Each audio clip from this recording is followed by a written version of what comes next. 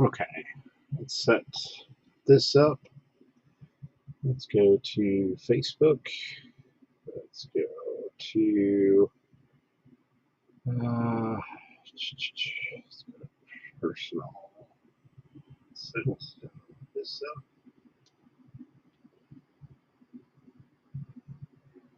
Good morning. Good morning. Guten Morgen.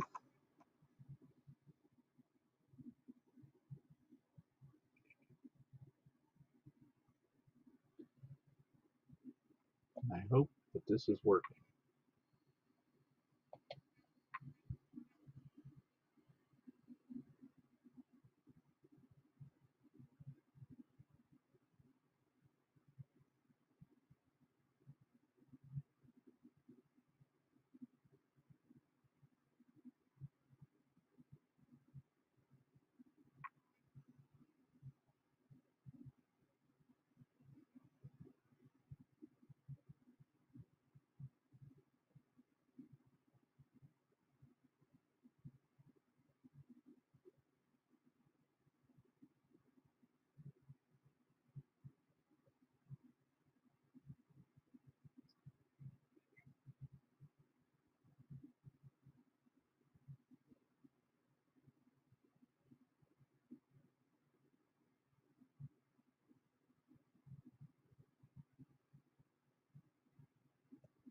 What's up, Luke? How's it going?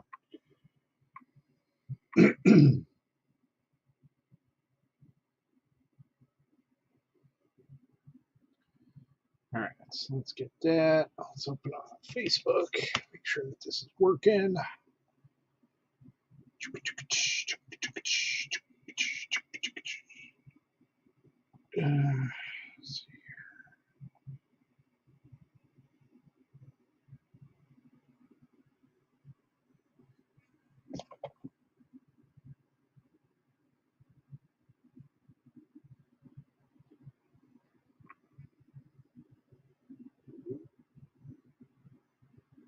There we go.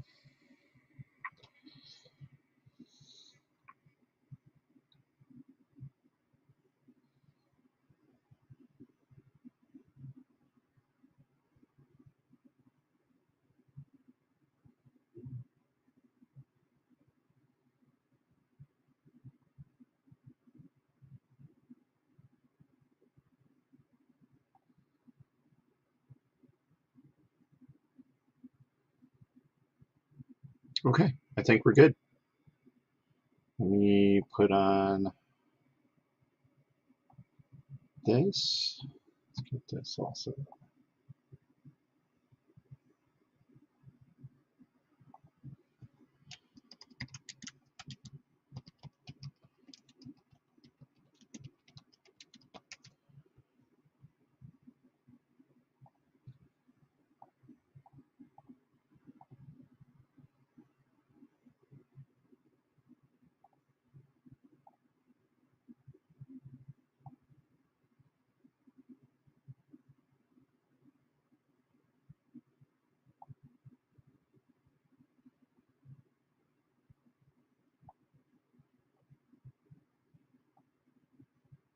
Okay,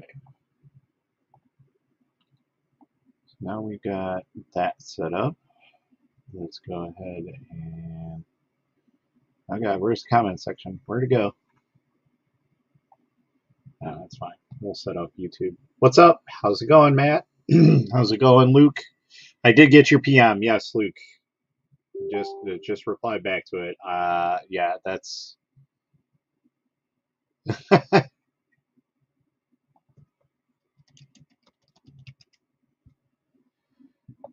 Let's see here. I need this.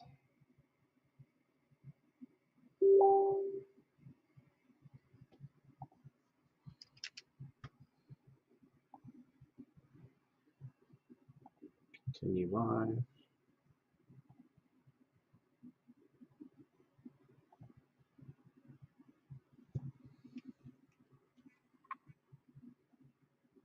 I got so much stuff open right now. Let's close up this. So I will probably not need it. I'm doing pretty good. How are y'all doing?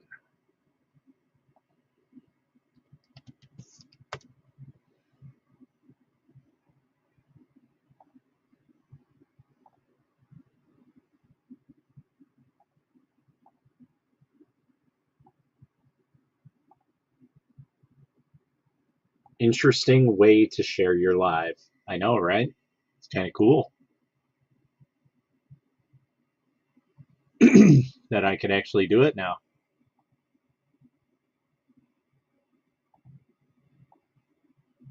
What's up, Mr. Kruger?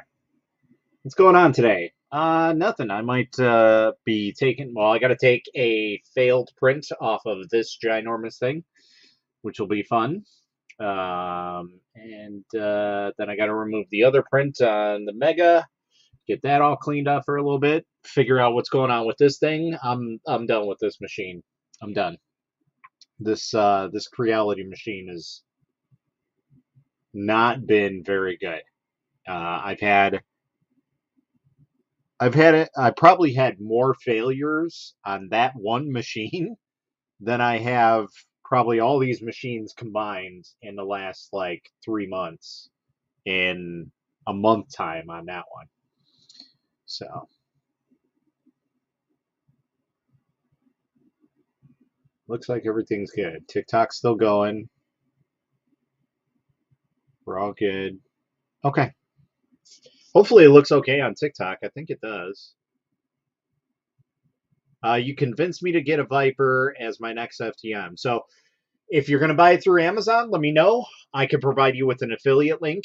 Basically, it gives me a little kickback. I think I get like $5 for the sale, if that. I'll have to check. Or if you're going through AnyCubic, let me know as that as well, because I think my affiliate link is active on there. I usually don't use affiliate links because, well, they don't really mean anything. Damn, that many failures? Yeah, it's been pretty bad. And the other thing is, I have this glow in the dark resin I need to make some content with, and it's not letting me. So we're gonna throw it on the Mini 8K here in a little bit and see if it's the printer or if it's the resin or what's going on, because I'm using the suggested settings for it. It's just basically the same as the Halid One. So the light source and everything should be the same on this printer. So it's tiny, but it works. Okay, so that's good. If you turn your phone sideways, if you guys are on TikTok, that'll work better. I'm getting tired with trouble on my Ender. I understand. Is it that bad of a printer, or do you think it might be defective? No, because it has printed. I've had to overexpose it, and it prints the test prints perfectly fine. But literally anything that is supported, and it's like, okay, well, maybe I'm using the wrong supports. Maybe I'm, you know, angling it the wrong way. That's not the case because, all right, like I'm trying to print the heart of Tafiti on this. It's a small print. It's probably, yay big, and it's not printing, and I have heavy supports on it. So I'm like, okay, I've been slicing it in Shitu box. So I'm like, maybe there's an error with Shitu box because that's all I've been printing it with. So I'm like, all right, let's move on to the Hallet box, the actual slicer for it, which I absolutely hate. So I did all of the setup, all the supports and everything in the Hallet box, sliced the file, put it on there, and I'm like, this better work. And it doesn't. So I don't know what's going on. Yeah, I got another failure, man. Awesome. I love it. So I don't know what's going on with that. And I heavily supported that. Like there is no medium supports or anything on it. At least I think that was. I think that was all heavy supports. But yeah, printed it on the Mega, or printed a piece on the Mega, came out perfectly fine. So I don't know what's going on with that the M3 Max. Mine is just not working the way that it's intended, and so I don't know what's going on. So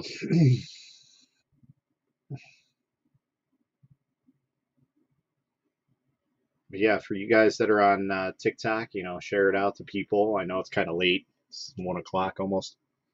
I'm just kind of getting my night started, or my day, whatever you want to call it. So, what did I want to do?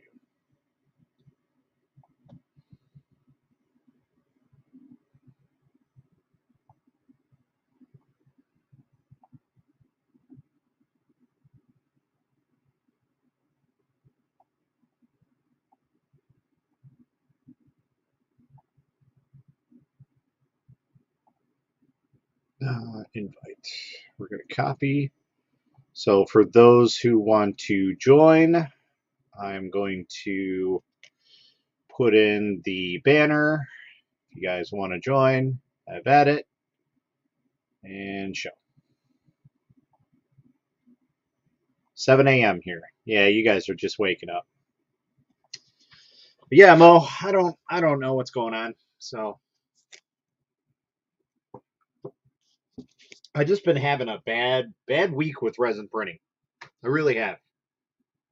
I'd probably actually say the last 2 weeks have been pretty detrimental. I'm really hoping that the stuff that I put on this GK1 prints.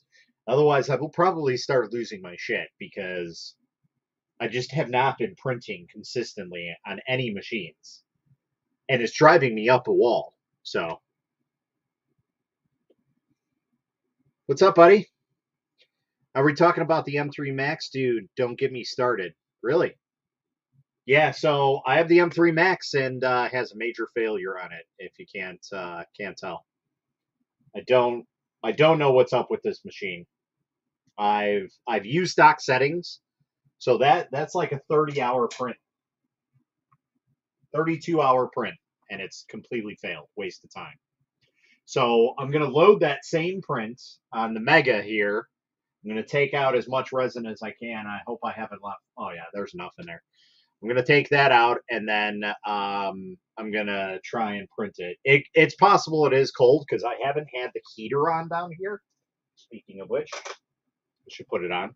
I only have like a tower fan heater, but it's enough to keep it pretty toasty down here.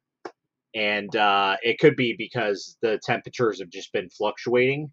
And then also, I don't think it'll impact it, but like the humidity has gone up and down. So yeah, for anybody that's watching on TikTok, if you guys turn your phone sideways, what is that, landscape? It might be a better picture for you guys, just FYI. So, let's see here. We just got ours, and like I said, it came with a busted USB port. I remember you saying that, and that's unfortunate. But they should be back in the offices now, so you should be good. I've been having a bad printing days with the Mega, but was compensated with the arrival of the Max. Yeah, I've been seeing. Yeah, and you're just making me hate printing right now because it's like I gave you that file that was failing on here, and it was like you printed it flawlessly, and I'm just like, I feel like such a failure. I'm hating it so much. So, but yeah, I gotta go through some printers here. I'm gonna put at least these two printers up on the Etsy store. It's gonna be the SainSmart Kumitsu. No, not Kunitsu. The SainSmart Coreception, which is essentially SainSmart's version of a Core XY printer, and it's actually a nice beefy printer. It's got some garbage internal like electronics, and also I'm going to put up the ANET ET5 as well. I need to get some weights and measurements on it before I put it up there.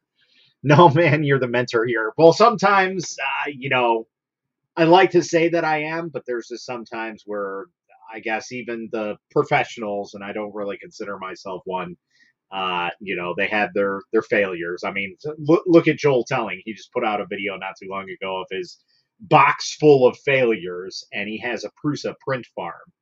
Like, I don't ever hear anybody post about failures on their MK models. I see it a lot on the minis, but not too much on the MK farms. And usually when they are, it's because the machine has been modified in some way, shape, or form. So I need to get more resin and FEP sheets so I can start printing again. If you're really serious about that, Michael, send me your address. I will send you a bottle of resin and a handful of FEP sheets if you really want. Shoot, I might even buy a replacement bat as well, just so you have an extra one. But if you're serious about printing again, I will do that 100%.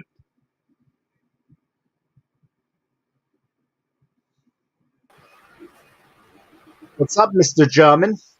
Hello, how are you? Pretty good. How about yourself? Yeah, I'm okay. So, just making a new lamp. Oh, nice.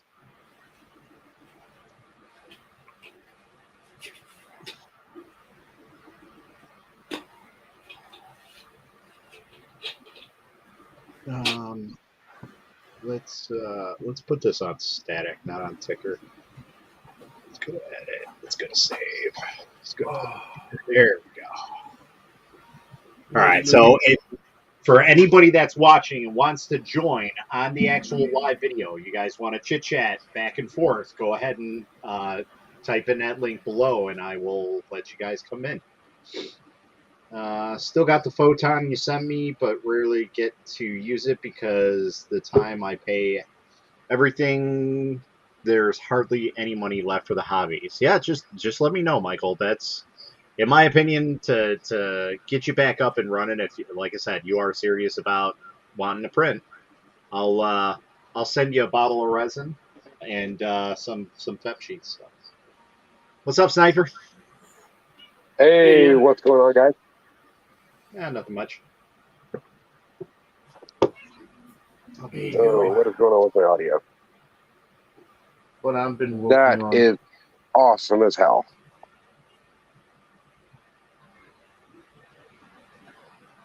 Looks better in real life person.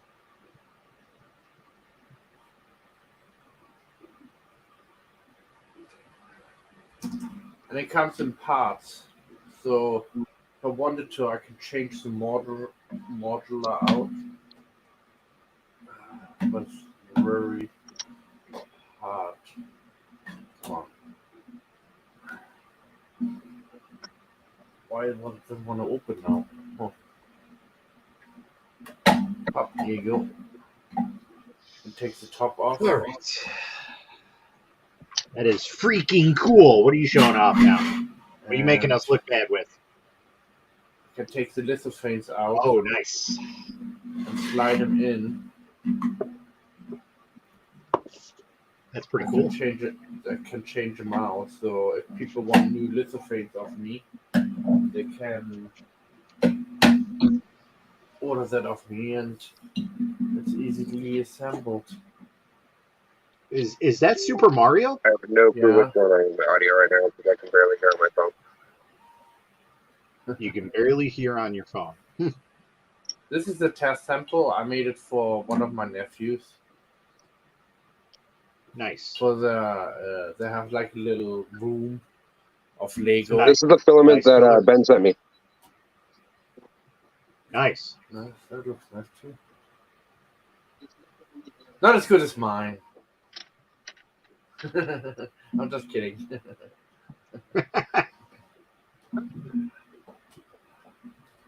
Like teasing people, you know. You wanted to send James an invite? Yeah, you could send anybody an invite. That don't matter. Wait. Which James? The good James or the bad James? All the James.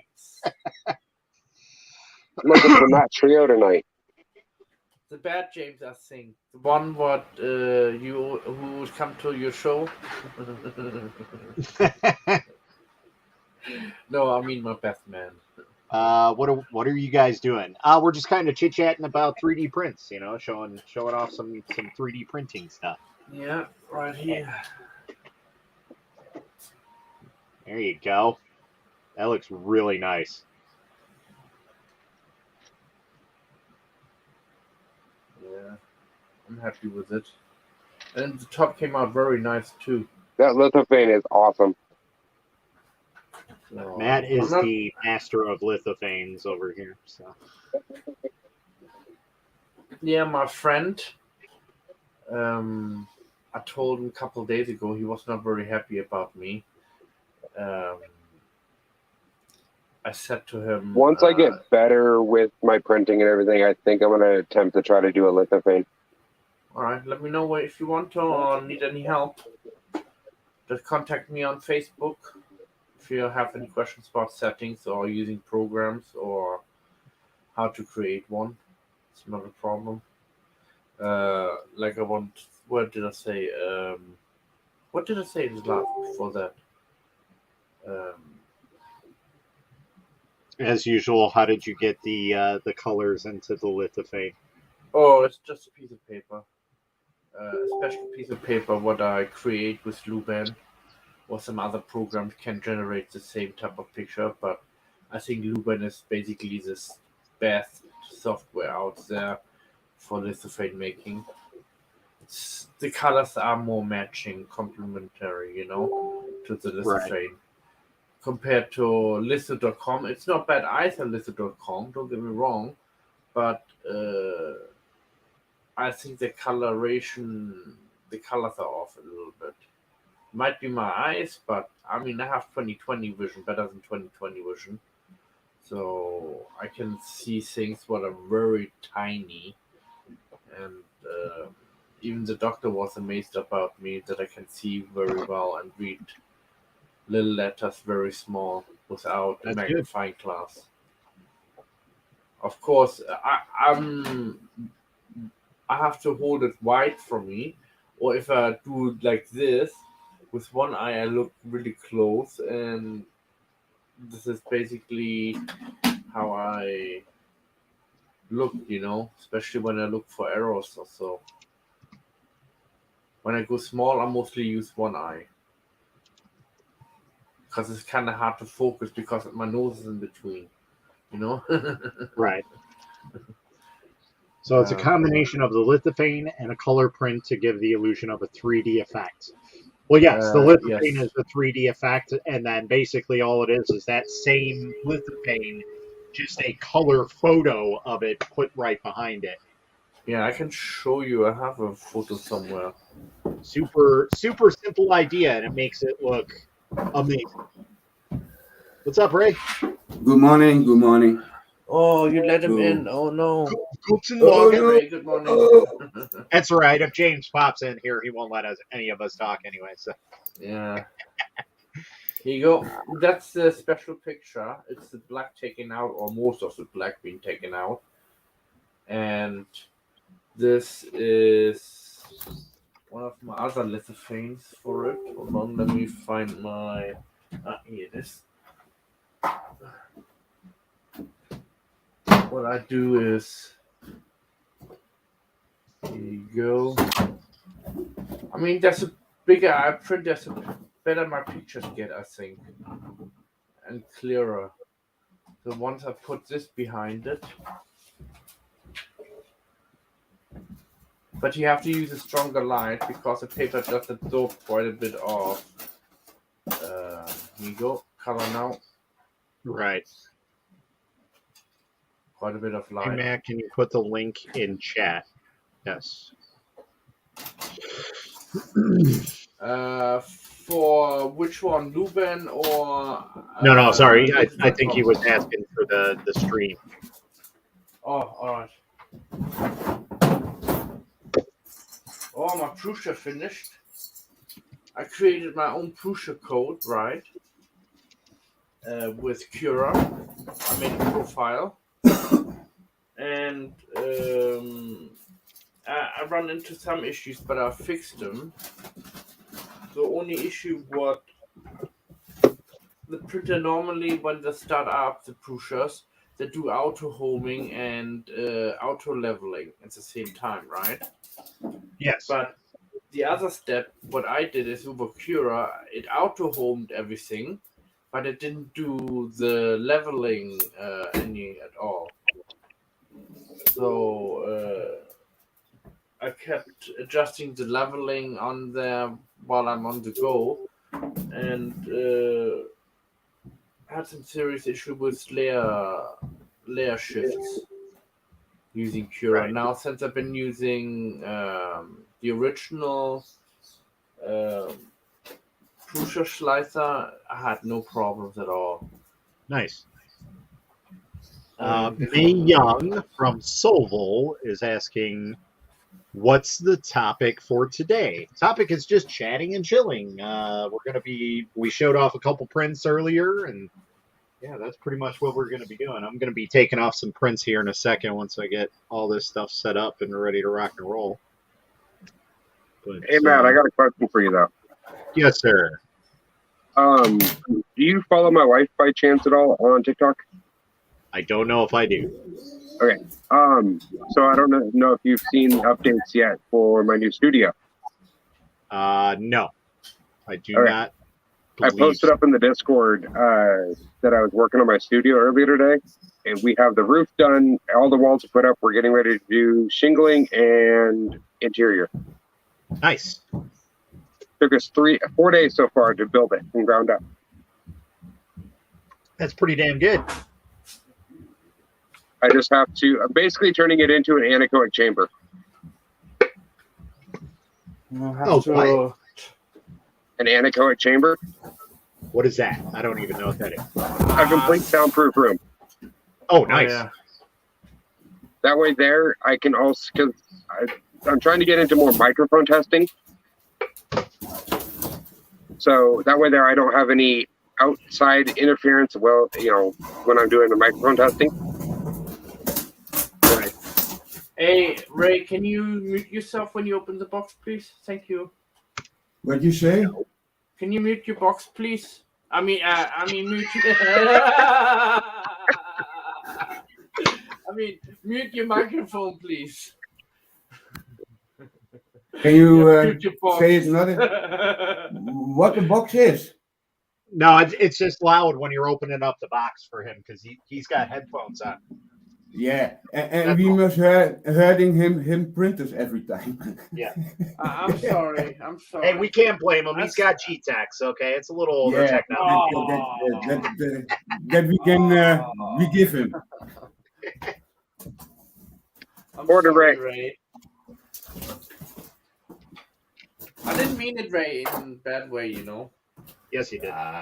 We are now angry on you. What are you opening there, Ray? Another Ender S1 and the 3. Is it a return? No, this is for customer. Ah.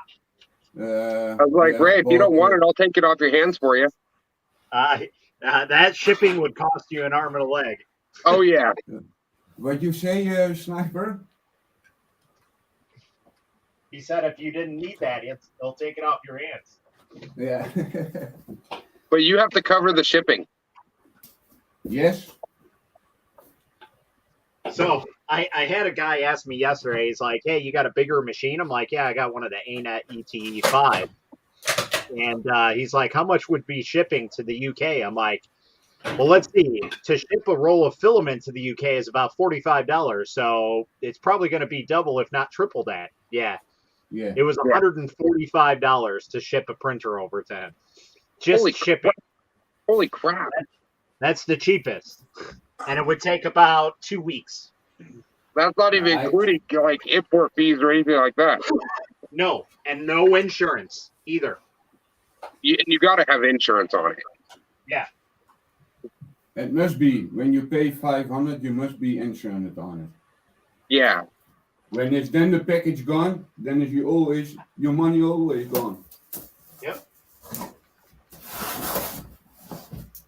No, Matt, I must make 3 printers. I built it also together for that customer. Oh, yeah? And I have now, today, I must now make 2 FLSUNs. Nice. Maar it's an easy build, the Ender 3 S1.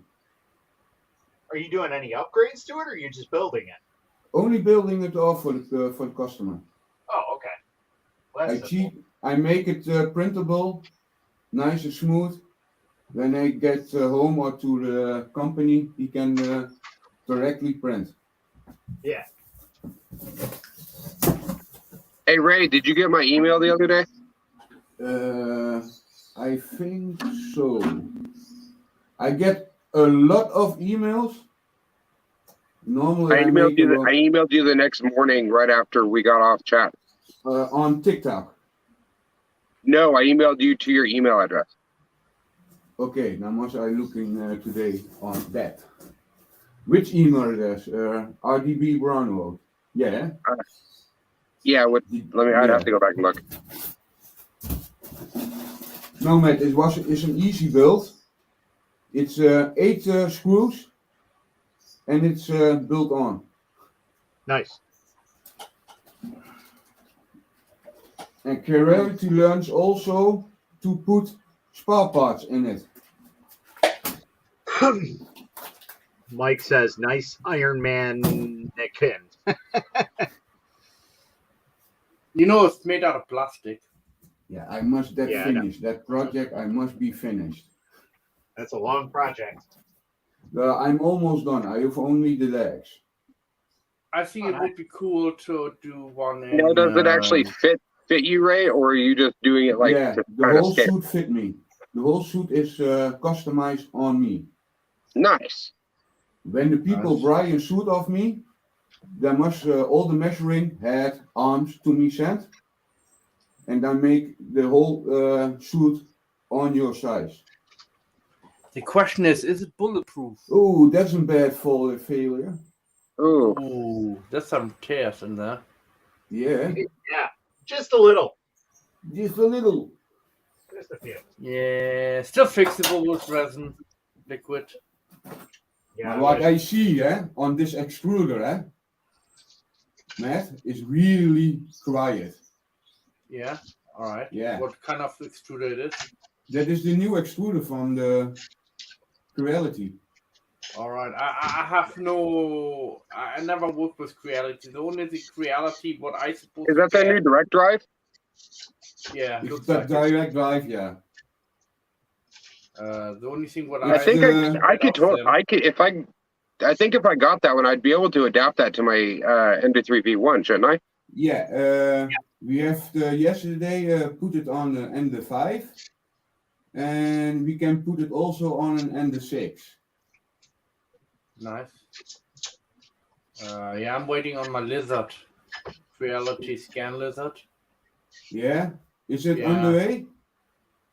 I paid for the whole. I have the highest level. I mean, the premium package I got. Yeah, mine is.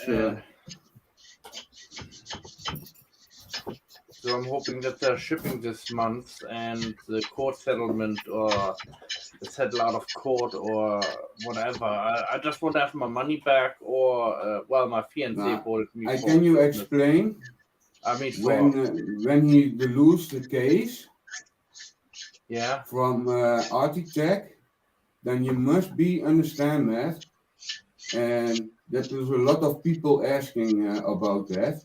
When you go buy something on Kickstarter or Plague, I was never sure. I know.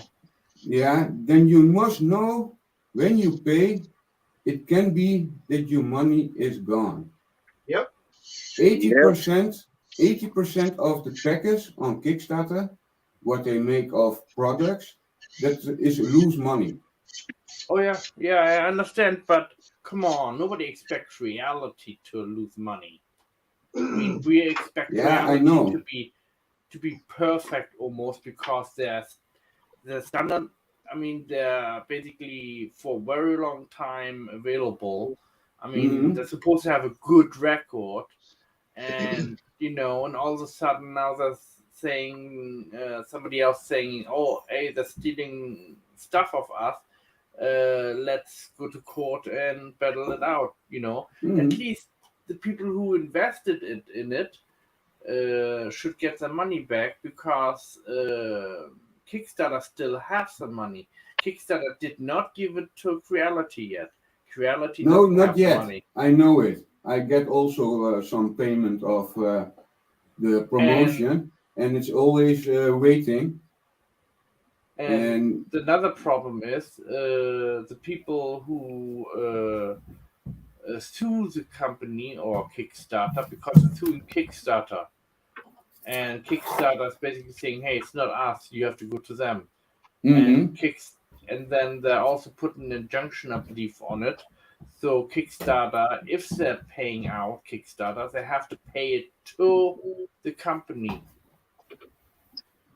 If the Yeah, company, I have seen yesterday on that's not right Kickstarter. either. I mean, they're basically taking advantage of me, people who were basically duped into it, just as the program was stolen off.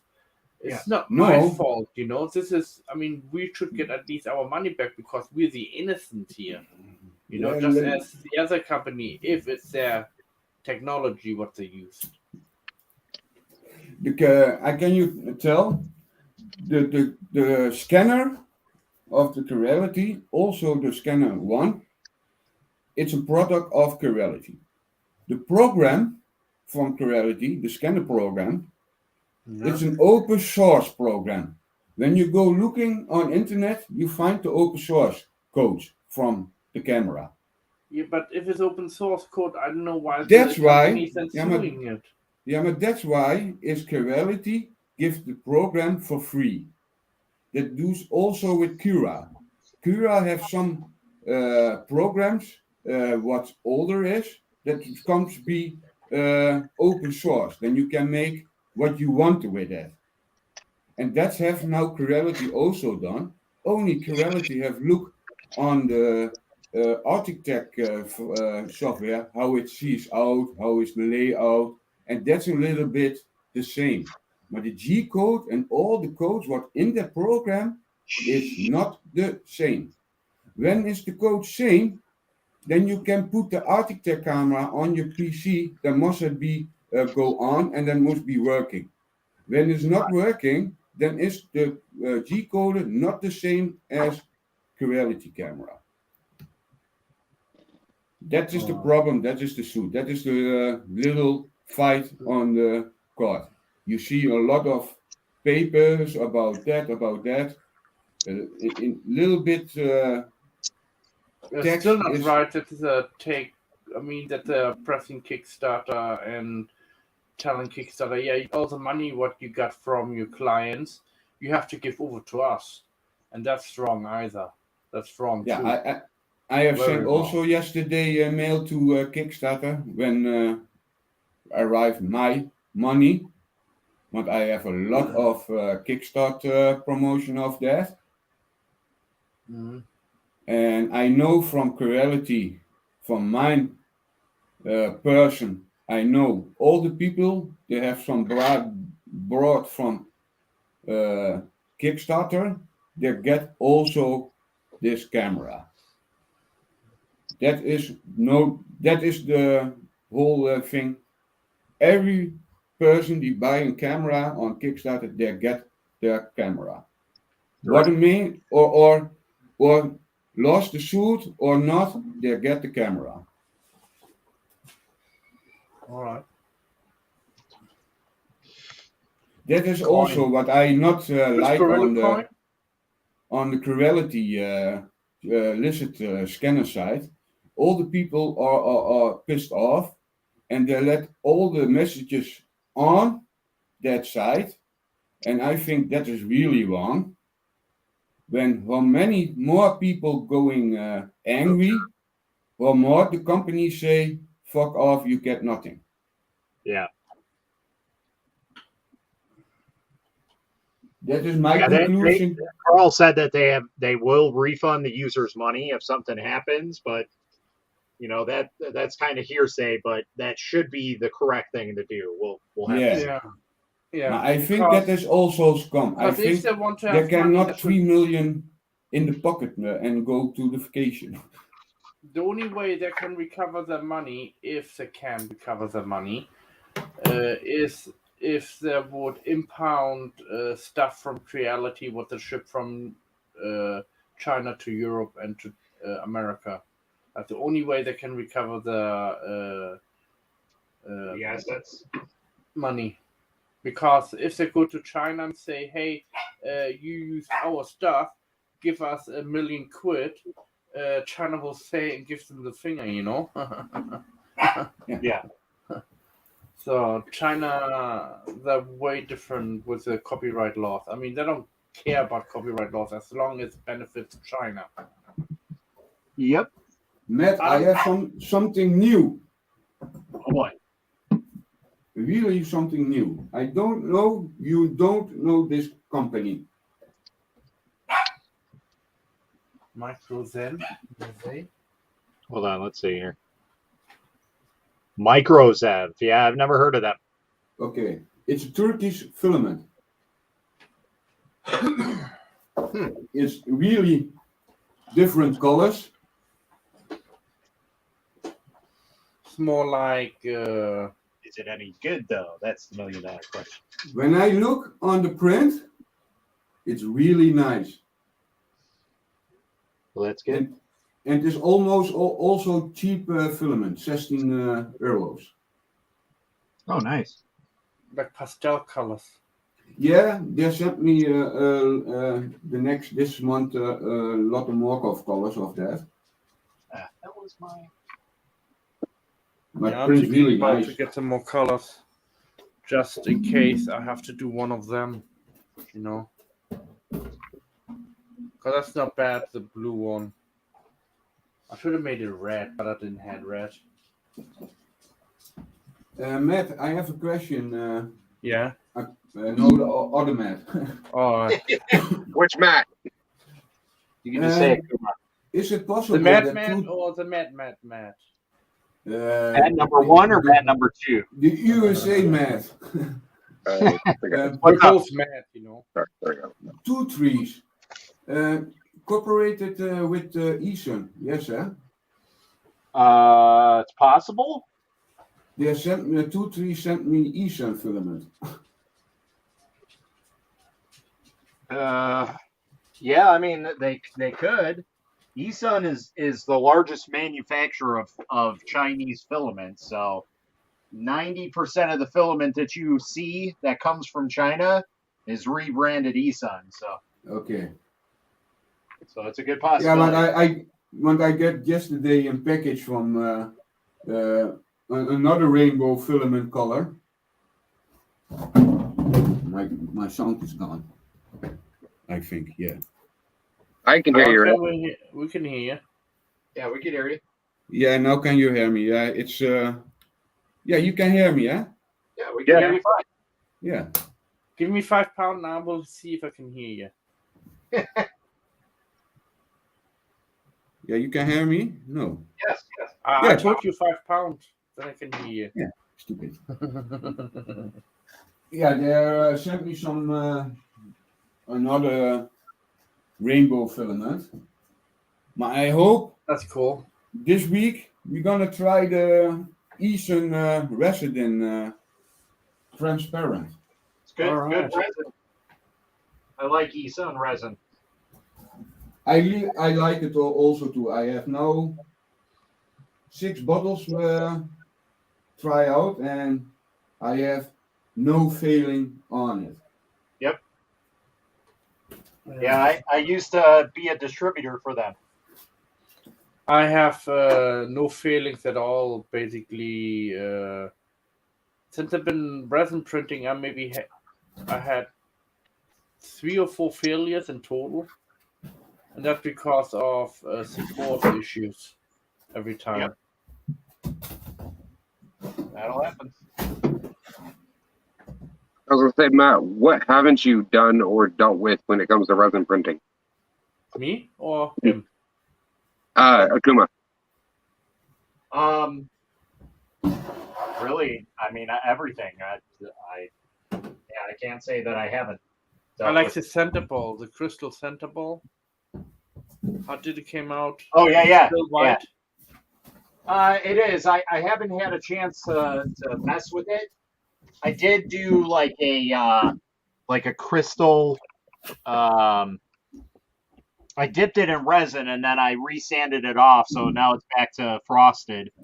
But I'm gonna try I'm gonna grab some polishing compound, like you do for headlights and stuff, and try that on it and see how it comes out. Because the resin, dipping it back into resin was it was okay. It wasn't 100% where I wanted it. It was like real blotchy. That's the problem I had with it. So Wouldn't you be able to use heat with that to kind of clear up the frosted? Who the fuck? Hold on, sorry. I'm sorry, say that again? Wouldn't you be able to use like your heat gun or anything to try to clear up the frostedness? You know, I saw somebody do that the other day, and I haven't tried that, but I guess we could. I do have a heat gun right here. I can fire it up right now. Yeah, I seen that on TikTok the other day that they used did something similar to what that was, but they used like a lamp. Yep.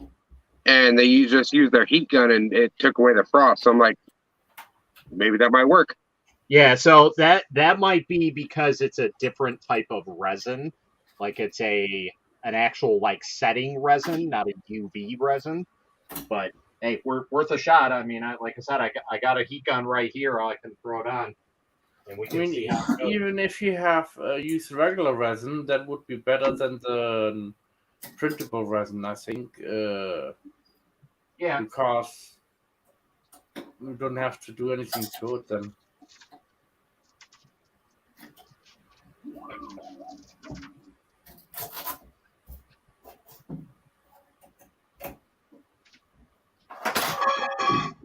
Yeah, How that fast drag- you can assemble it, Ray? What you say, Matt? How fast you can assemble that printer? This one? Right. Yeah, 50 minutes. 15 minutes. All 15 minutes or 50 minutes? 50 minutes. 15. 1-5. 1-5, yeah. All right, we count the clock. It's 47, 44, 45. It's 11:31 my time. 7:31 my time. So On that dragon that I showed you a little while ago, there was only 2 points of failure that, well, most people would see as failures. I don't care. Two of the links got fused together. Okay. Yeah. Not terrible. For a free print on Thingiverse, I like it. That's good.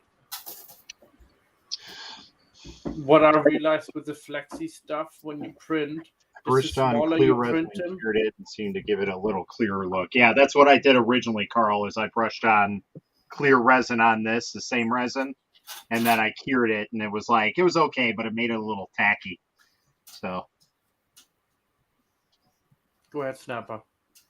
Every single time I get a new filament, I have to do a cube for the collection. there you go. And man, you got to get some. Hey, Kuma, you got to get some of that PLA red, that PLA Max. Yeah. Oh my God, it is amazing. But I did notice with it, printed at 240. That's what I've been doing with it. 240 with a 55 on the bed. And then I turned on the ironing settings in Cura. And it went from like a just a regular base smooth to like a glossy smooth. Nice. Yeah. I'm literally writing down each thing that I change, I do, or that I notice. I have a text document that I'm writing down to where I can either do my YouTube video for it or just do a quick gloss over here, the highlights of what I've found for TikTok. Nice. Papa Owl said that he loves the CC 3D stuff. But has he used the Max though? And he said he has not used the Max, but he's used their Silk. Okay. I used some transparent blue resin this weekend, and it prints so nice. Yeah. I printed with some toilet bowl cleaner blue too. Oh, that is cool.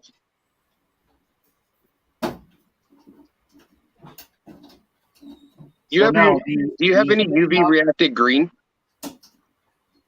Yes, I've got green. I would say you should do a kryptonite crystal.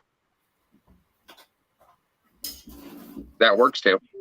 So, yeah, I actually have I want to do the kryptonite key. That's what I want to print. Is that usually in green? Yeah, kryptonite's always in green. Green and black. Yeah, green or black. You mix it with green and black. Okay. What I seen last month, the one I gonna try that also. More colors in your fat in the rest of the printer. Carl, that's what I used for that green. That was Anycubic transparent green. That's what this was. Very, very nice stuff. Just sanded it down and put a clear coat on it. Just some light sanding, nothing major. So that's why there's still lines and stuff on it, because I'm terrible. First time doing it on that ever. So let's see. The Mad Robot. Drobot.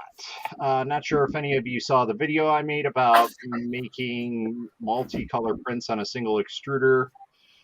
But I have a better process. It's instant coloring of prints. I remember you talking about that. Kryptonite is usually green, red, or yellow. Okay. Well, I do have pigment kits, so I can add dyes to any clear resin that I have. So we're good. How those glow in the dark prints come out? They're not, and I think the machine is just it's had failures constantly. I've not had a good print off of this in a while, probably in like a week and a half, I'd say. Oh, And wow. the one print that did come off of this wasn't that great. So this is on an FDM printer. Yeah, I know what you're talking about. So, I think it is.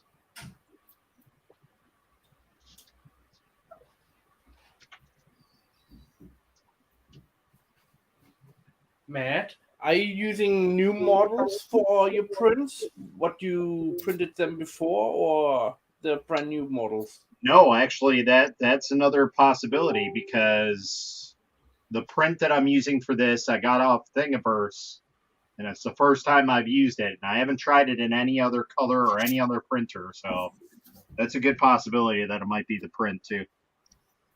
I just had that same issue with a ornamental Charmander Oh, I don't have off problem with that. Thingiverse. My ornamental came out very nice. No, the Oh. Charmander didn't came out nice for me. Yeah, Did might yours have come- one. So I set mine at at 15% infill, and it still went straight hollow. That's very So I don't weird. know. I don't know if the print was bad, the G code. I don't know if the file was bad. If it's bad, try to put it in 3D Builder. And if it goes red, then it's mostly bad. Then you just click the repair button on the right bottom corner, and it should repair itself. And then save it, and then print it. That's what I always do. I always check my STL files in 3D Builder. Is That's that the easiest a Windows app or iPad app? Windows. It's free. Let me go grab that. 100% free.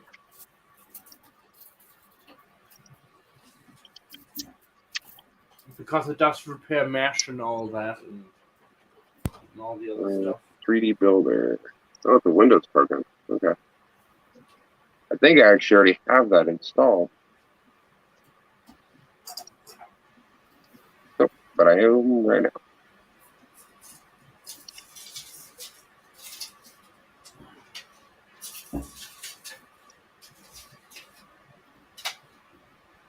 Okay. So let me check that file now through there. Oh, isn't this beautiful?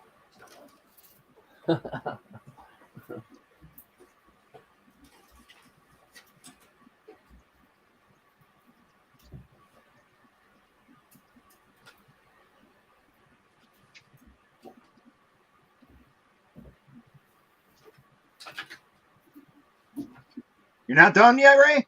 Yeah, almost. Oh, time's up. Only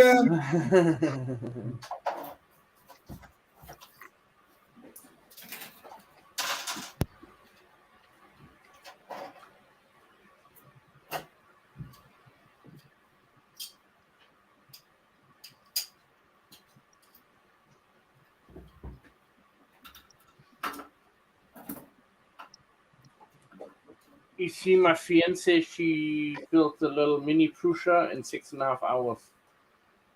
Very nice. I mean, the kit, was totally into pieces.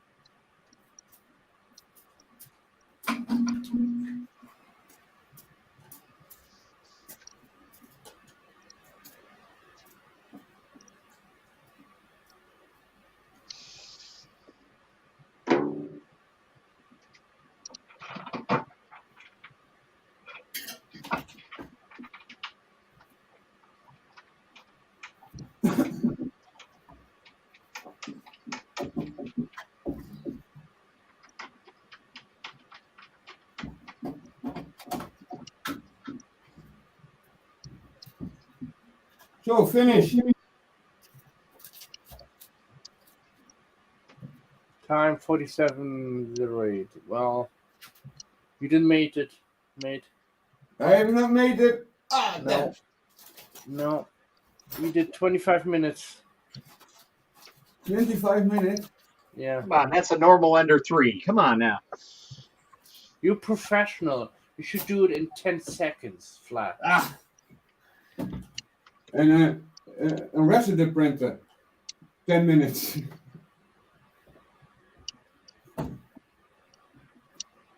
Check out the Chaos Cortec Pokemon STL release. So when you doing the Crystal Dragon Coil? We'll have to see about that after your fun times with the Crystal Dragon. I don't know. It's kind of a hard sell.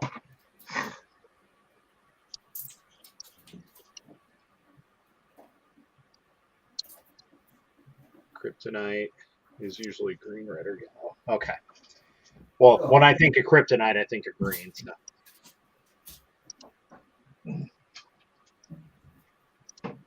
Hope for all.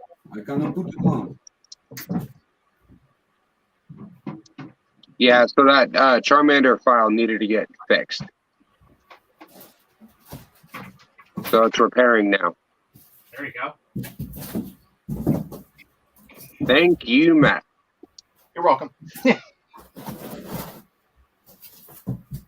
I don't next. Here, I'll just say thank you, Matt. I'm gonna put this as infill on my suit. There you go. Sweet. Some nice little padding there you could have. They also have that flexible styrofoam at like Home Depot or like any like kind of like a hardware store. If you have anything like that over there.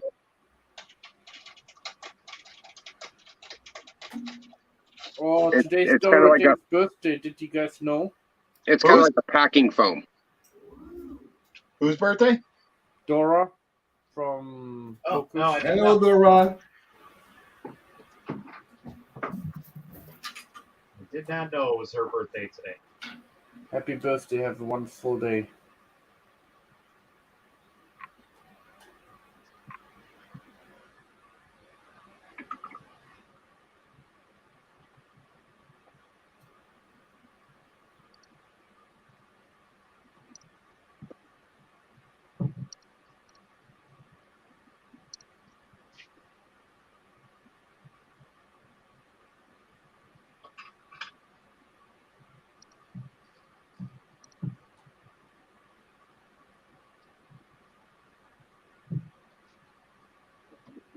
Hmm.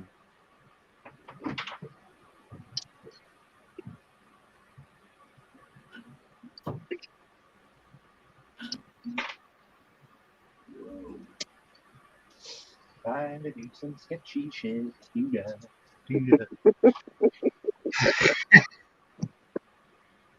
That's like The my song theme itself is song. sketchy. Probably. For real, that's like my theme song whenever I go. Usually went to work. It was time to do some sketchy shit.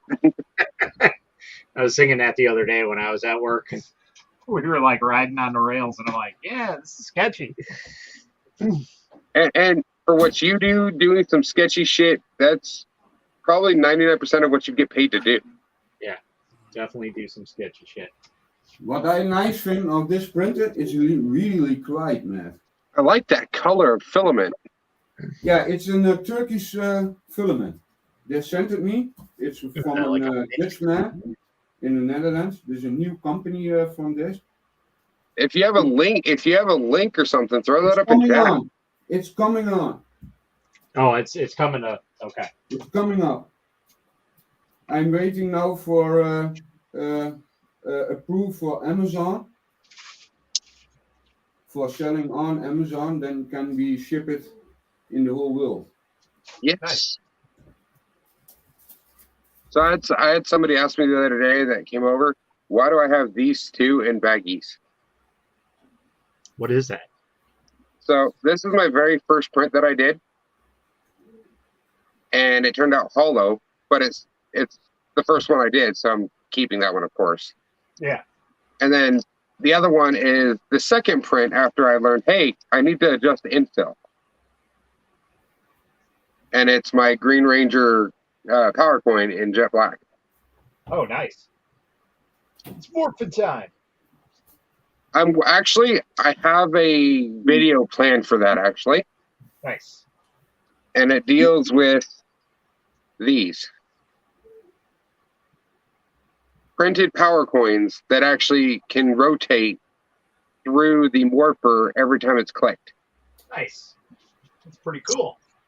That is a lot of, okay, how is it going to latch on and rotate through?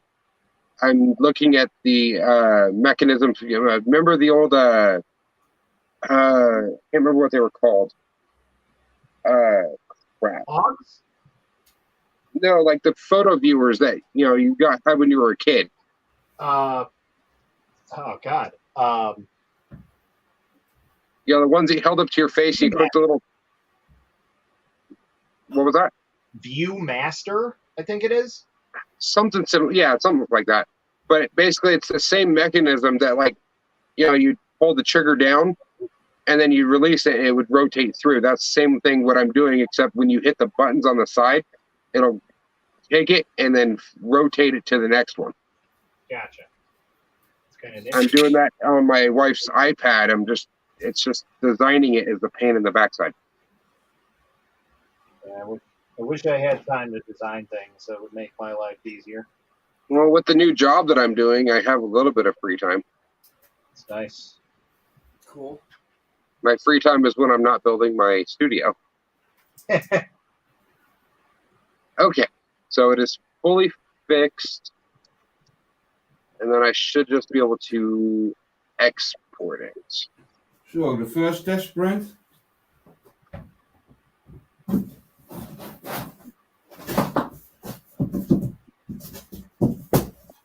Then I must not be today two VLSN to build off. And next week I go also the unboxing Anycube Viper. Yeah, there you go. You get yourself a good printer for once. I'm waiting to get my Viper, either Viper or Cobra. Pretty much both the same. I like the Cobra a little bit better. It's got a. I don't know if the Cobra has the hot end on it like the Viper does. I'll be right back. No, it's different. Okay, that's what I thought. The So like, Viper, I think the Cobra is like that new one print with the name of that Iron Man name.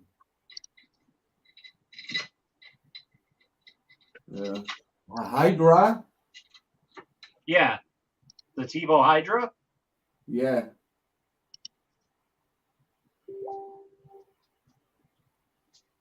I'm also curious about that printer. What's going on with TikTok and the video of 3D printer? I don't know what you're talking about, Nazi. What's up, man?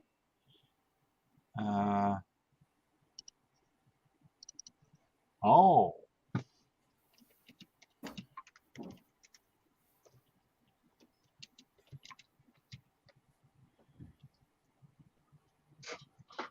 I see what you're talking about.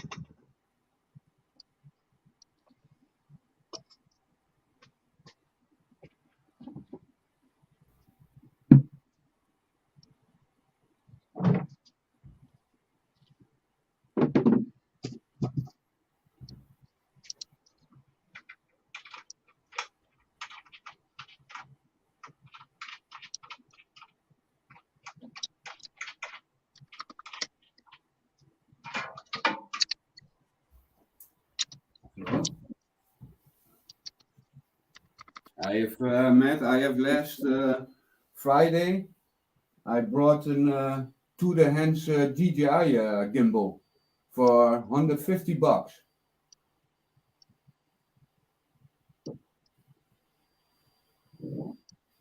A what?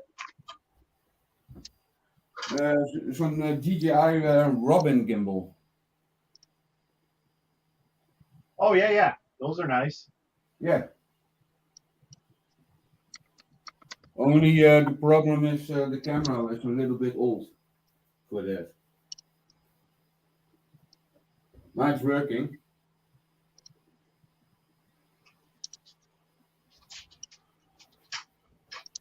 It's heating fast.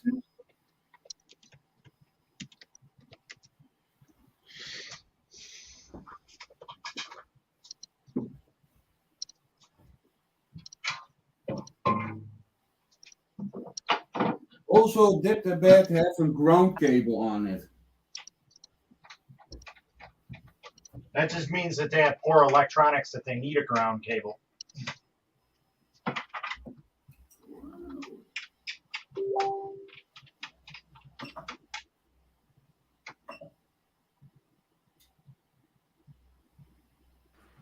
I wouldn't get the T-Bo Hydra. I wouldn't either. I Whoever's asking. seen too many people problems with it. I mean, just ask James, you know. And it is printing. Wow, that was quick. About 20 minutes. Took less time to print than it did to put together. So.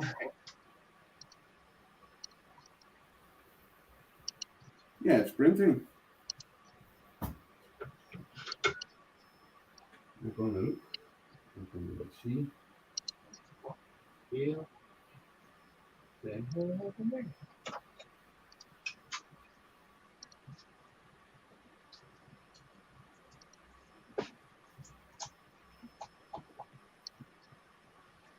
Wow, nobody must be answering. What do you mean? On the official Anycubic website, I have 80 requests for admin for letting people into the group, you know. Well, yeah, because they've been on they're on holiday right now. Yeah. So I'm like, well, so I'm the only admin, I guess, working after letting them in or later. Oh man, 80. Oh, I've never seen so many. The community is counting on you, Matt. Yep. Decline all. That'd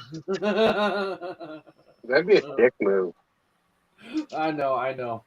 I'm just being a dick. I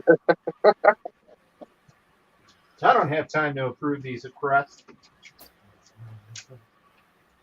And I can't press. I can say approve all, decline all. I can approve individually. You know.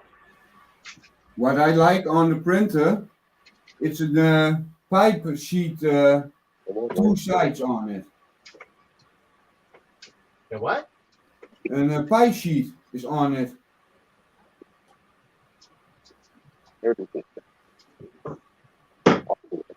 Oh yeah, the PEI sheet. Yes. Yeah, and it's 2 sides. You can change it around.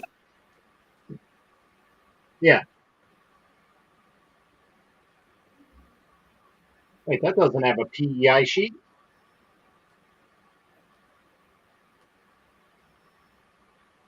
No, this one prints really good.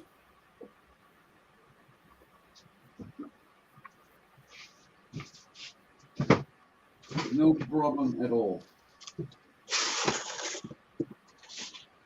And I can tell you, the people say on internet it's 95% not built off.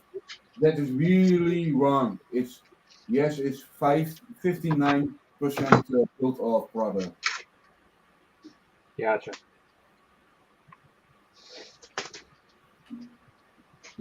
Almost 8 screws and you're done. That's good. That's how the Enders should have always been. That must be auto straight off the box. I have this one, not touch the wheels, everything, nothing.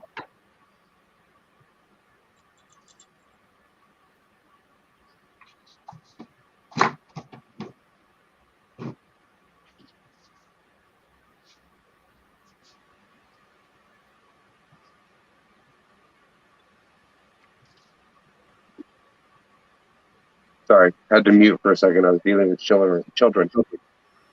Gotcha. Understand that.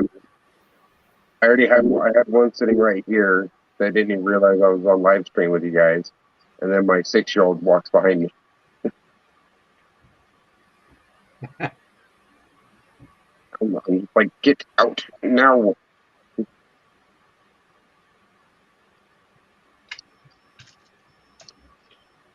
So as soon as I'm done with the current print that I know, which should it's going to take like 22 hours roughly. Yeah, I slowed down my print speed. I went from 60 millimeters per second down to 55 millimeters per second. Oh, wow. Or 50, not 55, but 50 millimeters per second. I think that's what I have mine set to. It's really slow. Yeah, I had it set for 65, but then I just noticed that there was more failures happening because it was moving faster than what the flow rate was. And I'm like, I don't want to jack up the heat just to cause more flow rate, just to try to print more.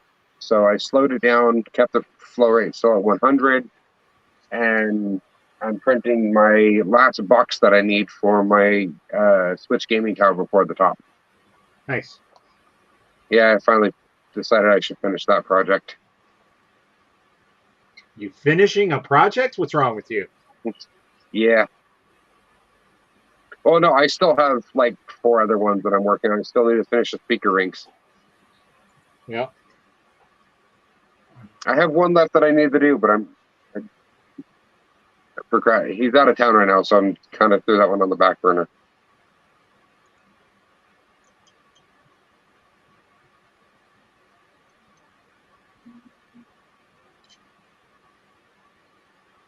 And then the rest of the people in his 4-wheeling group all message me like, hey, how much would it be for this size, and this size of speaker rings?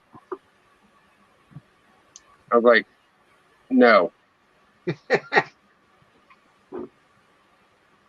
was like, unless you guys are going to buy the filament, no.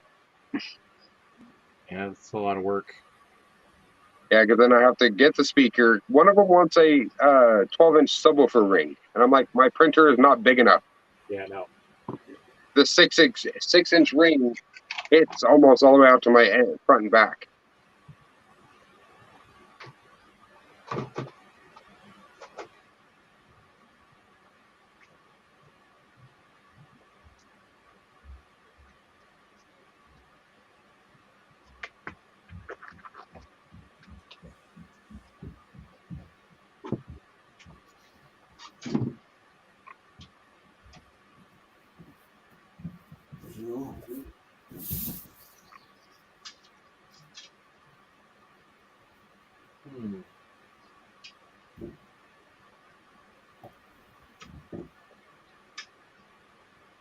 That's in preview mode. Oh, wow. That's a lot of supports that it has to have.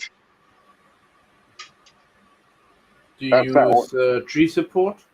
No, I refuse to use tree support. I just use the everywhere support because every time I use tree support, it screws up and I just get pissed. What does it do? Does it stick to it and you can't get it off, or is it too loose and you have hanging over parts, or do you? It breaks free halfway through the print, and I just end up getting pissed and reslice it with the everywhere support with a 56-degree overhang. I do 50% overhang. It's what it said it as at 56. So I was like, screw it. Leave it right where it's at. But if I have to do supports, I always just do a raft because it seems it comes off easier.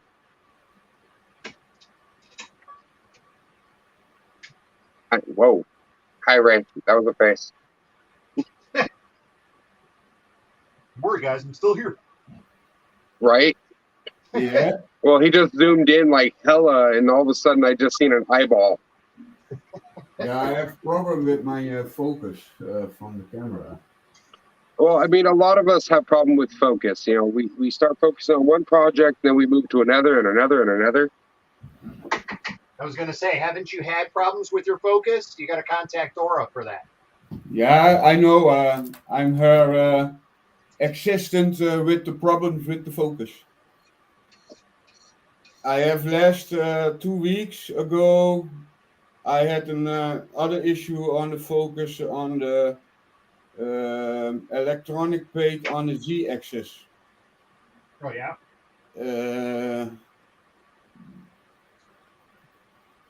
That was burning the cable. It's melting. Ooh. That stuff, I always sent it to Dora. She's always nice. She helped everything. And when it's broke, they send always the stuff. Yeah. Not Dora's very better good. how long you have to print it. And that is a really good service. And I hope that Dora, over 10 years, they're also working. That is, yeah, she is in a great investment of the company. Agreed.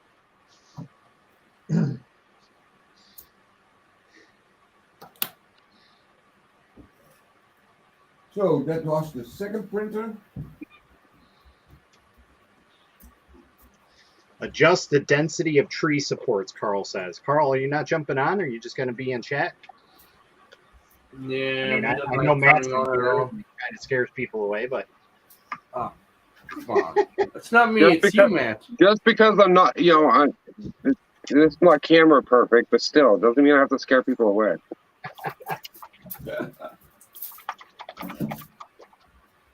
I was just getting ready to message Ben, be like, "Hey Ben, you gonna get on live stream?"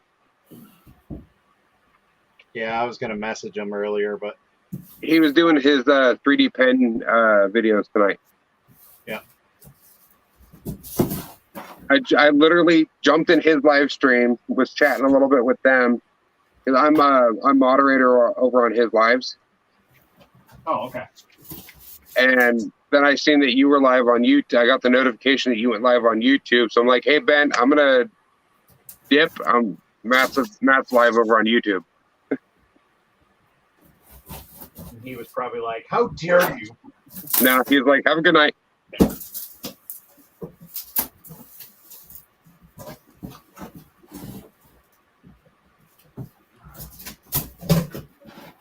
I'm not very well versed with my 3D pen yet. I just use it to fix prints that need to be fixed. Yeah, that's pretty much what I used to use them for. So I never really created anything from scratch with them.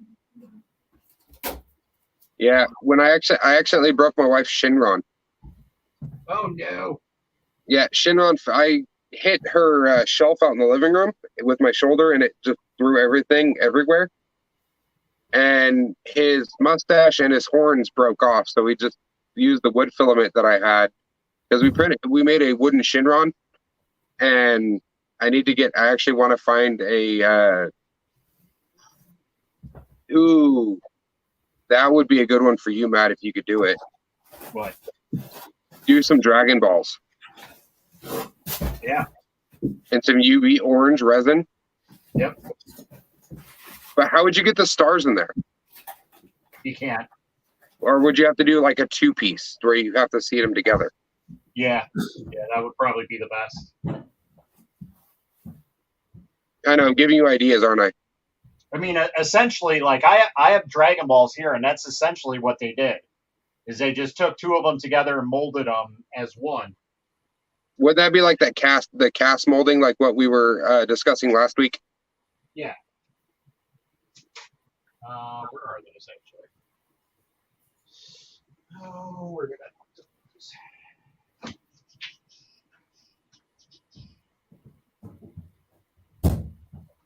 So,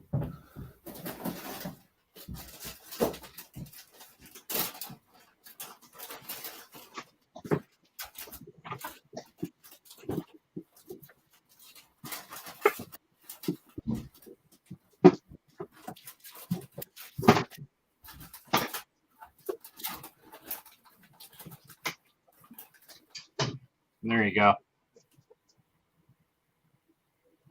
You've collected all 7 of the mystical orbs. Yep. So essentially, that's what they did. I don't know if you can see that, but they basically cut it right down the center and then just put Yeah. on it, and then molded them together, and that's essentially what they did. they also stopped with 200, with 500, 250 rolls filament. Oh yeah. Yeah, look, little package. Everybody includes that. Chasing kids for school. I understand that one. I'll be doing that in a couple hours.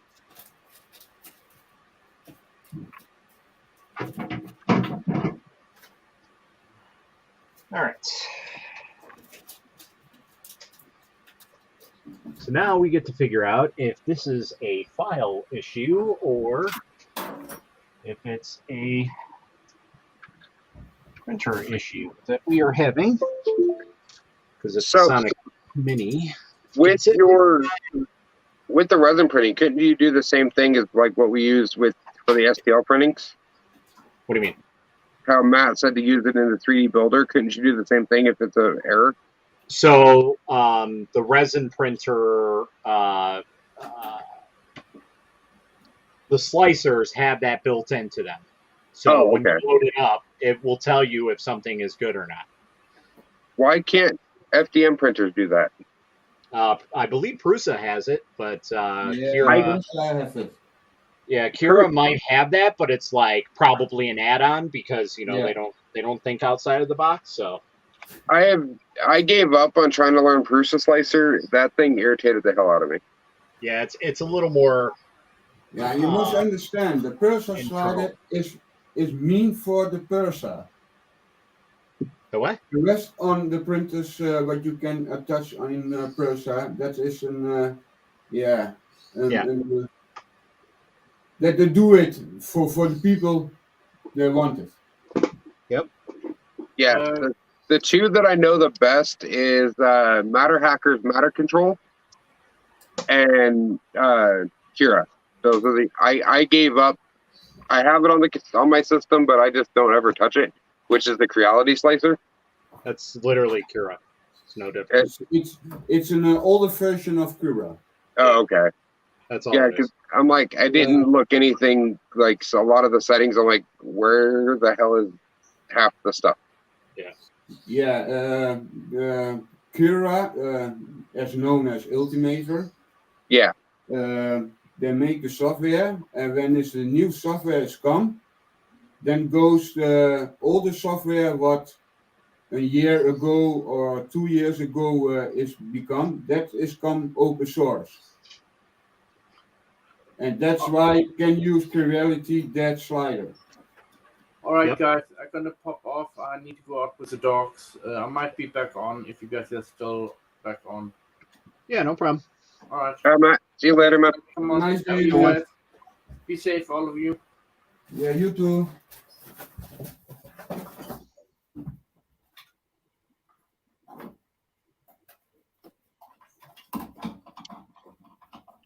Hey, Matt, I noticed you took the quiz over there in the Discord server I did? to become a helper. No. I'm Yeah, barely on Discord. You're on the helper list for for Ben's Discord. Oh, I probably am automatically. But I didn't take no test. Like I don't do anything on Discord. It's just kind of there. Oh, yeah, because I noticed that as soon as that after that night, you noticed that you loaded in the Discord on the chat, and I was like, oh, cool. And then all of a sudden, you went from normal up to helper. Yeah. I was like, huh, okay. That's probably because of my what I'm known for. Your overwhelming knowledge.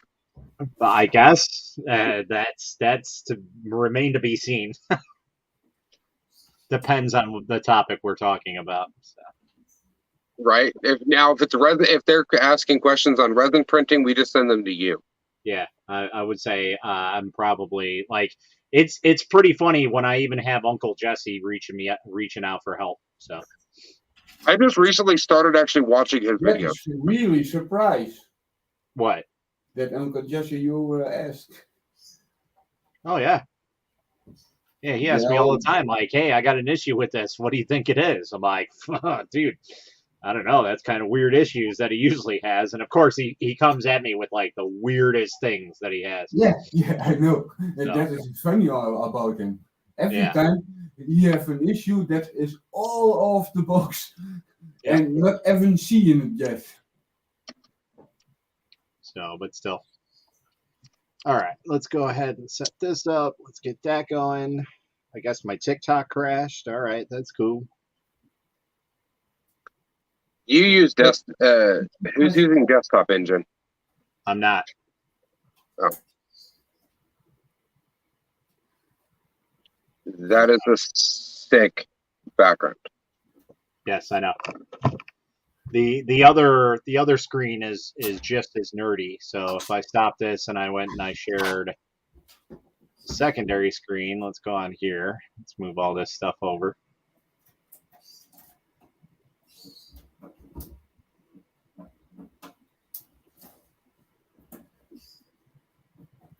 So there's that.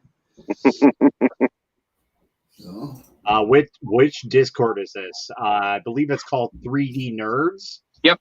If you go on It's Boyan Space's profile on TikTok, he will. He has a link in his bio. Here, I'm doing this right now. Was that on TikTok or was that on YouTube? Well, I got it from TikTok. Okay. Here, I'm gonna drop this in if you want to grab it and then throw it. Oh yeah, because you guys, that's so dumb that you guys can't comment on there. But I have. Oh yeah, Matt. I have sent the man a message that you made your logo. The man. Yeah. Yeah, he's also working for me for a logo. Nice. Yeah, he does very simple, straightforward work. You know, Yeah. nothing over the top, and I have the whole package. yeah. Yeah, I have two of them technically. I have intro and an outro, but yeah, me too. Here we'll do the technically this is my outro, but I use it as just my intro.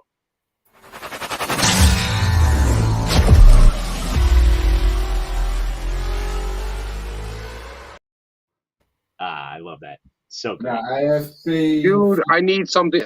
Dude, you got to give me. How much did you have to pay for that? I think it was like It's $20. expensive how you want it. Yeah, so it all depends on how much you want to pay. But I went to Fiverr.com. Yeah, and I looked at a handful of people, and I want to say that was $20 or $25 for that. So yeah, that is the package too. You've seen my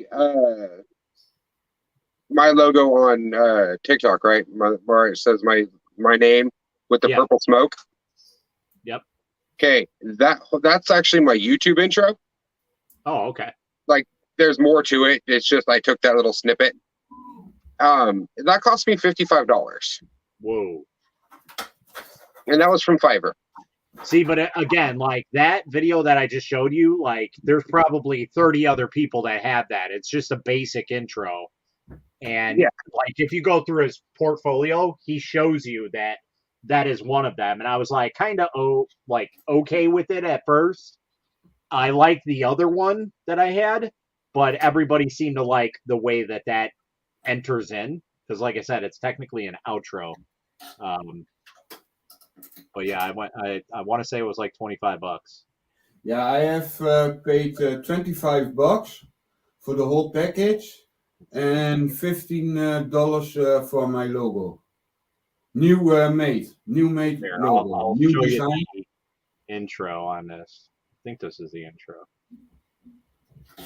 Yes. It's got to process it, so you got to wait. Anyway, all right, we're going to set this up. Let's go to downloads.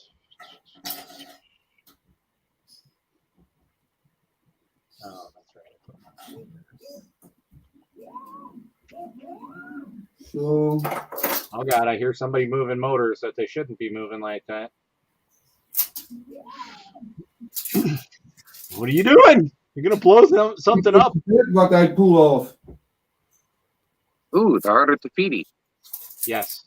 That's what I wanted to do in glow in the dark.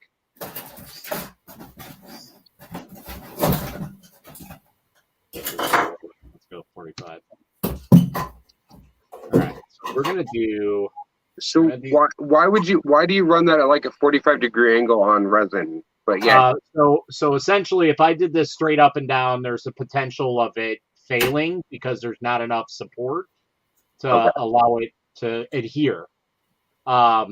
If I did it flat, the problem is you might have like layer shifts almost. Because what happens when you're resin printing is it pulls away from the FET film. So every time it pulls away, it's going to create a line right down the center here. And it could possibly shift the entire piece over. Oh yeah, because with resin printing, you're hitting the entire layer at the same time. Yes. Instead of it going through and doing piece by piece by piece. Correct. So since we're going to make sure that this doesn't fail, we're just going to do heavy supports and call it a day. I'm going to take off that raft, and we're going to do platform. We're going to cheat. All right, so obviously that is not enough supports. I'm not even going to chance that. So we're going to change up the angle at A, and that'll be a little extreme, but I'm just going to go for it should not fail because these are heavy supports, and if it fails, then something else is up with the resin. So, which it shouldn't be because that's very expensive, nice resin. And as I usually tell people, yes, auto supports work, but 100% of the time, if I use auto supports, I will go in and I will add my own in there just to make sure that everything's good. Yeah, that's a little extreme for supports, but we'll make do with it. Like I could probably get rid of like 10 or 15 of these spots and be okay. Really, if I just do like the outer structure, it should be good enough. And then like a tripod type setup here, or maybe even a diamond, or not a diamond, a star shape. We can get away with supports on here, but we'll let it be on this. So we got to change up the results. Let's go 2.2. Actually, we'll do 2.5. Because it said 2.2 for that machine. It should be around the same. Layer count is going to be 5. 30 for our bottom should be more than enough. Transition layer count. We're going to do 5. So is some of the settings pretty much similar to FDM printing? In a way. Really, these are like all your machine settings on how fast you can print. This is my speed settings, so this is like super jacked up. So on the stock settings, I think this print would probably take like 6 or 7 hours. With this setup, it's probably going to take like 2 or 3 hours, if that. Or if I tried doing it on FDM, it'd be like a day and a half. But here's the other thing, okay? If I added 3 or 4 more of these to the plate, it would still be 2 hours. Oh, jeez. The more you add to the plate, the better off it is because the time frame goes off of the Z height. That's it. So whatever your tallest print is. So like let's say here, let's go and open this on my speed settings. Let's find something that's kind of flat. All right, so we'll size this up. Let's bring it over here. Let's turn it, rotate. All right, so we'll size this up to, where is that? God, it's been a while. There we go. Scale to fit. That's not what I want.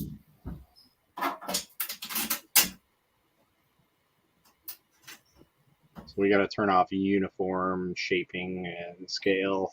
Let's lock ratio. Let's go to scale to fit, and let's go all the way up. So essentially, this is our Z box. So this tells us how tall we can go with the print. Yeah, similar to FDM, you have your 250 millimeter layer height. Right now we're at 150 millimeters, 170, 180. All right, so we're starting at the max here. So we'll do 180. That's pretty much like max Z height, right? So let's just see how long this would print with my speed settings. Okay, so we're gonna set this up, and it's gonna show us how long it's gonna print. So 8 hours, basically 9 hours, if I were to have the longest prints on there. So that's the longest my print time will ever be, no matter what I put on this plate on my speed settings. Now, if I know resin's more expensive, but damn, maybe I chose wrong when I went with FDM. So that's the trade-off, okay? So you have very cheap filaments and slow print times versus resin expensiveness and fast print times. Well, and with resin, I know you have extra amenities that you need. Yeah. So here's another thing. Okay, so I'm going to use the stock settings. This is from the manufacturer. So this is the slowest I can print on this printer and get the best quality prints. It would take 14 hours to max out that build volume. But like I said, let's say we go ahead and we copy this. Yeah, we'll put 6 of them on there, okay? So let's say this is a surfboard we got to print for somebody. They're a surfboard crazy fanatic, okay? It was 14 hours, right? Okay, it's going to be the same time.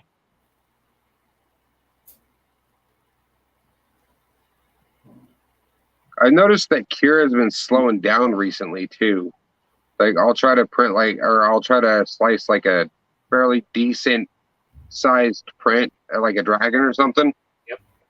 But I, max out my build plate, and it'll hang up like 20% of the way. It'll just freeze up. Right. So to print all this, still $14.25. $11, $13, give or take. Okay, in resin, and it's going to take 14 and a half hours to print all these. So that's the great thing about resin. If I tried doing something similar to that, it would be like 3 days. Let's go into Cura. Okay, let's load up Cura. I'll put it on the Viper. Now the Viper, I haven't touched any settings. It's whatever Anycubic loaded on the SD card. I didn't change anything from it. So we'll load it up. We'll export this entire file, because that's another cool thing we can do. We can save all as, let's do test or whatever. We'll just load it up on this. All right. Let's go put it on the desktop so I know where it is. Save it. Okay. Let's go to Cura and let's go to import.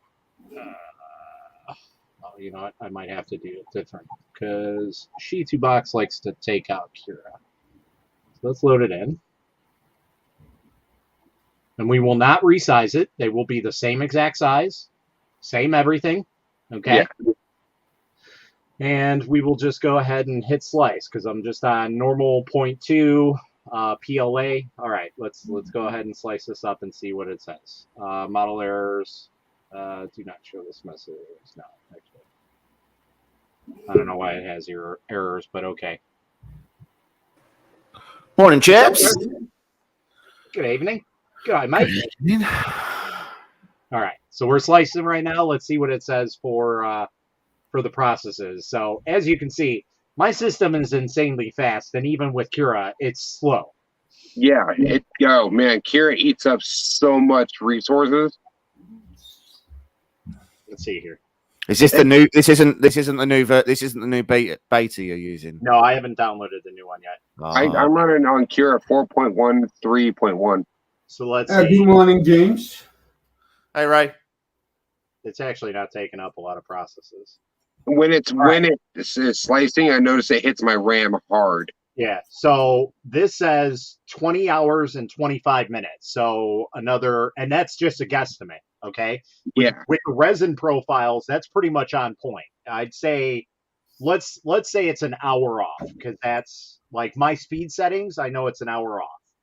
So with stock settings and everything, we're 14 and a half hours. Let's call it 15 and a half hours. With Kira, it says 20 and a half hours. It's probably going to be more like 23 and a half hours. So essentially a day Yeah. compared to a little over half a day of print time between the two. And then the other thing is, am I going to get the details out of these? Like, am I going to get every little thing on here? I doubt that's going to come out. Yeah. Where with resin, it pretty much what you see is what you get.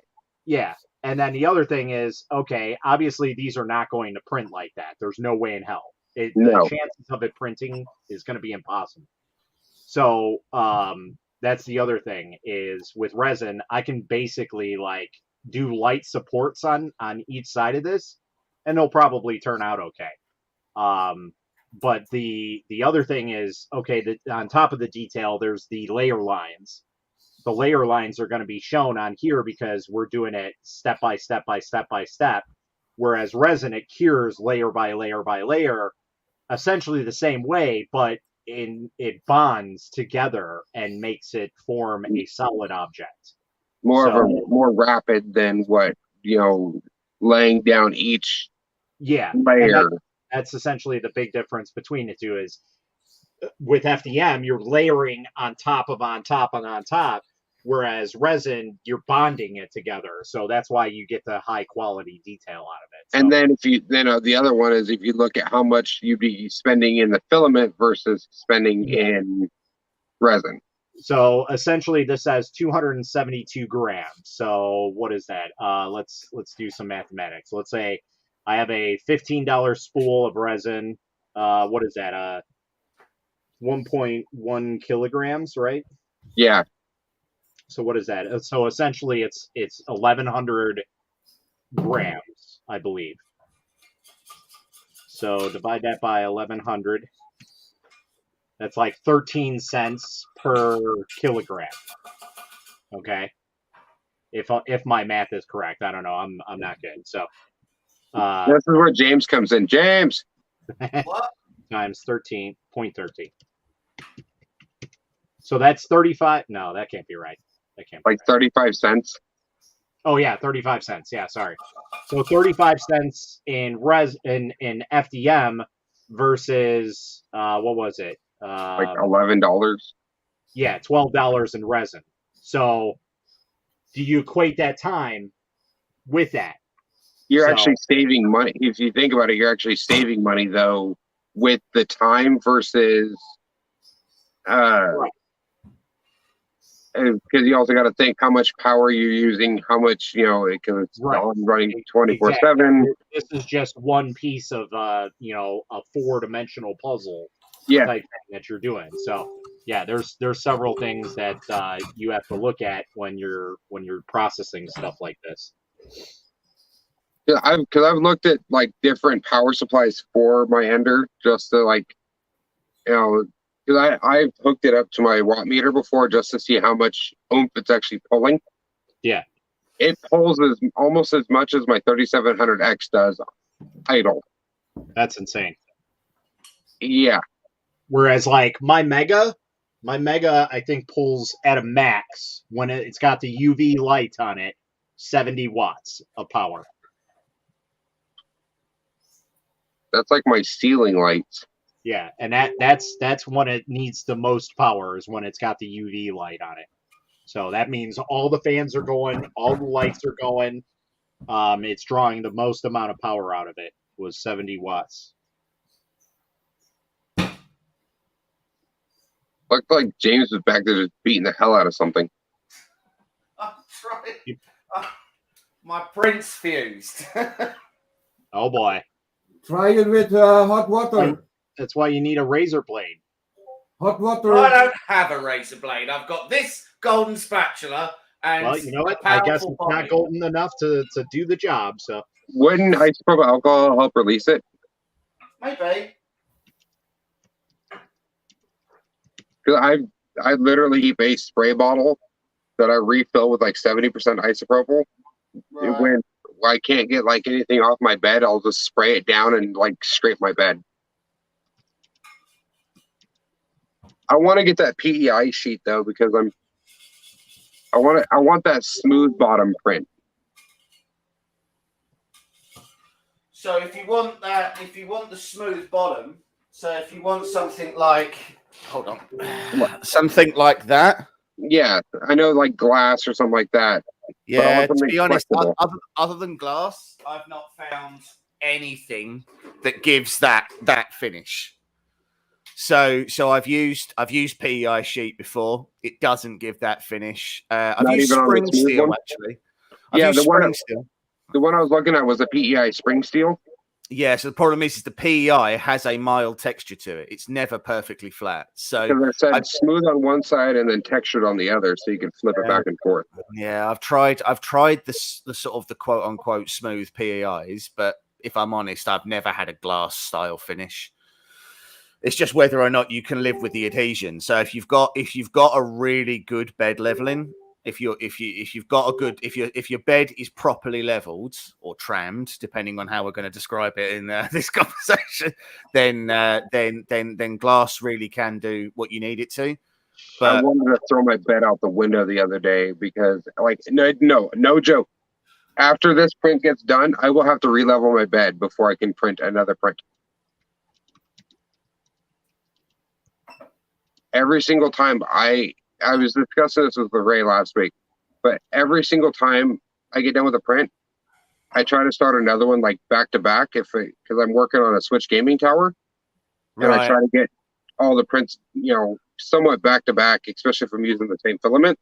yeah, I will have to cancel the print that I'm starting, re-level the bed like twice, and I'm using the upgraded springs. yeah. And I had to move my Z stop. I had to move that up because of where my springs sit. It sits lower, Yeah, I get you. Yeah. and I don't know what I'm doing wrong or what I'm not doing correctly. At least, yeah. I mean, it's not that you're not doing something correctly. It's so. There's a couple of things you can do. So you can buy. This isn't one of them. The solids. You can buy the solid silicon ones. They only really work very well if you've got auto bed leveling set up, because then it means that the bed stays static. What I have done is I've done Loctite before on my wheels, on my bed leveling wheels. Yeah. So that they just don't move. Because theoretically, what's happening is that because the speed and the vibration that your printer's moving at, it's vibrating the thumb screw and it's effectively undoing it. Yeah. And that's good. The other thing you can do if you don't want to use Loctite, you can just buy nylock nuts and put nylock nuts underneath the bed leveling screws, and then theoretically that the nylock won't vibrate open, right? So I usually do I did a custom PC mod for a buddy of mine. Yeah. With a screen inside because he has the Corsair 5000D. So where the little chute is, we put a screen right there that came out to where you can see all of it, his whole gauge cluster, stuff like that. And I have standoff sets. So I took some some open-ended standoffs, stuck them underneath between the wheel and the spring, and it still backed both of them up. Right. And I'm like, do I need to upgrade to a different like nut and bolt setup? Should I? Because if I do, I have to. No, it's the answer. You shouldn't have to do any of that. This is the conversation me and Matt had the other day, which is that fundamentally, what do people want from a 3D printer? Not do you want auto bed leveling? Not do you want, amazing part calling or direct drive or any of that? What fundamentally do you want? You want it to work. I want to be able to have fun. Yeah. I want to be a millionaire. That's all you want. You want it to work. Hey, you can't talk. We're talking about printers that work. Right now, you have one that doesn't. Oh God, is that the S1? Yes, Yeah. it is. Yeah, He just unboxed it. Yeah, that's I right. have built now. He told us he could build that in 15 minutes. It took him Right. 22 minutes. Well, that's It is lies straight out of the gate. That's not a good start. That's not good start. But I have built now 3 of. 3 of them. Yeah. That's it. Sounds like 90% assembled, doesn't it? Yeah. pretty close. 59. This one. Unlike the Ender 3V1, where you pretty much have to assemble everything except for the bed. Oh God! Or the original Prusias that came out, the Mark One. They were a nightmare. Like, you had to crimp everything. They weren't fun. You literally have to build it like from they just send you pieces. They just sent you. They just sort of went, "Bud, now you figure it out." Like, here's all the things that should make a printer. It's your problem now. It's I could actually see like either Kira, Prusa, Ender, any of them doing parts of the month. yeah. So there And- was And with a while and with ago now. with a with a 12-month subscription, by the end of the 12th month, you would have all the parts you need to build So a printer. there was. So do you know these magazine subscriptions that you get? Yeah. Yeah. Where it like starts out at $1.99 and it ends up at $60 a magazine by the time you get to the end. There was a printer that was that. It was make your own printer, and each week you bought another magazine and it came with another part. And I can't remember for the life of me what it was called. It was like a half semicircle, and the whole enclosure would like lift up. And it was garbage. Like, it was a super volcano hot end, but it only had like a 30-watt heating element. So a super volcano, I think, has an 85, and this thing had like a 30. It was savagely underpowered for a super volcano. It was mad. I can't remember what it was called, but it was garbage anyway. It was really bad. The problem is that if you did that with an Ender, at the end of it, you'd still only have an Ender. Yeah. So you'd put all that effort and time in. It would just been. I'm waiting Yeah. to put this on. Yeah, they're good. This is the dual gear. Yep. I had to get the whole new stepper motor for it because the one I have currently didn't have the 20 mil. It only had that 16 mil shaft on it. Okay. Yeah. But that is one of the best extruders for the Corelity printers, what you have in the hands. Yeah, I mean, it's one of the upgrades. Well, I mean, again, this is the problem, right? And you see on the extruder of the CR6, the cheaper one, what is from plastic or what is? Yeah, the problem is Great that Like plastic. I remember one of the favorite questions that used to be on the on all of the Facebook groups is, I've just bought this printer. What are the upgrades I should get for it? And I really feel like 3D printing has shifted quite significantly since that time, where it's no longer, can I get good quality prints out of this? Because I think you can get good quality prints out of almost any new machine that you buy. It's how long is it going to print well for, and how and then speed, right? So things like the FL Suns. Like, FL Sun was not a premium brand by any stretch. The Q5 is the cheapest way that you can assemble a Delta printer without it Yeah, exploding. but that is why that is always it costs all $250. Yeah. And then they brought out the QQS Pro, which I've got over there and I'm doing upgrades to.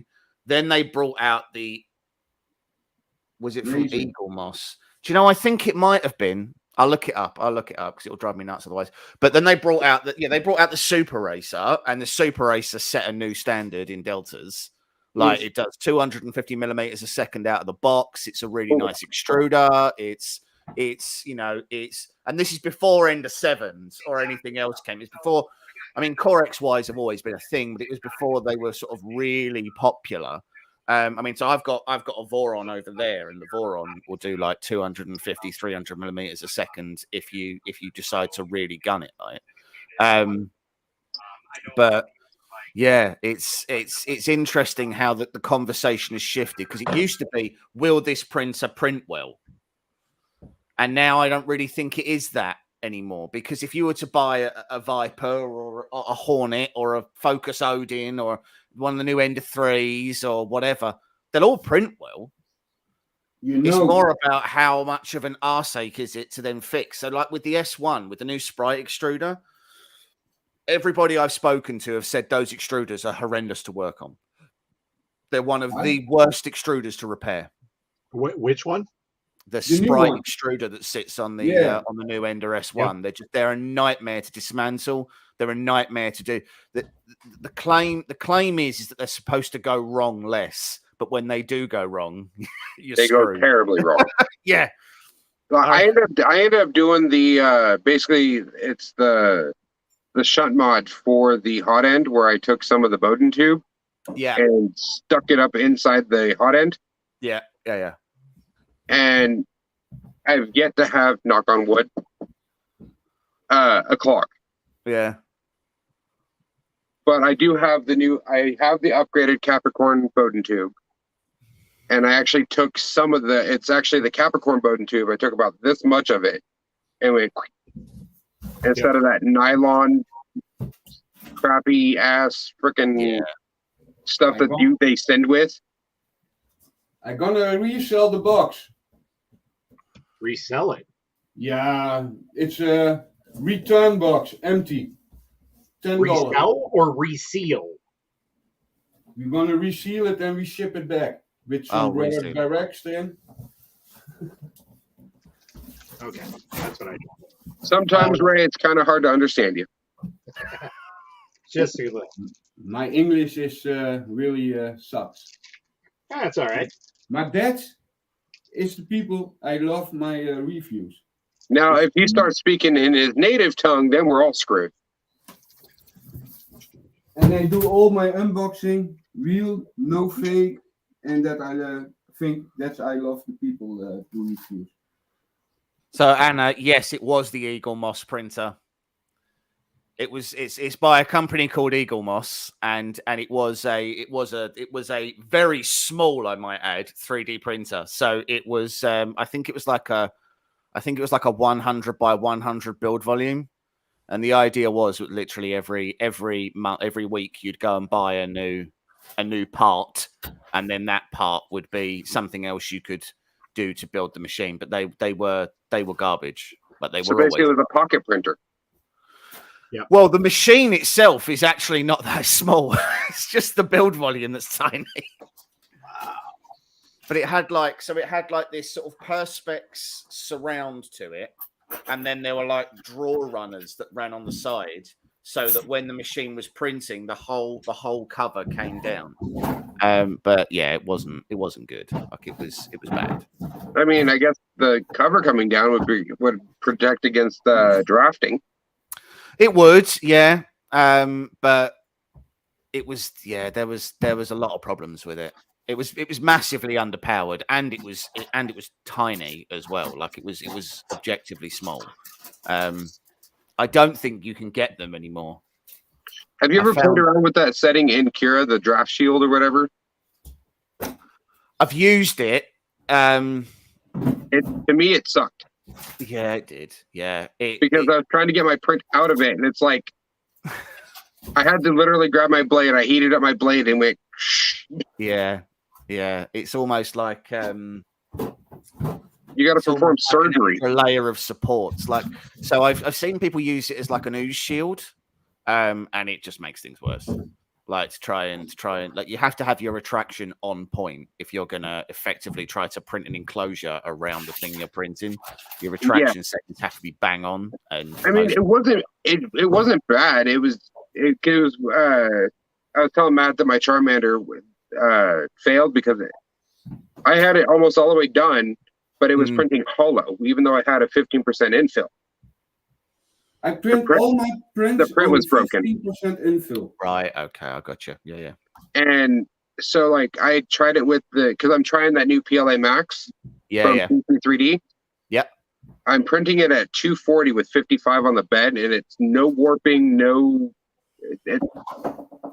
It's going pretty. I got my notes right here on my computer. That I'm literally every time I find something new that either is good or bad, and I have a pros and cons list going. Yeah. Or I got to tell Matt either my full YouTube review or my quick snippet for my TikTok. That way there, and I've been talking with Papa Owl as well, and he likes CC3D, but he uses their silk filament. He's never used their Max.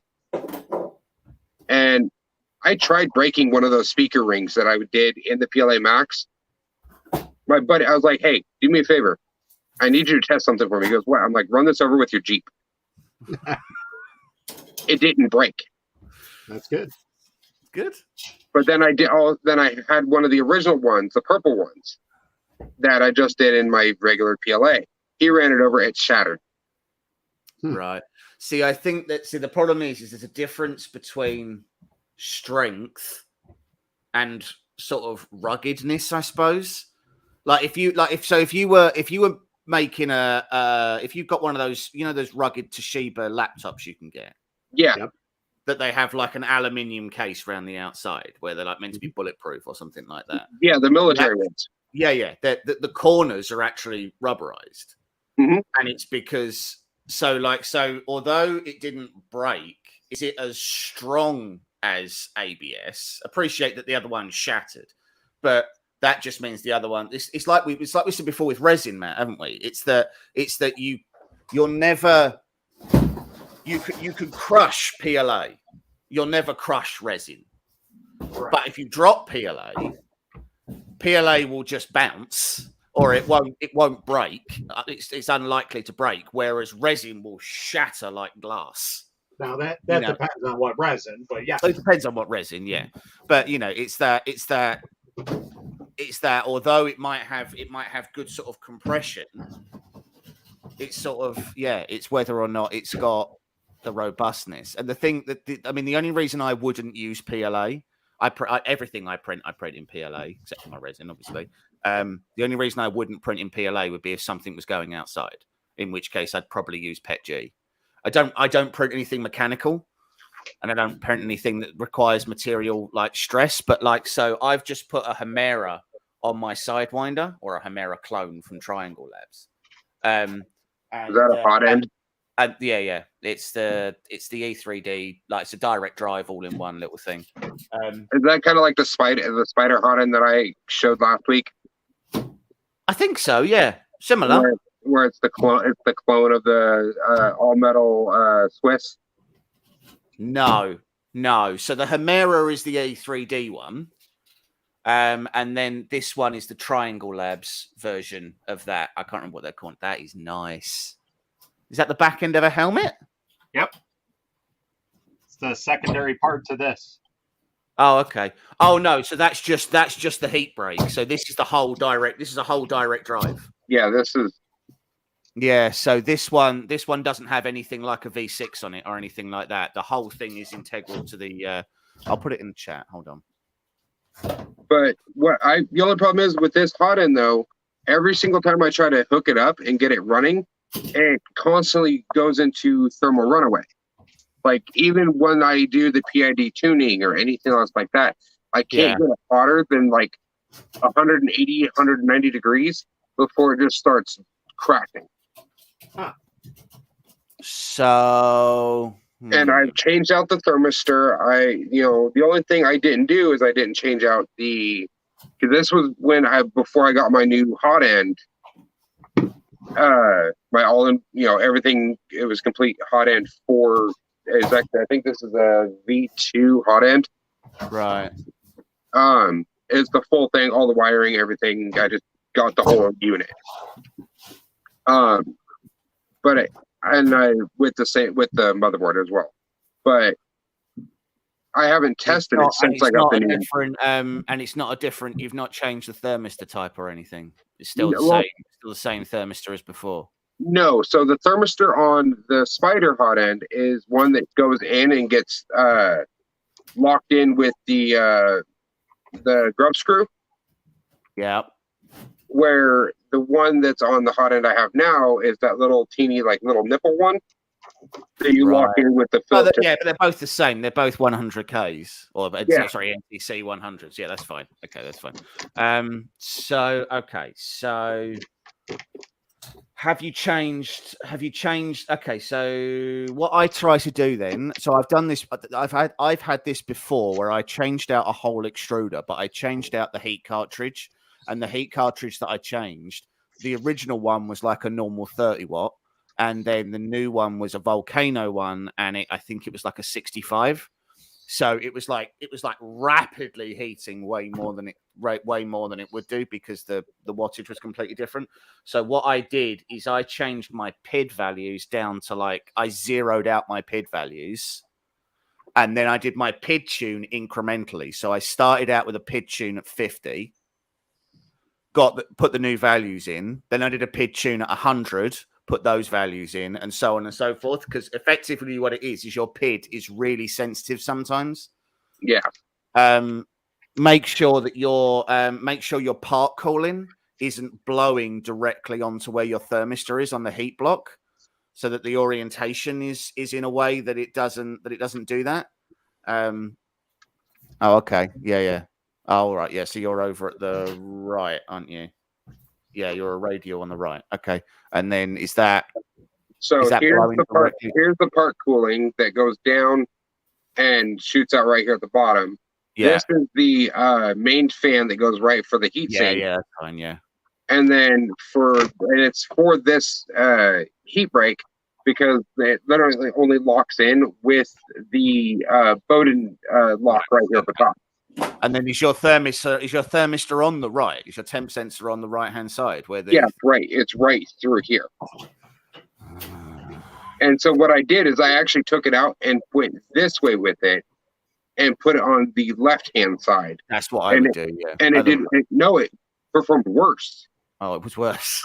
Yeah. Well, because I moved both. I moved my heat cartridge and my thermistor. I swapped them over to the left-hand side. So the heat cartridge shouldn't make a material difference, right? Because there's a hole either side. So if the air blows on it, the air blows on it. The problem is if the air's blowing directly onto the temperature sensor, then that could very easily throw off the readings, and it could screw about with it. So I definitely have the thermistor on the other side. I definitely have it on the side opposite to the part cooling fan. In theory, your thermistor should be so far in that once you do the screw up, the air shouldn't be able to get to it. So in theory, it shouldn't matter, but you just never know with some of the designs. Do you know what I mean? So, I'm trying to use the stock heat setup. Right. So when I'm trying to use this right here, it blows directly right on the hot end itself and not just on the heat break. Yeah. And I even put some KPX. I don't know if you know what KPX is. Is it thermal paste? And it's Kingpin's thermal paste for extreme overclocking. Right. Yeah. And because I mean, come on, if anybody knows who Kingpin is, they probably watch JSU Sense anyways. Right. But yeah, so I bought me some of that. I used KPX. On the heat break, I put it inside the heat sink, everything, and still just rapid temperature drop. Yeah. So I was like, okay, even Rich from Delta, he was like, okay, try doing a PID tuning. Set it for these values. Yeah. So when you're getting the temperature, is it getting to temperature and then dropping, or is it? No, it would get to like 150 C and then plummet. See, so but when I did, but the thing is though, is when I didn't have my heat sink on there, I completely, I tried it without the fans blowing at all. Yeah. It would sit at 260 and run all day long at 260. But I had serious amount of heat up in my Bowden tube.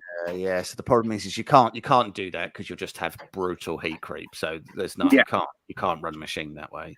even if you are running ABS like that, like you can't. So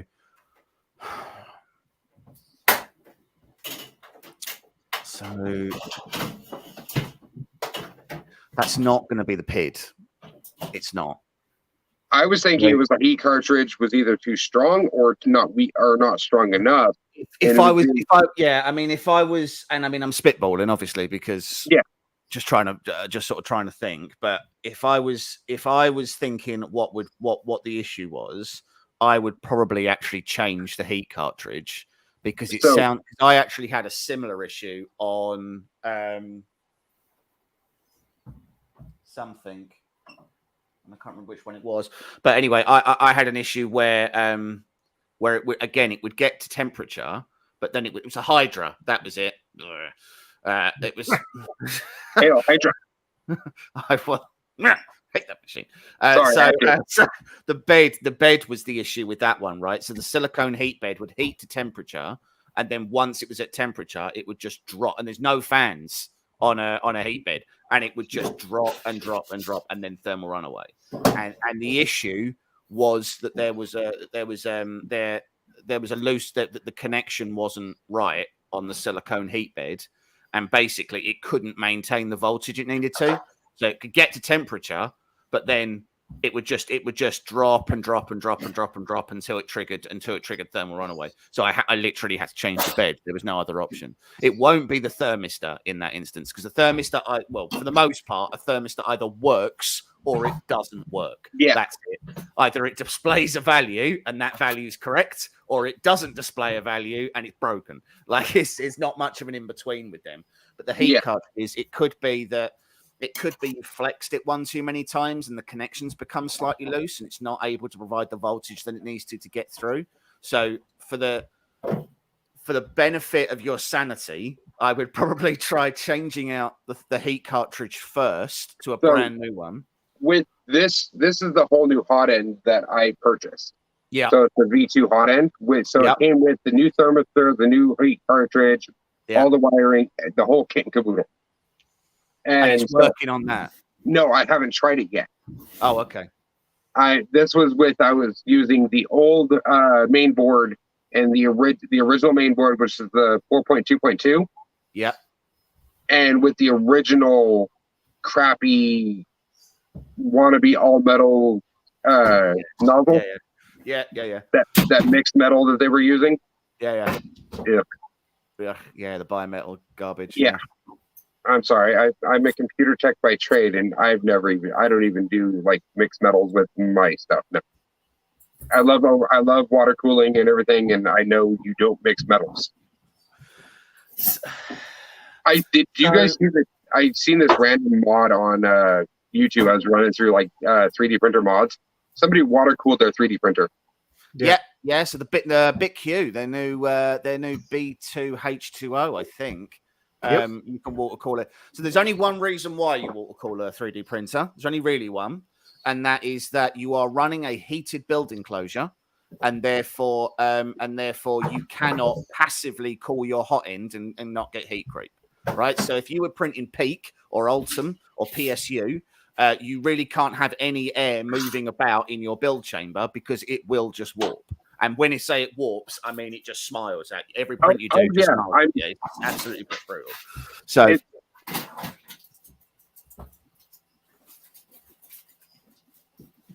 yeah. So you can't. So the problem is there's no cool air inside of a heated build enclosure to stop the heat creep on your hot end because your static temperature would be at like 60 to 70 degrees. And then it's trying to move that air through. It doesn't work.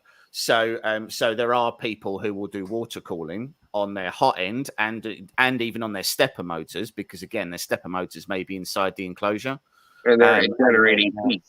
And they're generating heat as well. So there needs to be a way to dissipate that. So there are theoretically purposes to doing it. Invariably, the people who I've seen have done it, they aren't doing it for that reason. No, like the one. This was basically all AliExpress, like water cooling parts. Yeah, I seen that look. and they water cooled their main board, their hot end. Yeah. A Okay. little extreme. And I'm like, why? I mean, granted, I know it's clickbait, Yeah. Can you tell why? and Yeah. I'm like, oh, something's bad is gonna happen really soon if you don't get that out of there. Yeah, that I struggle to think of a reason why you'd be doing that. I mean, for a start, if you were doing a heated building closure, all of your electronics would be external to that anyway. So there'd be no reason to water cool your. I mean, to be fair, most main boards could just passively cool themselves anyway. You occasionally have a fan that blows over the the step. I just noticed this the other day or yesterday. So my mainboard fan is actually controlled by my parts cooling fan speed. Oh, okay. So once my parts cooling fan kicks up, then my mainboard fan kicks up as well. Right. And I'm like, what the heck? Because before with the original mainboard, it would be on all the time. Right. Yeah. And so then I upgraded the main board to the 4.2.7. Yeah. And for me, it was an upgrade because I fried the one of the capacitors on the back of the main board. Don't know how I did it, but when I pulled it out, there was black right below the heated bed, the bed heater output. Yeah, let the magic smoke out. No, that's the thing though. I did not see any magic smoke. No. The fuse was still good and everything. See, that's concerning. I mean, it's not What's up, concerning. Spring? How's it going? It's like I try to when I'm doing upgrades, I do tend to stick to Big Tree Tech. I'm a little bit of a fanboy of theirs. I think their stuff is really good, and their new Pico and things like that, where it's like stock, like so you can stock integrate them with little Pi 4s and things like that. I just really like their gear. I think they're doing really good. Ray, you just got the Pad 5, didn't you? It does a CM4 chip. Yeah. Can you let's see. They sent me also the CM4 module. Oh, they did send you the CM4. Yeah. I was looking into Big Tree versus, like Creality stock main boards. Yeah. Can't even compare. And I didn't know which one was better. I mean, this was before I got in touch with, Matt and all you guys. And my hatred for their branded products. Yeah, and your guys is like sinful, dreaded, fire in your eyes hatred. So You it's can almost quality control. That's literally all it is, right? If you get a good 427 board, I'll tell you now, it will perform exactly the same as a Robin Nano, as as an MKS board, as a Big Tree board. It'll perform the same. It's exactly the same thing. It's not materially any different. The pinouts aren't even that different. They are functionally the same machine. And like I told Matt, I literally have the TH3D firmware on it. Right. So my favorite aspect of this firmware is that filament change. Right. And the bed leveling setup. Happy I holidays. just assumed that when Matt left, he farted in the room and just deleted all their stuff and went. Just went, He probably. I could have seen him. He probably copped a copy of everything that way there. He could just change it and send it out as his own. Right. Okay. Ray, is that the Pad 5? Is it? Yeah. Yeah, so the Pad 5 is, for anyone who's not aware of the current insane Raspberry Pi shortage. So my friend came around the other day and he makes little Pi servers, and I had some Pis laying about. So I said, you can have these. And what I didn't realize is I gave him about £250,000 worth of Pis, apparently, because I had 4 Raspberry Pi 4s, and it seems I could have paid off my mortgage with that. The amount people are charging for Pi 4s, you might as well buy a mini PC for the amount. I've looked at, because I want to get me my Pi because I want to be able to run Octoprint. Yeah. And This is mini PC. Yeah, So, like so basically, the Pad 5 is a screen with all the I/O, and then the CM4 is the same architecture and the same chipset as a Raspberry Pi 4. So the CM4 goes on the back of the Pad 5, and you've basically got a Raspberry Pi 4 with a screen attached and all the I/O. So it's actually really good, and it's a cheaper alternative than buying a full Pi at the moment, because you can actually The get CM module. yeah, the this one CM4 is basically the is same architecture. basic $40. Yeah. The Pi, Eyes, anybody? it's $80. yes, you got my info, Matt. Send them on this way. So if I was doing upgrades at the moment, I probably wouldn't bother with Octoprint anymore, and I'd look directly into Clipper. So I'm Clipper. going to take Reality Cloud out. I was literally just gonna ask you what the hell Clipper was. So Clipper is very similar to Octoprint, but it behaves more like firmware. So you basically turn your main board into effectively a slave, and it connects directly to the Pi. The Pi does all the processing for you. So it processes all of your code. You can access it remotely, the same as you can with Octoprint. You can plug in webcams and everything else. Steppers. Yeah, So basically, you can just like directly SSH right into exactly. Clipper. So you can go straight into your browser. You can SSH straight into it, and then it will bring up Mainsail, which is the visualization of Clipper. The GUI. The GUI, and then you can go into the config files and you can edit your firmware live in a text file. So if you want to reverse a stepper motor, you put an exclamation mark in front of the stepper motor. Now that stepper motor is reversed. If you want to change your PID settings, you change the text file. Now your PID settings are different. If you want to change, more hands-on. Way more hands-on, but it's so much more. It's so easy to customize everything. Yeah. So, in fact, have I got my? Yeah. Because I'm actually working on getting my Cisco certification. Yep. And I'm actually been going through Network Chuck. Oh, okay. And I'm like, what I like on the Clipper, it's easy. It's hands-on. It's I'm more hardware than software. I'm sorry, so I'm trying to learn software. Yeah. So that's why I like building computers. Which, yeah, holy crap, my new work computer, wow, way better than mine. Oh, honestly, my PC is dying.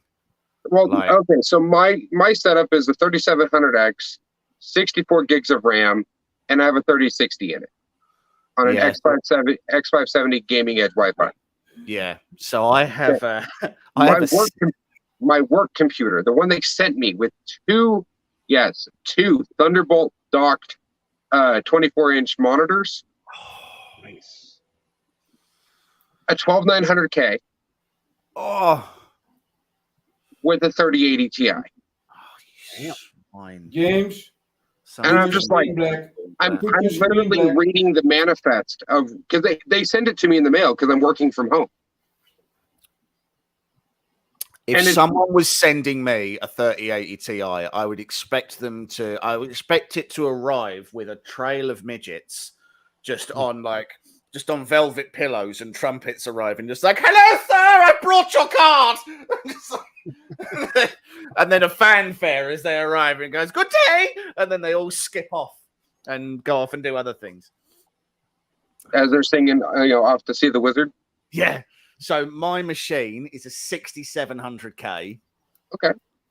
It's a 1080 Ti, and I've got 48 gig of RAM in it because I found some extra sticks lying about, so I just stuck them in. Yeah. So yeah, it's don't be wrong, it's doing what it needs to do at the moment. And to be fair, I can still play Cyberpunk and I can still play everything. I've got a 2K monitor. That's enough. The monitor's an ultra-wide 35-inch, so that's enough. It means that I can play pretty much any game that comes out at 2K, and I'm good. But it's showing its age, like it is properly showing its age.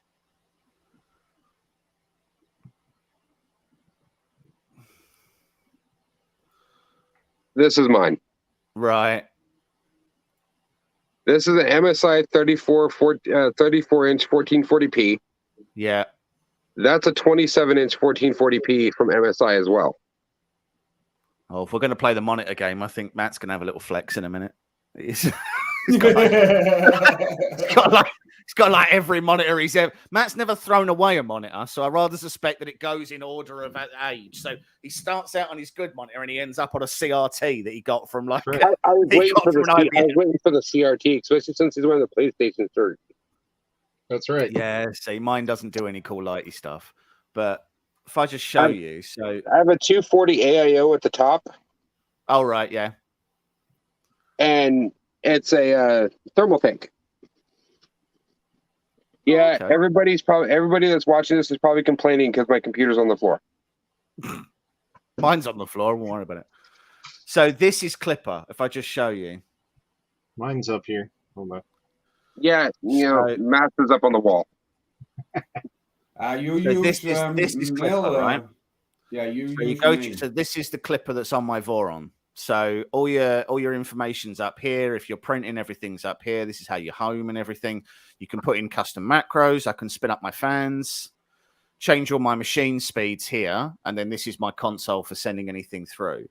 I can then, this is where it lists out all of my G-code files, which I upload directly from my PC and they go onto it, much like you do with Octoprint. But the part that matters is this. So if I go into printer config, this You can is change all it of my firmware. Always. So this is if I want to reverse my stepper motor, I put an exclamation mark here, and now my X motor's going in reverse. I can change my bed size. I can do so. These are all my Z settings and everything. So this is all where I would do my where I do my gear ratios and all of that sort of stuff. Mine's a quad gantry level, so it's got 4 Z's. And it moves the gantry and it levels the gantry that way. But then we go down here. This is where I do all my PID settings and where if I don't want minimum extruder temperature on, I can just turn that off. Change my sensor types, anything and everything that I need to do. All my Z offsets. I can just go in here and I can change all of it. I can put in LEDs, and if I put LEDs in, this is the section that I need to change. And it's that easy to change. So basically, it's just like with me opening up Visual Studio. Very similar too, yeah. It's laid out a little differently to how Marlin would be. But rather than you having to then put that on an SD card and flash it, I make a change here. I click save and restart, and 3 seconds, and it only refreshes the firmware. It doesn't do a full reboot. So 10 seconds later, I can print and test with whatever it is I'm doing. So if I want to just test, for example, the direction my stepper motor, my E motor is moving, then I would put my minimum extruder temperature down to 10, and that will enable cold extrusion. And then I can just do my steps on my E motor, and then I can put that back up if I decide I want to. I can do all my pressure advanced tuning in here. There's something in this called Input Shaper. So Input Shaper, you put a little sensor on the front of your tool head, and it vibrates it quickly, and it measures the vibration frequency of your X and Y motors. You put that in there, and it compensates for it, so that when you decide you want to print at high speed, you don't end up having any ghosting. Okay. So solves So ghosting. it wouldn't cause any like layer shift or anything like that. No. So I mean, ghosting doesn't really cause that anyway, but ghosting is just where you sort of see the shadow of something going on, and it's the vibration of your tool head moving. So where there's like if you've got like an XY cube and you can see like images of an X that go past where it is, so you can do stuff like that. It's a really powerful bit of software, but then once you come out of it and you go into your dashboard, you can literally. This is again everything that Octoprint does, but what's processing the G code is the Pi. So the Pi then feeds through the G code line by line to your hot end. Sorry, to your main board. So your main board isn't doing any processing. Clipper was originally brought out when Creality was still doing like 8-bit boards, because an 8-bit board physically couldn't process G code fast enough for you to be able to print at, say, 150 millimeters a second. I can't even do that right now. Well, I turned my speed. I just turned my speed down from 60 down to 50. Right. What? Because you were having issues, or yeah, because I had it sitting at 60 for a little bit, and then I noticed that I was getting a lot of stutter. Yeah. And for some reason, I thought I might have broken a belt. Right. Because it wasn't moving.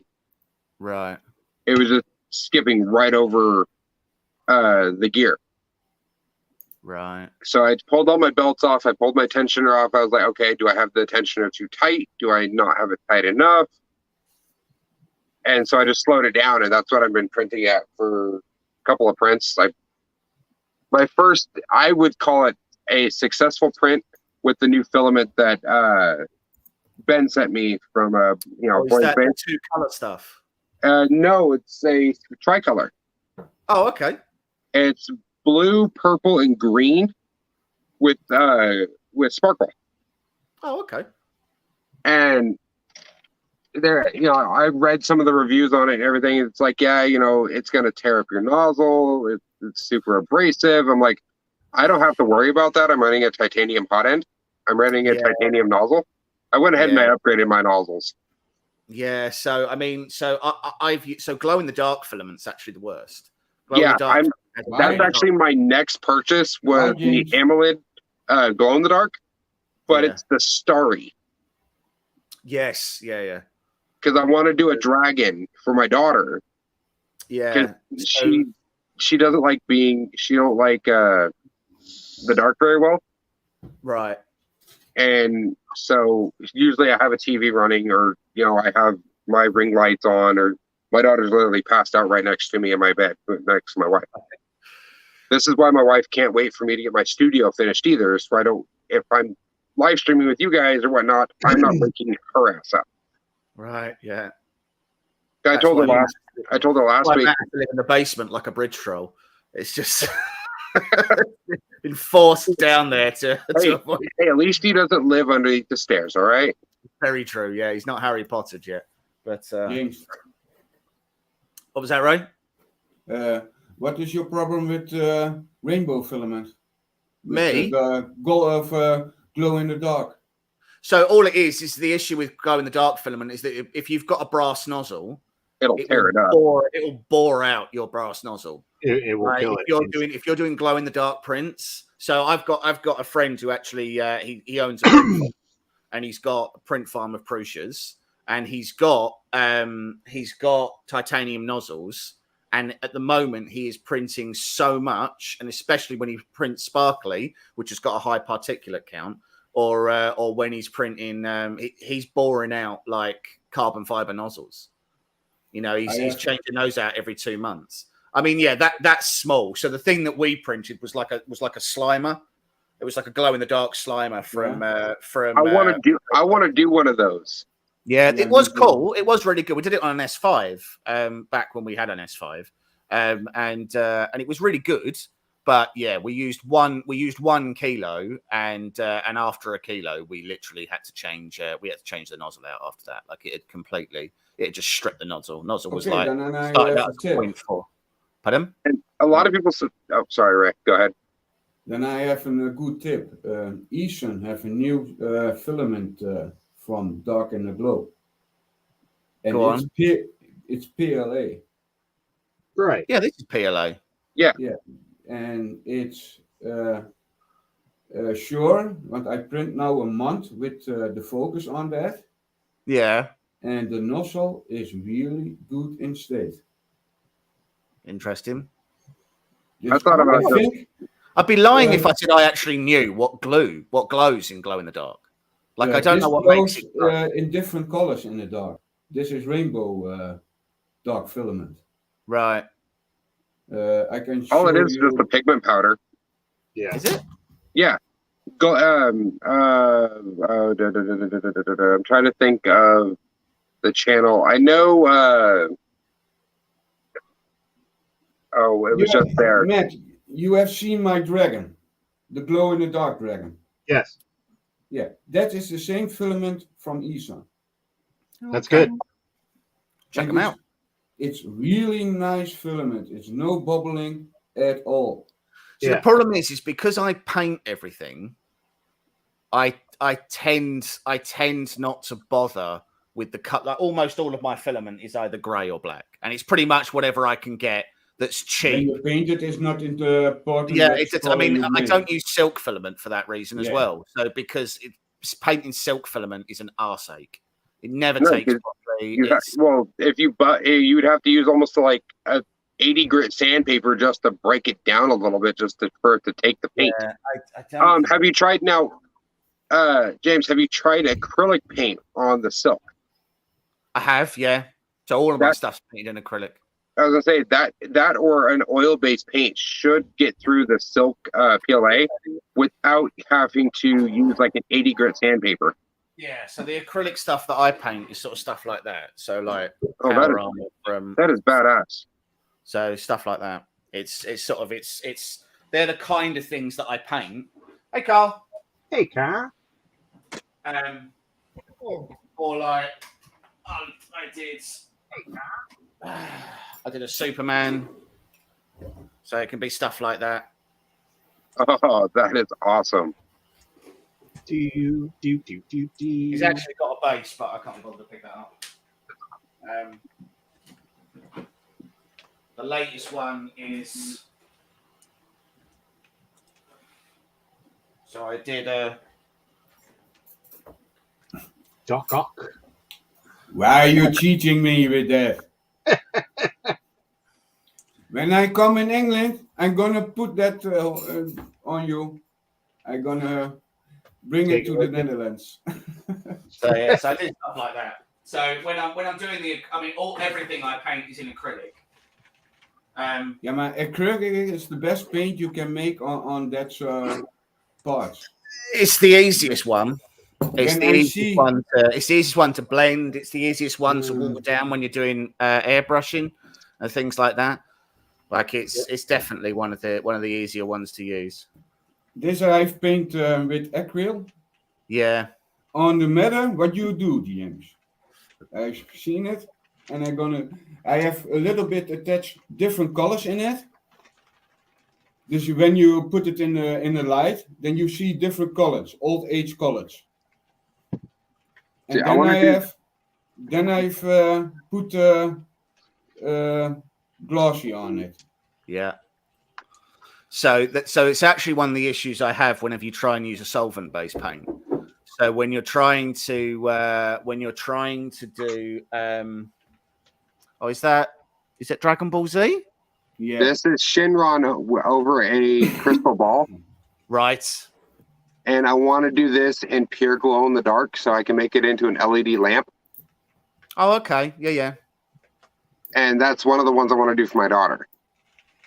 What would look really cool with that is, and I don't even know if you can get any Cubics green resin. Okay, No. yeah. I don't know whether or not you could get an orange Anycubic green and then stick a light underneath it, and it would be like transparent, but Oh, like that'd the be- orange would glow. That'd be awesome. I don't know whether you can get one that's orange though. Like orange is a tricky color. Yeah, I've not seen an orange. I know someone who's the mix on 3D Jake, the resin where you get the color mix. He got an orange because he needed the Goblin's lenses on his wonder if Well, you I massive. was could gonna actually- say Matt would have something, right? Yeah, the pigment tray. I was literally going to say if you got white, if you got clear, and then you did like the one of the Monicure dye kits. Yep, that's exactly what I have. There you go. But yeah, I would that's imagine you could make that. Fantastic stuff. Very expensive, and most people won't buy them, but definitely Yeah. worth the money you spend on that. It'd just be really cool because it would be like, I mean, the problem is if you tried to do it in a transparent orange filament, which you could probably get, it wouldn't be clear. It wouldn't look like that. Oh, is that in a wood filament? Is it? This is my 80%. It's 80-20, 80% wood, 20% PLA. Yeah. And of course, I had to do Shinron in wood. Yeah. But if you look at the ear and look at the horn, see how they're kind of globbed. Yeah.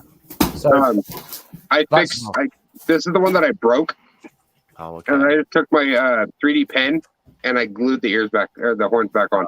Yeah. Are they So the this- support? Oh, That is the support of the Crystal Dragon coil. Oh, Holy Jesus. crap! God. That is some heavy supports, man. And it's like, that's one that broke.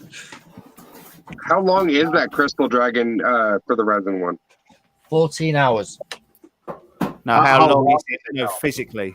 Yeah, like Oh, like in length. Oh, God. physically, like length. I think it was about 10 foot. I took it to 130. 10 foot. And Yeah. holy sh!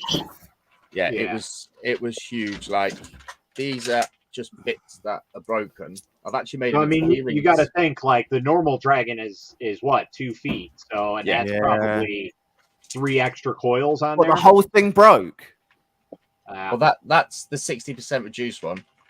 Okay. Right. But yeah, it I don't know if it's just some of the hinges just didn't work very well, and then when you go to move it, it just snaps. But I've turned them into key rings for the kids There you go. because like You turned them into what? Sorry, earrings for the kids. key rings. Oh, key rings. That makes more sense. So I just clip them off. I thought you Like, said earrings. too. earrings. Yeah, I thought, Carl, I thought you said earrings as well. It's But- like what makes Nice earrings? color. It's, That would actually be pretty cool though to make like a necklace with. I wouldn't Yeah. wear it around your neck. It is painful. Yeah, just like taking that. the Sharp. Okay, so, Well, no, so like this is so- very spiky alone in Well, PLA. With yeah, resin, like- it's literally a weapon in resin. this right here is spiky as hell because I'm trying to break that one that kind of somewhat fused together, Yeah. and trying to like I had to wiggle them all free, and I'm just like I had indentations in my fingers. Yeah. Yeah. Yeah, I probably went through For- about 20 pairs of gloves just stripping one of them down. It was. It's you know what? weird, isn't it? Because you never think of 3D print. I don't know why. Maybe it's just 'cause it's plastic, but you would never think that what you printed could actually be sharp. Like, Yeah. Do you know what I mean? I This don't could know. hurt somebody. But But- yeah, I mean, I've got. I today. can't remember which one it was. I did. So Mario on Twitch, she's asking, we're doing 3D printed stuff. So You're But literally for talking about. being a free print, this right here was a free print on Thingiverse. I mean, it didn't turn out that bad. Yeah. You've got 5 crystals on each one of them coils, and they Oh, are yeah. sharp as fuck. Yeah, You can use that as a whip. Even the 60% reduced one, the head, it's like, you know, Yeah, It's- I mean, maybe I'm just thinking because it's resin, it's sharper. Because like, so if I take something like the mermaids, then none of these are sharp. Like none of her fins Yeah. or anything sharp. They're right. solid, and like if I threw it at someone, they'd be really annoyed. But I'd be more angry about it smashing. Do you know what I mean? It wouldn't. It's not gonna murder a person. Right. So like this is obviously large and has That like a is big huge. base and stuff, but just give you like you know, How but- long 2 did secs. I go grab So- these Pokemon ones I did on my Mono X because How long did that take for you to paint that? to paint? The lifetime. 8-9 hours. I don't even have that long to sit there. Neither do I. I hate painting. Matt, other people find this relaxing. I don't find this relaxing. Painting things is intensely stressful for me because it I never mean, looks the way that I want it to. I made this for the wife as soon as this was the first print or second print I did with my wood PLA. Yeah, that's good, and it's clean as well. Like wood PLA isn't easy. Yeah, and I haven't seen this is not sanded or nothing. Yeah, that's good. And these a lot of these people are ask me why I'm.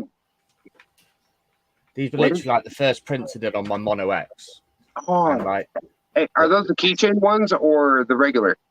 these are just regular ones. They're off Chaos Cortex, MMU because he doesn't and like the paint. detail. I made my son the keychain one of those. They're Oh, just yeah. that's cool. like just the Ooh, detail. the in it detail is. on that. That is nice. And Yeah, like that's the same thing like these ones. Like Yeah, in yeah, like the paint ornamental ones. detail. Yeah. and you Let know me when see you if I like can find mine. when you minimize something, you always think the detail's going to go, don't you? But like with the resin, it's just perfect. Look at it. Yep. Yeah. And that's what I love about it. Like, it's good right off the bat. Ah, that guy. Love that guy. So I awesome. hate this guy. He's a constant reminder of my failures as a person. He's not supposed to be purple. He's supposed to be grey. He's not, and I don't know why. Because I don't remember putting purple on him. But he's quite clearly purple. Man, it's going really nice. It looks great. It looks With great. your The body failure, looks great to me. It comes really nice out. Maybe it was the So paint fairies, James. it's meant to be a tooth fairy from Hellboy. Yeah. Ah, the flexi hand. Yeah. My son wanted one, so I was like, you know what? You give me the money and I'll buy it. Yeah, I've done loads of the elephants he's just released. They've come out really nice. I'm still trying to figure out how does it like perfectly balance on that stupid ball? It's the hinge on the legs. Ah. So because the actual trunk, when you stand it up, actually balances it up as well. So it's basically got 5 points of contact on the floor. And he's actually releasing a turtle one this week. So it's going to be like a flexi turtle, but you've actually got you could probably put earrings or rings or bits of jewelry in it. So that's going to come out quite nice. Yeah, Do you guys know if Cinderwing put the new dragon up on Cult yet? I don't think so. Have you seen the new dragon? No. It's you know the jellyfish dragon? Like yes, the world. yes, I know what you're on about. Yeah. Yeah, she did that, but big. Yeah. And it does 3 different sections, and I seen that on her TikTok. I'm like, I want it, but I don't want to pay the $10 to go do the Patreon. I'm cheap like that. I just started the Patreon so I can sell the prints. So. But that's it though at the moment. There's You so many subscribe good to her patrons. Patreon? Yeah, I just did yesterday. There's so many good patrons at the moment where like Flexi or Finair 3D, you're looking at what, £8 a month, and you've got the authorization to sell. Yep. And I know like Hex 3D is a bit more expensive, and you've got Clock Springs to sell is a bit more expensive. But it's only good for the market, really, isn't it? That price is available for me, you, everyone else to be able to do it. Yep. But I mean, if for me to do something like that, you know, I would need to have a bigger following that I would see, you know, like, you know, Matt or like Delta or Ben or any of them. They have thousands of, you know, followers that want to buy their prints. Where me, I'm just now above almost 450. The thing is, I didn't make my goal at 500 by the end of the month of last month. The thing is, if you do like some research, like go on Etsy and just type in Cinderwing Dragon and look at the price. Oh yeah, $25. And then what you need to do then is like at Christmas, I did Christmas baubles for people, lithophanes, and they were a decent size. It took 6-7 hours to do each one.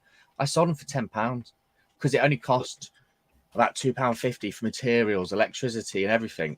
And people were charging twice what I was for them. Yep. And it's about finding the right fit. You've got to. It's really hard, isn't it? Because you want to sell items, but you've got to be one step ahead. You've got to know what the next thing is going to be. So, like, well, I mean, it's like the guy who made that, the original Crystal Dragon, Joel printed one of them, and he was selling them for like £2.50 or something on Colts. And he went from selling like 1 or 2 to literally selling thousands of them. And now, you know, he's had that one thing. But what people don't realize is there's also like 60 other things the guy's made, and he sold like 8 of those for £2.50 each. You know what I mean? He's not like, you know, he's not. It's like a benchmark on the Patreons that people often pick up is Artisan Guild. Yes. So Artisan Guild make little tabletop characters, right? There's 2 people that run it. It's a guy and his girlfriend. The girlfriend does all of the promo stuff, does all the social media, and he does all the modeling. They have an insane amount of followers and they're making, even after Patreon's fees, which are quite brutal, they're making about 40 grand a month from their patron. Now, no disrespect to them at all. They have built that following from nothing. They have, they've done some really cool models and everything else. But if I compare their models to the likes of Wicked or Berserk, the quality difference is night and day. And Wicked and Berserk have like 1,500 people, and they have like 10,000 or something stupid. Yeah. You know what I mean? They have like an insane amount of followers. It's mad. Yeah, I was randomly perusing Etsy actually yesterday while I was waiting for my father-in-law to get back with materials, and I seen somebody up on there. They were selling one of the new dragon heads from Cinderwing. Yeah, $250. No. It's like if you have a look at Finnair 3D, his patron's about £8 a month, so $10. He's designed like a Switch Pokemon ball. You need to put the Switch games in. Yeah, I wanted to do something like that, or the like the can cups, or stuff like that. Well, people are selling them on Etsy for £45, which is probably about $60 roughly. Roughly. It's not a lot of time and effort goes into them to print. No, and they're running big old print farms that they can knock them out, and it's just send one command, and all the printers at once start printing the same thing. So like Flexi Factory, obviously he started out by just giving away his files. What was that? I have no idea. That was, might have been Ray. So Ray, somebody's at a door.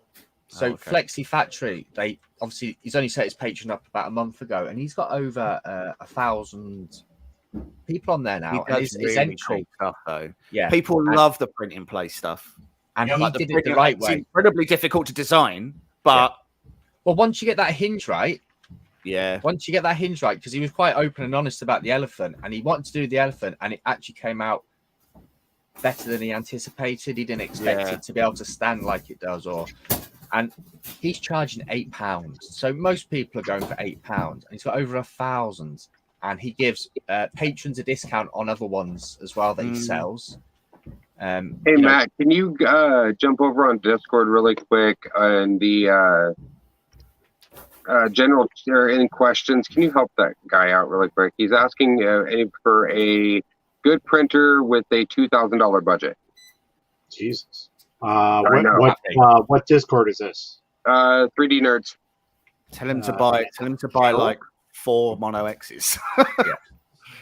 When's your rat meet coming, James? Is it due soon? So it's supposed to. Well, it was supposed to be here last week. It isn't. I got a call from Rat Rig on Friday saying that DHL had it on a truck from Holland to the UK, which sounds ridiculous. I was hoping it was going to come yesterday. It might be coming to you, yeah. You got another printer? Pardon? Ray, you got another printer? I have a lot of printers. I swear to God, Ray, if that's another Ender 3S1, like I'm just... No. He fixes them. This is a Viper. Oh, it's the Viper. Yeah, he actually got a quality printer right now. So James, James, obviously with his print farm. Yes, I can't believe that he's ordered 2 M3 Maxes and they've gone missing. Yeah, wow. That's quite scary because someone else I speak to who's got a little business as well. He ordered one a couple of days before James did, and his now has gone missing. So let's be really clear. He lost one from eBay. And one from Amazon. And one from Amazon. Now, the likelihood, as far as I'm concerned, is that both of those were coming from the same stock, and neither of that stock is currently in the UK. So, so I think they pre-allocated stock they didn't have, and they've now had delays in fulfilling that stock in the warehouse. I think that's all Oversold. it is. I don't think they are. I don't think they've lost them. I think that they literally don't have them, and they sold them before they should have done. I think that's all it was. I think they saw how well they were selling on the website, and they were like, we need to get these up and listed now. Yeah. And then they thought there would be a lead time, and there isn't. And they thought they'd have the machines by now, and they don't. Yeah. So yeah, it's. I mean, don't be wrong. When you buy on those platforms, you do have a degree of protection anyway. Yeah. You know, Amazon is never going to screw you over, and I mean, eBay is always going to side with you anyway. So it's not like he's not gonna lose out on the money. No. The thing is, he doesn't want the money; he wants the machines. Yeah, that's it, isn't it? Because obviously he ordered one from Anycubic to begin with. Yes, he told did, him and then they June. cancelled them because he thought he'd get them quicker, and that was And he not said, true. he said they emailed back and said it'd be in June. I was like, oh, that's not too bad. He's like, oh, I can't wait that long. So, how you guys were saying, print in place. This is one of the ones I've been having struggles with. Let me jump over to it really quick.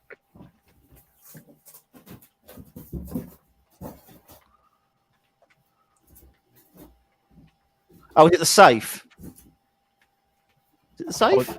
Is that a clock spring? Yeah. It's a clock spring Right. print in place box, and every single time, right here, fuses together. So What- you might actually find that that's a bed level issue. If you're getting slight elephant's foot because the nozzle is too close to the bed, it'll create a bit of extra squish, and the tolerance between those two gaps is actually very small. So you could find that your nozzle is ever so slightly too close to the bed in that one area. Yeah, it could even be, and you're screwed if it is. It could even be that the bed is warped. Oh, oh no, I already know my bed is warped as fuck. Yeah. So the problem is that if you're, I don't know if there's not really another way that you can print that. You can't I would move it to a different part of your bed because that's what I normally do. If there's an issue, I kind of move it. The warp from is one dead point to center. another. Oh, the warp is in the dead center. Yeah, so right. I'd move it so that none of the print was in the dead center of it, and then see how you get on. Or a raft if it's. I have better luck with a raft versus no raft, or even like with a brim or a skirt or something like that. So I've only been I know it's a kind of a waste of filament, but I'd rather have the print successful than constantly wasting. It's not so much that it's a waste of filament, right? If it works, it works, and the waste of the filament is printing things all the way through, and then knowing they're just not going to work. That's the waste. Yeah, I think I have the same issue with rafts that I have with quite a lot of auto bed leveling, which is that it disguises a different issue. It's a solution to a problem, and you're not solving the problem. So when you do an auto bed level, right, most ABLs build a mesh, which means that your bed isn't level, and it creates a mesh that then compensates for your unlevel bed. So you are correcting in software something that you should be correcting in hardware. And it's one of the reasons why I really like the Voron design, because the Voron. I'm just waiting to, once I get, some more of my bills paid, since I just switched jobs. I am getting my last paycheck this Thursday from my last job, and I won't have another one for like 3 weeks. Right. Yeah. So I don't really have the funds to allocate towards my new bed, because I did find a replacement bed for this one, but I'm afraid I don't know if it's going to be warped. I don't know if how it's going to come. That means also I have to get a new new flex plate and mag sheet. Yeah. Where are you based? US. US. No, you don't have a plug on yours, do you? I'm halfway. I'm halfway across from Akuma. Oh, okay. What is the? I'm in the north. I'm in the northeastern. I'm on the west coast of the U.S. Right. James, but I not used. That is the support what you're now talking about. When you use that, it's almost when it's the print in the half print, then it cannot be arranged door the cooling factor on it. Yeah, I mean, so to be fair, rafts are all about the Z separation distance, really. And to be honest with you, providing you've got okay part cooling and you've got the raft configured correctly, they work fantastically at what they do. They're just, again, they're a solution to a problem, but you're not solving the problem. It's like saying, oh well, if I've got a leaky pipe, if I put duct tape around the pipe, it doesn't leak anymore. And you're like, yeah, but There's still a hole in your pipe. Like you should change the pipe. You shouldn't rely on the duct tape to fix that situation. And a raft is very similar, right? So if you're having bed adhesion issues, or you're having bed leveling issues, or you've got a warped bed, all of those a raft will solve. None of those address the actual issue, which is that if you've got warping, then you should really be either looking at your bed level, your bed adhesion, or whether or not there's cold air moving around that's warping your print. Technically speaking, a raft solves it, but it's not actually the solution to the problem. The solution to the problem is to get better part cooling, make sure your bed is level, and enclose your machine so the warping doesn't occur. Like it's sort of, I don't think you should solve hardware issues with software solutions. Someone's made an add-on. For me, the only reason why I'm solving a hardware issue with a software issue is because of financial issue. Yeah, absolutely. Yeah, and don't get me wrong, there are situations where you can't just go, well, the solution to this is just buy a Prusa. You know, it's not. That's not the solution. Or an Anycubic. Or I an have, Anycubic. I have no use. I'm more than willing to take some of that stock off your hands for you, man. I mean, that's a Prusa right there, brand new. Yeah. Full So it's kit. been scientifically created in a lab. So, James, with you saying about the rat rig on, the Eva hot end, well, the Yes, part they use, someone's actually remixed it to go on the S1 Ender 3. Oh, okay. Interesting. So I've seen that yesterday. Does the S1 come with a linear rail? It doesn't, does it? The No. S1's not a linear rail. No, and they've got a new one coming out soon called the Ender 3 S1 Plus, which is 300 by 300 by 300. I expect that to probably have the water-cooled hot end, I reckon, which will probably put it at $600, $700, $800. Carl, you like a little bit on me with the program. Always when we see something new on the program and we know it. This is the problem. Like Creality are they oversaturate the market. Yeah, they've massively lost their way, right? They're producing more machines than the next 2 or 3 companies in their challenger space combined. And I mean, as me and Matt have said before, they're not actually making any of their machines, so they're not really making anything. They're not designing anything anymore. So essentially, they're just rebranded. They pay for designs, right? So they pay for an external company to design a machine. So if you look, for example, at the CR10 Smart, and you look at the CR10 Smart Pro, those machines were not designed from the same brain. The Smart Pro could actually, I mean, it's an expensive machine. It's about 780 odd pounds. Is that running a big tree on it though? Is it the same with the Shermoon D1 and the V1? It's got, so the Smart Pro has got auto bed leveling. It's got an AI camera to detect clogs. It's got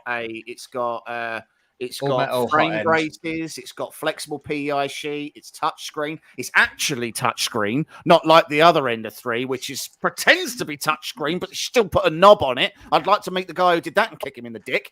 Like, what's the point in that? You mad, bro? Yeah. The Smart Pro does look like a good progression from the Smart because it is the complete opposite direction.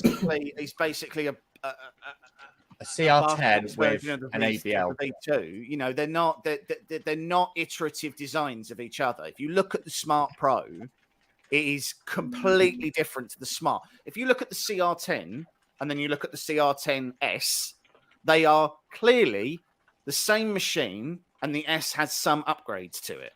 There is a clear logical progression of, this was the CR10 and this was the CR10S. They're just different machines. Yes, he definitely is. So yes, I am, James. So like Sova released the SV01 Pro, didn't they? And that has the Creality CR Touch on it. It has a Creality board. Yeah. Yep. So you make your own assumptions. It comes from the same factory, the same company, the same brand. It is. Yes. But the issue with them is they're still making, but they're making Ender 3 Pro still. Why are they still making Ender 3 Pros? Why are they making Ender 3 V2 still? They make that money. Yeah, because they sell. Because you can sell an Ender 3 Pro right now for $100. $100, and you're still making money on it. Like, how's that even possible? Because here's the thing. Okay, so Creality's Ender 3 is probably like Creality, I will say, makes a crappy product, but their marketing strategy is the best I have ever seen. They market a machine so cheap that nobody else can touch it, regardless of how garbage it is. And people will buy it. And because they spread the word everywhere, the popularity has grown so immensely that literally anytime you walk into any group and ask, what is a good budget printer? 100% of the time, it's going to be Ender 3. Yep. There And is that's one exactly reason what they why did. I recommend the Ender 3. They That's made why sure I'm pointing right to that behind market. me. So Yeah, not and only does it do that, it gets them into a gateway and says, okay, this is an Ender 3, this is a beginner printer. Yeah. So even if you have issues, somebody's going to say, well, there's the CR10. That looks like it's a better machine. It's more expensive and it has better parts, so let's go ahead and get that. Or Yeah. a CR30, it's a belt printer, or a resin printer from that. Like, their marketing to get people into it is the greatest. It's a gateway. And that's the thing, right? I mean, when people ask me what should my first machine be, invariably I do say an Ender 3. And I say an Ender 3 for a couple of reasons. One, it's a low budget machine, right? You do not have to invest in a significant amount of money to get into the hobby. And if you don't like it, you could pretty much sell it for whatever you bought it for. Generally. Yeah. And you lose 20, 30 quid on it. Who cares? The second, You have the a most little bit important- fun on it. As soon as I bought mine, I looking, right after I built it and everything, I'm like, okay, what can I make it? How can I make this better? Yeah. Yep. But that's the problem though with people though.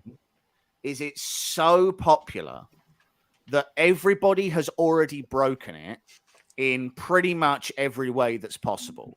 So if you break it, there are multiple videos, multiple Facebook posts, multiple groups, and multiple people you can go and talk to who will say, I know exactly what happened there. It's da da da da da da. And Yeah, you can I've download this noticed thing that. and- On Matt's Facebook group, there, I was going through some of the older posts and stuff, and oh my god, there's a few whiners on there. So there are. Yeah. I mean, bear in mind that if you sell 100,000 of anything, there's going to be one knobhead who's like, "Oh yeah, I dropped it in the toilet and now it doesn't work." It's like, "Well, how did that even happen?" It's like, and they go, "Oh, it's not my fault. It's not waterproof." And you go, "Yeah, actually, it is." No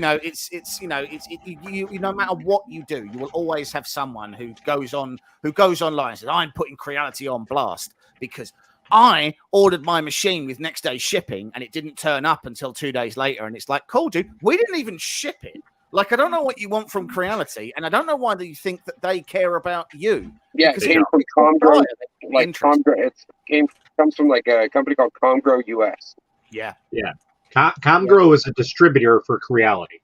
Yeah, And also they order sell- refurbishments.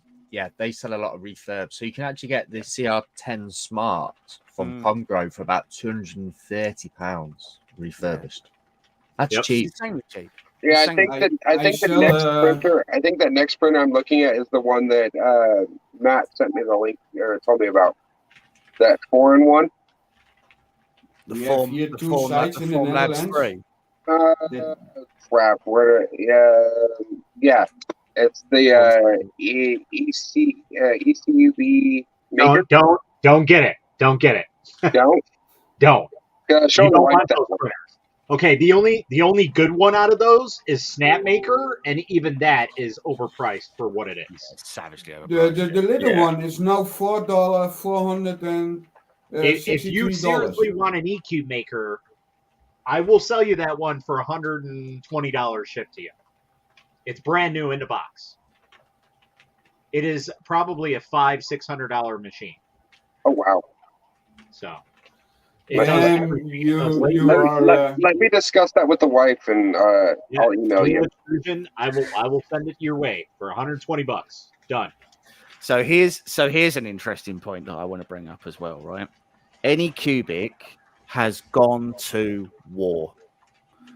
Anycubic's pricing at the moment is so aggressive that they are literally trying to shove everybody else out of the space where they feel that they. I noticed they're targeting Creality on their price points. Oh, Yes, they are. 100%. They've got 100%. targets on everyone. They have. Like these Yeah, to sell. I got the Mono X for £300, which is about $400, and it was $750 the week before. Yeah. Yep. That's with a their lot of M3 line machine. that's come out, with their M3 line, like I understand they've got a new product line, and at this point they are trying to sort of sell off a decent amount of their mono stock and their photon stock and things like that. But my God, so when resin printing first became like a domestic thing, pretty much your only choice at that time was the Anycubic Photon, right, Matt? That was the first one, right?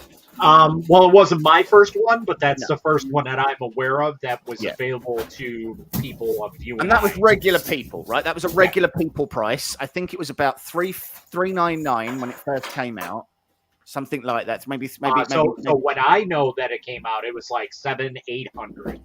Oh, okay. No, mine was Yeah. a bit cheaper than that. I think mine was about $400 when I bought. Yeah, mine. at that time, that'd be about $600 Elegoo was starting to come out onto the marketplace. Yeah. So the Photon was the first, like, much like the Ender was one of the real times that the FDM printing became like affordable to regular people. Yep. You know, the Photon was the first time that resin printing really became affordable, and Anycubic was the master in that space. Then Elegoo started to come in, and they stole a bit of their market share. And then there were other guys who came in and sort of ebbed away and chipped away and things like that. Formlabs came out with their line, and that was sort of the Ultimaker of resin and all this sort of stuff. But Anycubic's market share from a resin perspective has been eroded quite significantly by other players in what is now a very crowded small space. Once you start getting to the larger machines, there still aren't that many options that are actually really any different from each other, because a large portion of them are designed by the same company and then they're rebranded and whatever. With things like the M3, so if you wanted a large printer for quite a while, your only real choices were Peopoly. Formlabs brought out their 3 and their 3L. And then Frozen came along and started doing some of their slightly bigger machines. They brought out the Transform. And then they've obviously now brought out the giant Mega 8K. Mega 8K is like $2,000. Most of the Peopolys are like 3 or 4. And if That's not including shipping either. That's not including shipping or tax. Yeah. And then, like, you know, you've got like the Formlabs 3L, which is like £8,000-9,000 or something like that. But then you come to Anycubic bringing out the M3, and the M3 series is quite an impressive series. But the M3 Max is a 13.3-inch screen, and it's under £1,000. Yeah, and that's the big thing, isn't it? Getting it under that, and once you're under £1,000, you're into the prosumer consumer level, right? Where you got a 13.3-inch display. That's big as my tablet. Yeah. So even the entry level, the M3, is cheaper and than like a quality one for its size. It's a 4K. James is getting salty in the comments about his M3 Max. But that's it, though, isn't it? Like you said, they've brought in three levels. Yeah, and like the entry is bigger and better than the quality ones. Yeah, you know, like you've got Foxy Lab. They're getting cheaper. Their machines are getting cheaper, and Flash Forge are different. But Anycubic have really, and especially with the Cobra. Yeah, they've gone. Yeah, they've brought out a lot of printers at the same time. A lot of machines in the resin space. They have become so aggressive. I think they're loss leaders now on their mono stock. So on their mono stock, on those mono X's, I think they're just trying to make warehouse space so they can stock M3s. Like, I don't see how anybody is making any money selling a mono X for like £300. Like, I don't see how anyone's making money on that. I get a mono X. I haven't got a mono X yet, but Carl's got one. I've got an M3 Max. Well, you've got the mono X 4K, haven't you, Matt? Yeah. Yeah, and sorry, no, it's mono 4K I have. Sorry. Yeah, but that mono X for £300 is an absolute bargain, and I'll tell you what, it prints really nice for an 8.9-inch machine. There is nothing you are going to be able to find on the market that's going to touch it. And even if you double the price, I mean, Matt, feel free to correct me, but for double the price, $600, or sorry, $800, wouldn't it? $800, an 8.9-inch machine that is demonstrably better than the Mono X. The only thing I can think of is the Mono X 6K, and that's only about $450. So Yeah, it's like it's a different. that's not that much It's cheaper. got a different screen, Yeah. and that's it. But Yep. I wouldn't buy the mono, the 6K one, because they're having trouble of supply for the screens. Oh well, that's So- pretty much anything new. I was going to say everyone's having issues with, like, if I get the M3 Max and break the screen, and I will, I will struggle to get a replacement screen for that. I know someone's having problems with their Mono 6K with transparent resin. Right. They can't get their settings dialed in. They can't tune it in. So I've sent them over the ones I did on the blue. So Right, hopefully that yeah. helped. But like I'm at 60% UV. That's progress. That's extending the life of that UV screen. So it's one way. That is one way to actually increase the lifespan of your screen. If you bring down, if you're not running it at 100% all the time, then it can really help with increasing your screen. Yeah. Is that Mario? He's really proud of that lithophane, isn't he? Yeah. Matt's a big Lithophane fan. Granted, I do love Mario and stuff like that, but damn, that had to take forever. No, took me a day to print all of it. With all my Resident- machines, no. Oh, it's FDM, is it? So Yeah. one of the things. Yeah, about whenever he Mono prints X- in resin, he breaks things. So what I've noticed with the Mono X is it's more. You get more things for your bucks. Like I'm able to adjust exposure times and everything like that on the touchscreen while it's printing. I couldn't do that on my Mono SE. Just having those little controls. Like Matt, I sent you the frozen test and you said go 2.1. Yep. I just started to print. It lit to 2.1. I didn't have to reslice. I didn't have to cancel it, and it came out perfect. Yep. Because apparently my Harlot 1 Plus is on its way, so we shall see. I'll be honest. I think it's a big pile of shit. And is it going to be another one like with the software? It needs to be done. So I probably had 2 successful prints out of 20 on it so far. So, and it's not a resin issue. I swapped resins. I've changed different slicers. Tried that. I tried online printing. Wasn't that? Yeah, it's got a failure on it right now. Like, Hasn't John got one as well in your group? yeah, I believe so. And I asked him about it, and he like gave me a weird answer, so I don't know if he misunderstood the question or what. But John lives, 20 minutes from me, so he's been to my place. But I'll know right away, like if it's a file issue, because I sliced it on the Sonic Mini right now. Yeah. And if it works, then I know there's something up with this machine, and I need to take a look at it further. So Yeah. I have to take a look at it. But yeah, right now its failure rate is the highest I've ever had with a printer in a short amount of time. Because I got an email about 2 weeks ago saying that there's a delay on the Plus being sent out because it's still being worked on or something's being done. Yep. So I'm guessing you've unfortunately ended up with a pre-release. Yeah, and that's a good possibility because I had Ben reach out to me and he's like, "Hey, how's it going with the One Plus?" And I'm like, "So far it's okay." But at that time, I was having like intermittent issues that I thought was maybe just me not getting to know the online system because that's what I was trying to print. Yeah. And so I'm like, oh, maybe it's just me and not getting the slicer online. But ever since then, it's just like I said, I swapped up this and that, and it's still nothing's coming out of it. So because Mopbot got a James, Harlot I'm just 1. waiting for you to take that and smash it against the counter and see just to try to get it out there. Because Modbot got a Harlot 1 sent to him a while ago, and he did a review, and he said it was dog shite. And A regular one.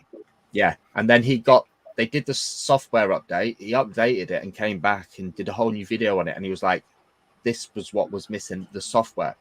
See, And he says it prints perfectly now. And that's the other thing. I've had 2 updates since I've had this, so that can't be it because No. obviously they're going through things. So I don't know where the disconnect is. Like it's printing stuff, but it's not printing the way that it is, and it's not a USB drive because I use SanDisk for all my stuff, and none of those fail ever.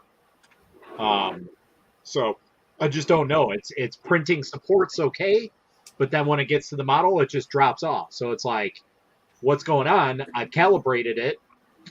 I know what it needs to do, and even if I step it up, because the Hellet 1 it's pretty much the same thing as a Hellet 1. Same internals, just a bigger screen, bigger build volume. So on Monocure's website for this resin, the glow in the dark, it says 2.2 and 25 for the bottom. Okay, so I set it at that, failed. All right. And so I was like, all right, let's bump it up for the next one. And then also let's bump up the supports to heavy supports. I've never had a failure on heavy supports ever. And so I printed it with that. I even added some extra supports just to make sure. And it still failed even at 2.5 exposure. So I'm like, is that the one we just did? Or that you just did? yeah. So it's failed right now on a printer. I haven't cleaned it off yet. But I just sliced it on there. I don't remember if it's at 2.2 or 2.5. It's at 2.5. So I did overexpose it because this essentially has the same setup as the Hellet series, like the internals and everything. But it's probably a little bit better. But I have a feeling that that's the case because I also had failures with my Hellet Light, which is essentially a cheaper version of the Hellet Sky. And the Hellet Sky is an amazing machine, and there's reasons for that. It's essentially a dental machine that they brought to the consumer market, didn't sell very well because it was too much money. Creality saw that, and they were like, all right, what can we change? So they changed like the Z-Rod, the linear rails. They changed like essentially anything that they could basically cheapen out, they did, and then they made the Hellet Light, which was around $600, which is still kind of expensive. And I haven't had a print on that either. So, I don't know. It's like they nerfed the systems and now they just don't work. Yeah. I don't know. When are you starting the train from Back to the Future, Jones? Well, Because I had a look at that file and I didn't realize how small the parts were because I was the good news is that I'm blowing it up in scale because, and I want to be clear about this, I hate myself. So I've blown it up to 150% scale, which I've blown it up to 150% scale. So it'll be about just over 1.2 meters long. Wow. Which I'm not that happy about. The issue I'm having right now, apart from trying to get something off that build plate, is with the Opus, I am struggling with support settings and I'm struggling with third-party resin. If I use their resin, then the supports still seem really heavy, even when I use their light settings. But if I'm using third-party resin, much like with Matt, my supports print, but then they're not attached to the print. So I have tried putting supports on in Tutubox and then bringing that over. That didn't work. I tried doing that with Lychee as well. That also didn't work. And whenever I use their settings, the supports are just welded to the model, and I can't get them off. The model that I'm trying to do has a really complex geometry. So it's like a dome that has a spring that goes round the outside that then has like a horn that sits on the top. So it's a real, yes, I'm aware that looked like. Oh, was that from last week? It was. Yeah. So I'm still trying to get that to print. Now, as I said, it's a really complex geometry. Yes. It's not something that really most machines would probably be able to print well. I'm going to actually have a try at fixing it, at doing it on my VoxLab, to see whether or not, because it will fit on, to see whether or not I can support it in Cheetu, because my Cheetu box supports are normally pretty good. Even the auto supports are pretty good. So I'm gonna have a play about, see if I can get it to print on the VoxLab, and then go from there, and just see if I can get some more normal stuff to print. I've had like these things. So these are some of the lanterns. Yeah. And these have come out really, really nice and clean. Well, I looked at some of the parts. I put them on my slicer, and I was like, they're not going on. Yeah. You know, they're not appearing on my slicer. And then I realised how small they were. One Back to the Future? Yeah, the tray. All right. So when you scale up, just make sure you're scaling everything up properly. Yes. Yeah. So the reason why I went for 150 was because this is the base that it goes on, which I'm having to do in FDM. Wow. And this is half of the base. There's another two of these to be done. That will go to Are you going to make it have lights and sounds as well, or are you just going to... Yeah, so the one that I'm doing is off of Colts 3D, and it doesn't only have lights and sound, it also actually has a vape that's in it that automatically puffs smoke out. Nice. That's Which awesome. I'm going to do in some sort of self-righteous cupcake flavour. Well, I got some vapes here that you could have. It saves you buying one. I got a few spare line ones. I say there's a specific one. I think there's a You got some specific extra juice flutes there, do you? It's like an E pen, but it's a specific size of one Right. that Okay. needs to fit inside of it. So I don't know that I can. I don't know. And again, it's actually got servos that press it and stuff like that. And Oh, it's going to go wrong. I hate My servos. favorite flavor right here. custard cloud. Oh, coastal cloud. Coastal Cloud is strawberry pineapple coconut. That's the worst thing anyone's ever said to me. It's what? It's strawberry pineapple coconut. Uh-huh. Sounds Just like a like woman's drink. different cultures, you just all smashing together. Tastes delicious. Just I use one called Heisenberg, and it's like got like an aniseed taste to it. Oh, right. Yeah. Okay. Just The other one I found that it literally tastes amazing. It's peach tea, and Right. it tastes like a Snapple. see, I don't vape. But I mean, tea with be you, like- is different than here. You'd be less angry if you did, James. You know. I find that very hard to believe. I feel like I'd break one of those. I'm an angry person most of the time anyway. So instead of trying to find, like the miniature, vape pens, why don't you do a drip mod? So that way there you can do a custom setup and make it as big or as, your own design. The only reason I wouldn't want to vape is that there has been so many times where I have rounded a corner thinking, oh, there's a delicious bakery around here, only to find some arrogant man who has confused wearing a funky hat with having a personality of surrounding himself in this self-righteous cloud of cupcake smoke that I now can't go and buy any cupcakes because he has fought. He's and my stomach's now like, oh, we do need cupcakes though. So now I've got to stop doing whatever I'm doing and go and find a bakery that sells cupcakes. Don't And he worry, did that. James. That's There his will fault. be plenty of cupcakes on the wedding. I did that the other day because somebody I walked outside and it literally smelled like freaking maple bacon donuts. Yeah. Well. And then I'm they're like- like, oh, I wonder if someone's going by with some maple bacon. And then you go, oh no, it's just that guy. And Yeah, it's like, no, it was just literally the guy next door hitting his vapor. And I'm like, dude, where did you get that? 2 secs. I require it. And he's like, "Oh, it's just up at the local vape shop," and I'm like, "Payday." Yeah. 'Cause I'm like, I'm down to like my last like maybe quarter bottle, and I don't get paid again until Thursday. Right. So you're going to get real But- twitchy. But well, the only problem is I went from about anywhere between a pack to a half a pack a day down to just strictly my vapor. Right. You guys want to know what Carl is saying? And then I went Let's from say a I want to buy a 0.6 milligram of nicotine down to 0.3, and now I'm going down to a 0. Right. Nice. So you are actually weaning yourself off of. Yeah, where I don't need it anymore. Yeah, I did find myself gotta be munching cheap. a lot more. Like you've got to actually be saving money, right? Off of, I mean, I know that in the US cigarettes aren't that expensive, whereas we've got a brutal tax over here. I was paying $100 every 2 weeks.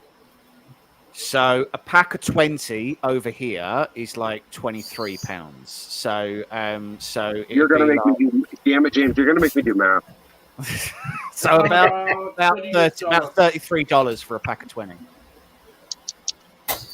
after tax and everything else. About $33.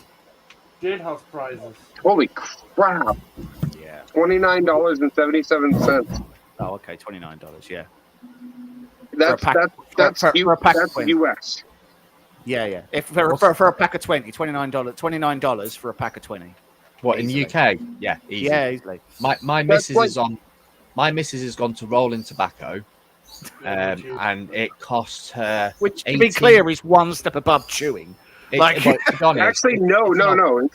Rolling your own is actually a little bit better than no. getting the pre-mix. Well, she went with the Rollies because they've stopped selling menthol cigarettes in the UK. Dude, they're doing that.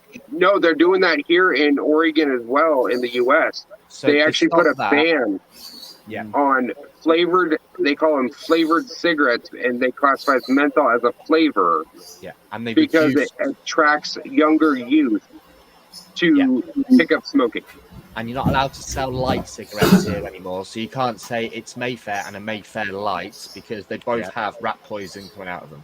Yeah.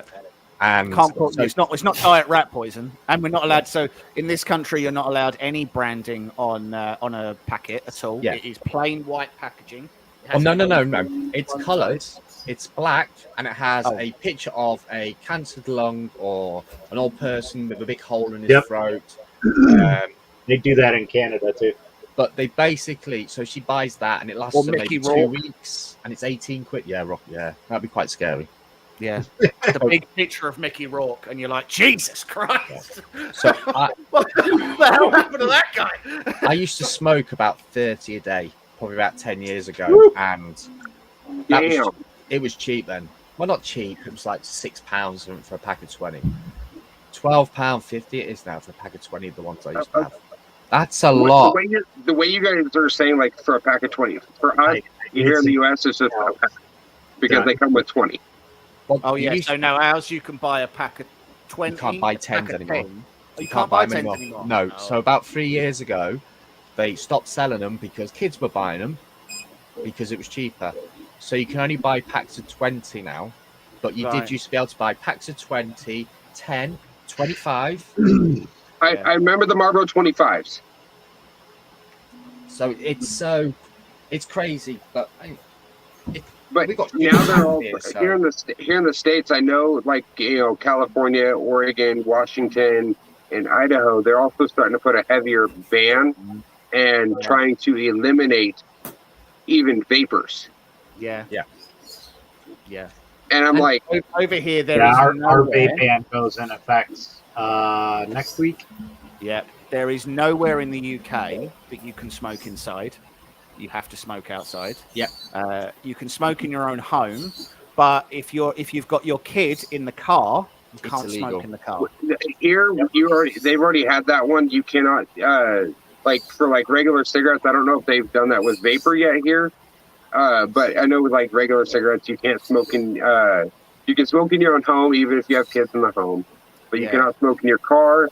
You're not allowed to smoke in bars or anything like that. With my What do you mean? vapor, So, I used to smoke, right? I used to work in kitchens. So when you were doing a 13, 14-hour shift, the only way you got a break was you went out for a cigarette. That was the only reason I smoked. And then when I joined the military, I stopped because I realised that I had the lung capacity of a toddler. So I stopped, and then I just never smoked again. It wasn't really a big deal. I wasn't smoking because I wanted to smoke. I was smoking because I just didn't want to smell like chip fat for 4 minutes. Yeah. It was that was all it was for. But I mean, that was, I'd been smoking at that point for probably 5 or 6 years, and then I gave it up, and then I didn't worry about going back. But it's difficult for me because at my core, I'm a libertarian, right? I don't think, providing I'm not doing anything to upset anybody else's life, everyone else should leave me alone.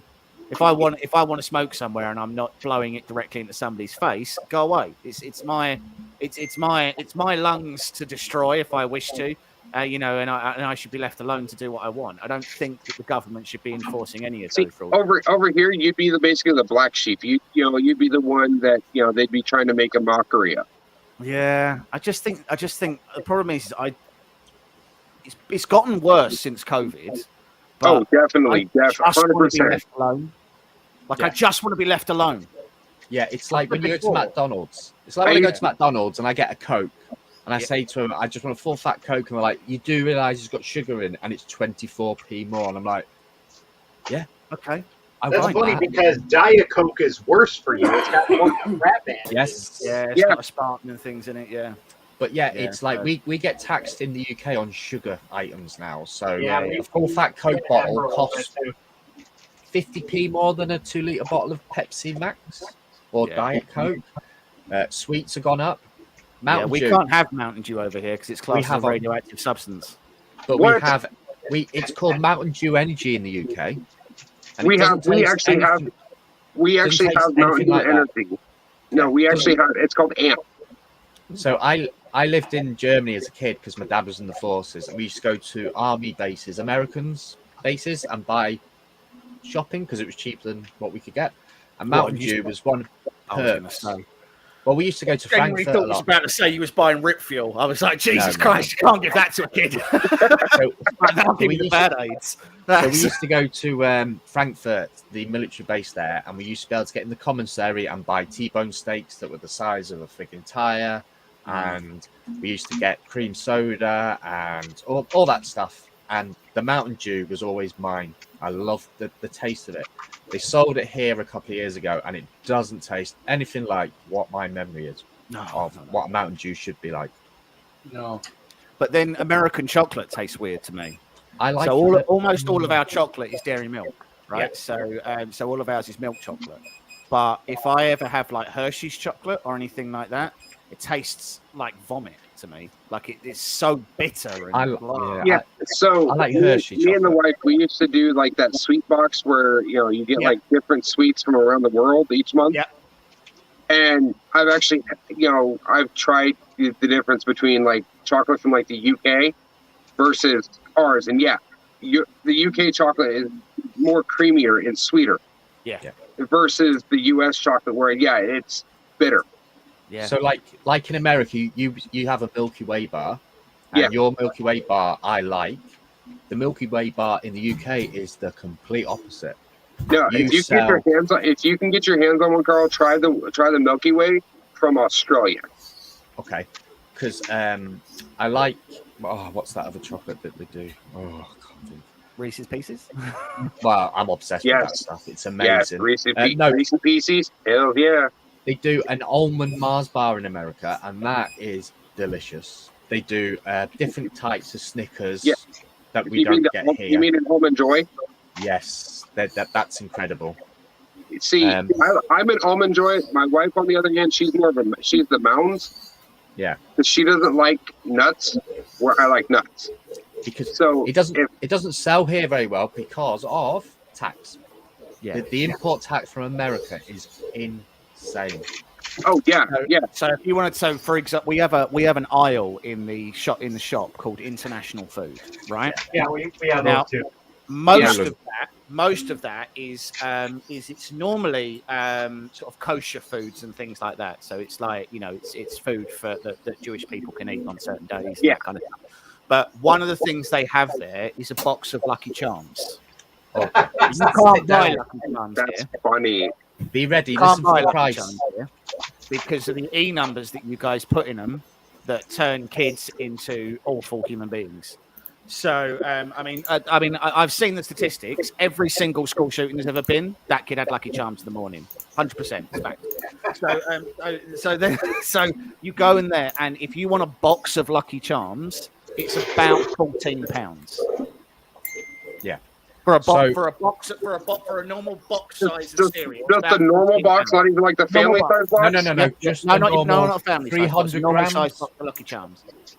So And that's about $18 for a box of Lucky Charms. That's So Pop-Tarts. insane. So in England, well, UK, we get chocolate, strawberry. And I think that's probably the basic Pop-Tart we get, which is Yeah. £2 for 8. You don't If get you the get- brown sugar. Well, we do. Oh, we do. Do we? £4.50. B&M sell them. Damn. You know, cookies and cream, the hot sundae, all them some more. Don't ever try if you ever want to. Don't ever try the birthday cake one. It tastes like garbage. Oh no, I like that. £4.50 Ew. though. Ew! $4.50 No, the for birthday So- cake one tastes nasty. No, I didn't know the sheer amount of Oreos that you guys make. Oh my Oh, god! Yes. Like we Yeah. just have Oreos, and then every now and again they'll bring out the double stuffed Oreos. Oh, Everyone will be yes. like, "Oh my god, double stuffed Oreos!" That's got it. triple That's all stuffed. the Oreos we have, and you guys have got like apple and cider ones, and you've got Yeah. like blueberry and No, we have Yeah. triple stuffed. Triple Oh. stuffed. They're called Oreo Megas. yeah. We don't know. So they're doing Oreo cereal in Tesco's, Yep. and that is £6. Yeah, my daughter likes that one. No, if you ever get your chance to try a cereal, it's an older cereal. It's called Sugar Smacks. Yes, I like Right. that. I like the cinnamon one as well that you have in America. Cinnamon, is it square? Cinnamon Toast Crunch. Yes. Yes. That's nice. Ray, if you could bang that box directly into the microphone, that'd be great. Right? Oh my god! I'm not The even wearing microphone? headphones. No, it's fine. Yeah, if you could just bang it straight into the microphone for us, we'd be able to hear it slightly better than what you're doing now. It'd be really good. Thanks. You play the drums on it, man. So, like you were saying before, with the Snapple drinks that you can buy, they're Yeah. quite nice. But in Tesco's, they sell them at £3.50 a bottle. A little bottle, £3.50. So, So- you're talking about $6. Okay, Doorbell. Be back in a bit, guys. so I was gonna Okay. say, so your £3.50 basically would be like my $6, but see, I can go down to the mini mart and get one for $3.50. Yeah. Which would be what in £2.50. $2.80? Yeah. You were It's- close. It's like I since we literally left have Europe. It's I literally gone have a so I have the British pound Yeah. Converter sitting on my computer right now. It comes. So I'm like, Yeah. We're live streaming on YouTube right now. Just FYI. It comes in handy because I keep it up as well. Because obviously a lot of like Anycubic's always in dollars. Website. Yeah. Reality now and again is mostly you can't change it to pound, but it's just nuts. So I went to the Creality website and I was looking to see like what ones I could ship to my area. None. That's strange. Really? But then I switched it. Then I looked at the URL and it was in the CHZ URL.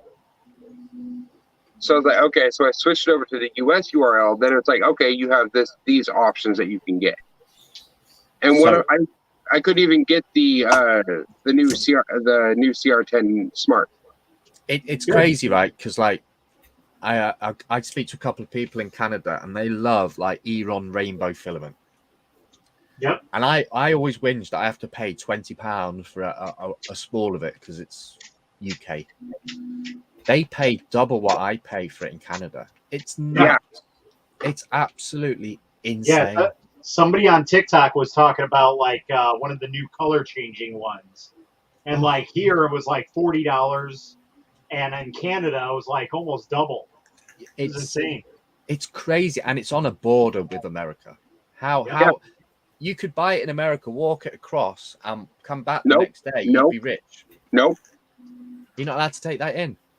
So there's certain things that they will stop you at the border, and they will check everything. And if it's anything on their list that is illegal, they will confiscate it from you. So what's classed as illegal though? I would have to look that one up. Would that be Mexican Coke? Because I really want to try that one day. No, Oh my god, they're so delicious, Carl. You I can't wait. dude. If I had the money, I would totally just like send you a case of it, because I can get a case of it for my old job. It's nuts, and it's like It is insanely sweet though. It is my favorite. well, I know, yeah, because you've mentioned it before, Matt, and I'm I, like, I have oh, a case so of them want that. upstairs. Would you like me to bring you that one? Oh. But it's just crazy, like, you know, the size of America, and it still makes my mind hurt that each like district or state or whatever has its own tax, and it has its own this, and it has its own that. So It's my sales crazy. tax is 8.9% on the dollar. Ours is 11. It just I know, but yeah, if you go to like Oregon or New Jersey or Matt, what was one of the other states that doesn't have sales tax? Minnesota doesn't have it on clothing. I know Yeah. that. But like Oregon, basically, so my mom lives in Oregon, and anything that I order online, if it's a high dollar value item, I don't want to pay tax on. I send it to my mom's. I know America's huge, but like in the UK, if they change the price of something with tax, Matt is paying the same price as me because he's 2 hours away, and James is 4.5 hours away from me, and he will pay the same. I'm 15 minutes away from Oregon border. Yeah. And my sister's in Kansas at the moment. She's been there a couple of years, and she's moving back to Germany soon with the British Army. And they were saying that they go across the border, and you're not allowed to buy alcohol. Yep. And I'm like, it's 2022, and that is still a thing. There's a lot of there's a lot of states or even just counties inside of a state that That are dry. are dry counties. You can't buy alcohol, you can't buy tobacco, and it's or even like our Indian reservations. Yeah. So the one my mom works at, they just recently got there, just at the casino itself, they're now able to sell alcohol on the floor. But yet their whole reservation is a dry except for at the casino. Yeah. So they have to go into town. I'm to go not get allowed their to grow cannabis. That was an oddball one. Why are you going to grow some on it, Matt? No. It's I mean, nuts, Indian. 'cause, like, That's what I heard. That a lot of Indian reservations they're allowed to grow cannabis, and they're No, also supplying no. Because it is not federally legal here. so there's a little town called Chester, which is about an hour away from me, and that's like had loads of. It was actually a mainstay for the Romans, you know, all them many years ago. And there's some laws that are still in existence from then. So a Welshman and a Scotsman is not allowed to walk around Chester at night with their sheep. Oh, That's still in the laws. Hey, Carl. So if you can you grab that link out of the YouTube chat and throw that up in your browser? 2 seconds. So I'm not allowed to. Well, I'm German, so I'm allowed to walk around. You shouldn't be in this country, you. Me? Yeah. Yeah, you shouldn't be either. This filament right here that I just put up there. This is my favorite color changing filament. It's purple, blue, and pink. Sounds like bruising. And what's funny is it's actually from CC3D. Hold on, let these adverts finish.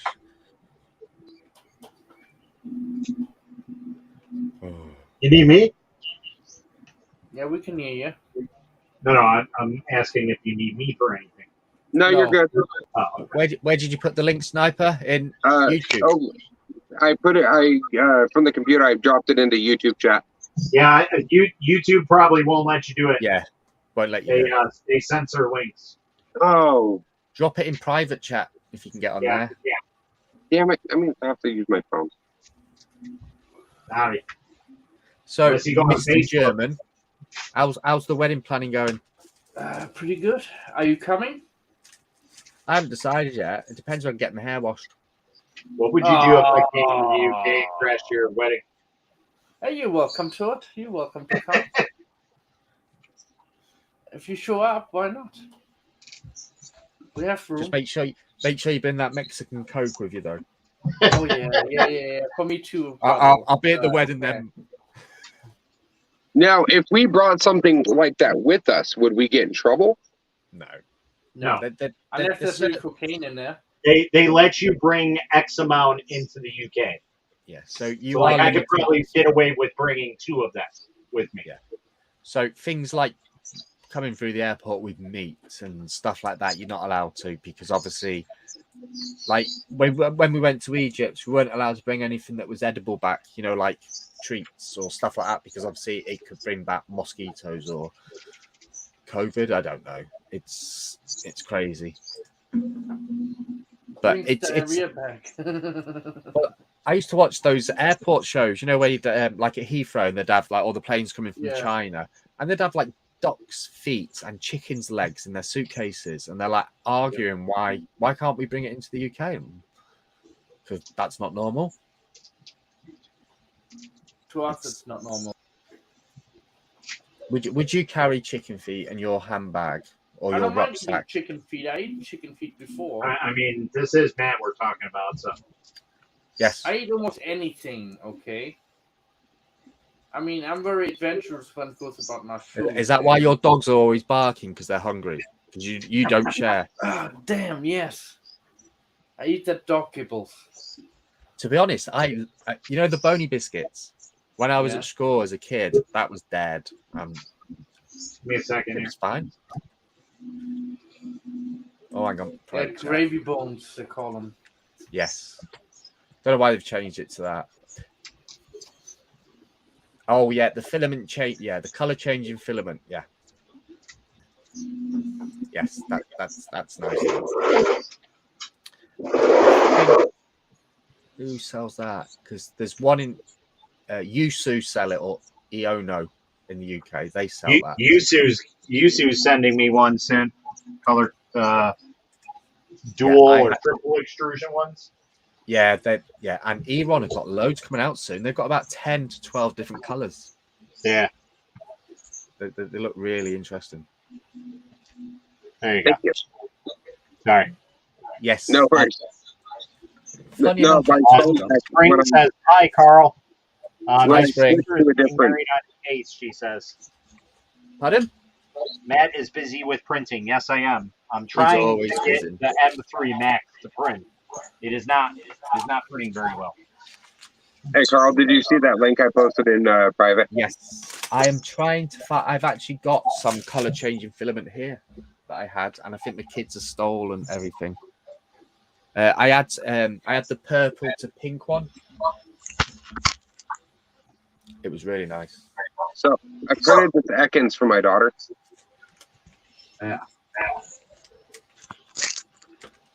It's I had, the purple to pink one. So I printed this Ekans for my daughter. It prints Somebody really have nice a as bag well, of actually. Yep. Yes, the Viper is very good. Yeah, the Viper print really nice. Out of box again. Absolutely. Yeah, That's why I still have my Viper out. It this prints. printer was returned from the company what I work for. Yeah. And the man said, "Yeah, it's gonna print nothing." I put it in together and print normally how it must be. Oh, I hate that. And I see a lot of stuff on this printer what the Ender S1 also have.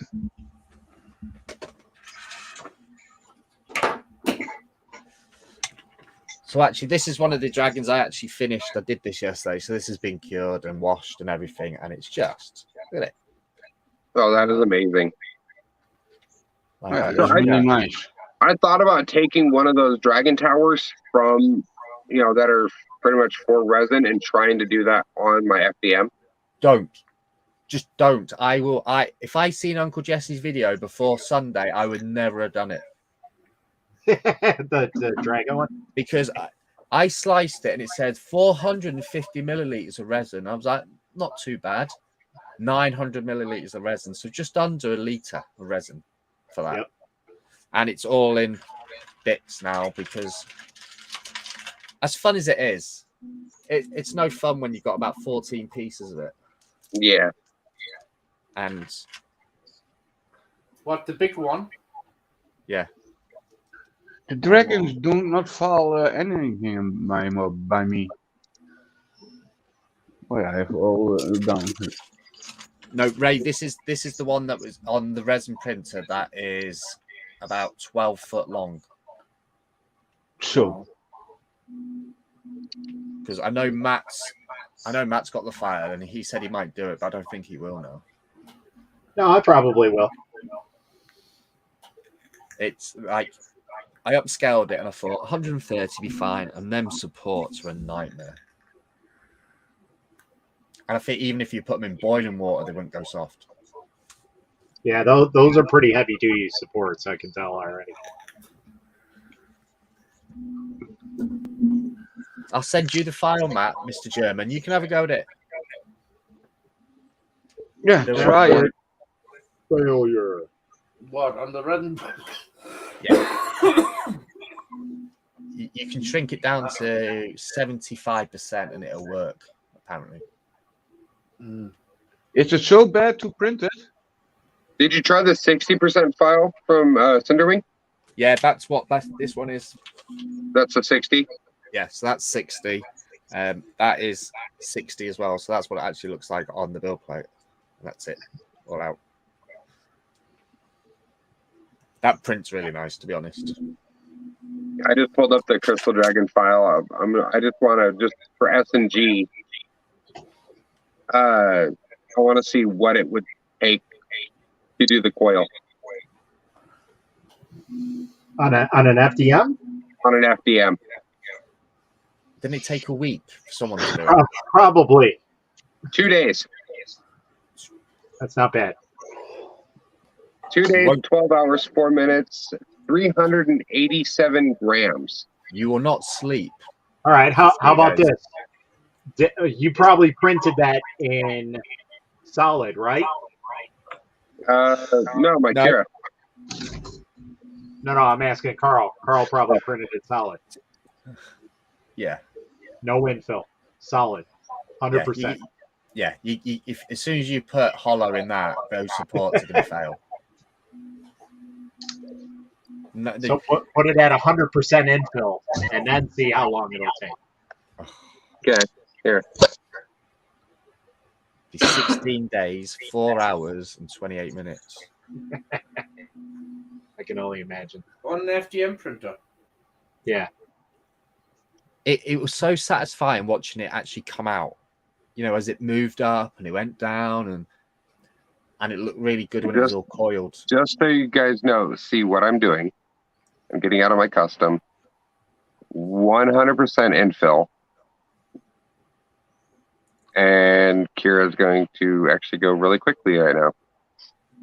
It's probably going to crash. Kira's going to No. cry. It's loading my RAM like crazy, though.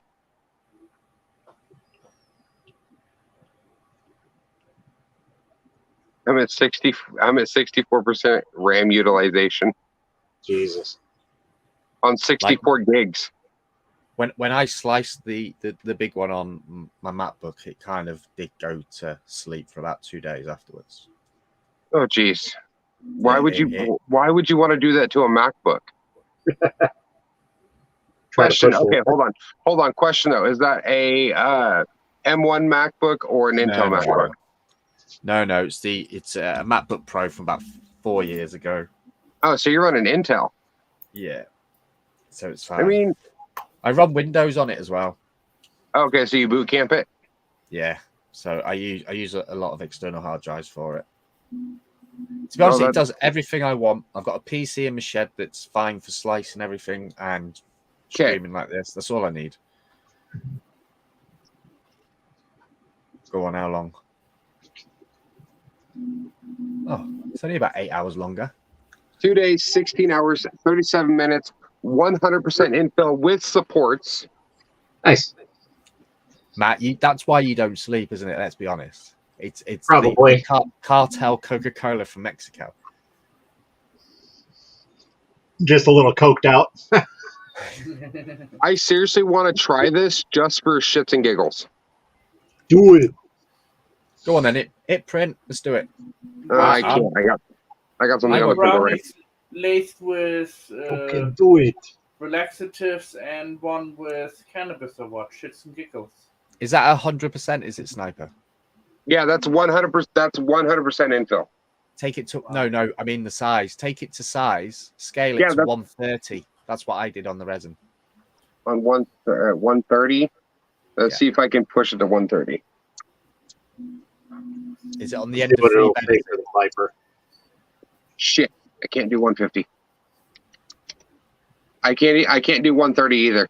It maxes out. What? Is it on the end of three? Hold on, I was in preview, not. I was about to say my resin's only 192 wide.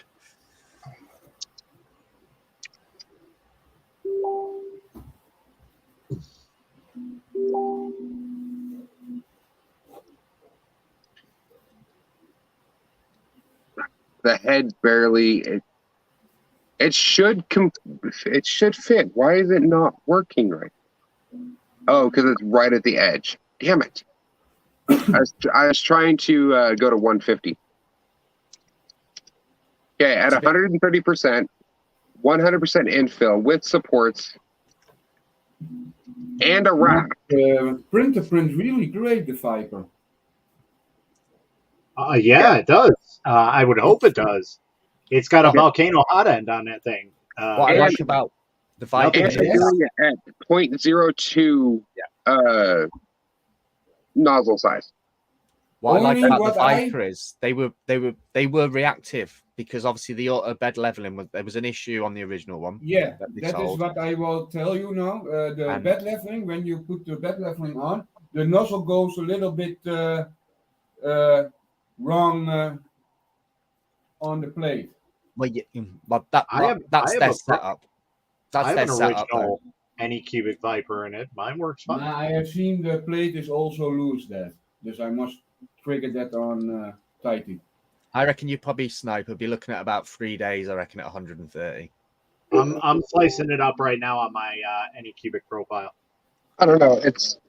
It lagged out my computer for a second. This is So. the profile from the N3S1, what I now print on the Viper.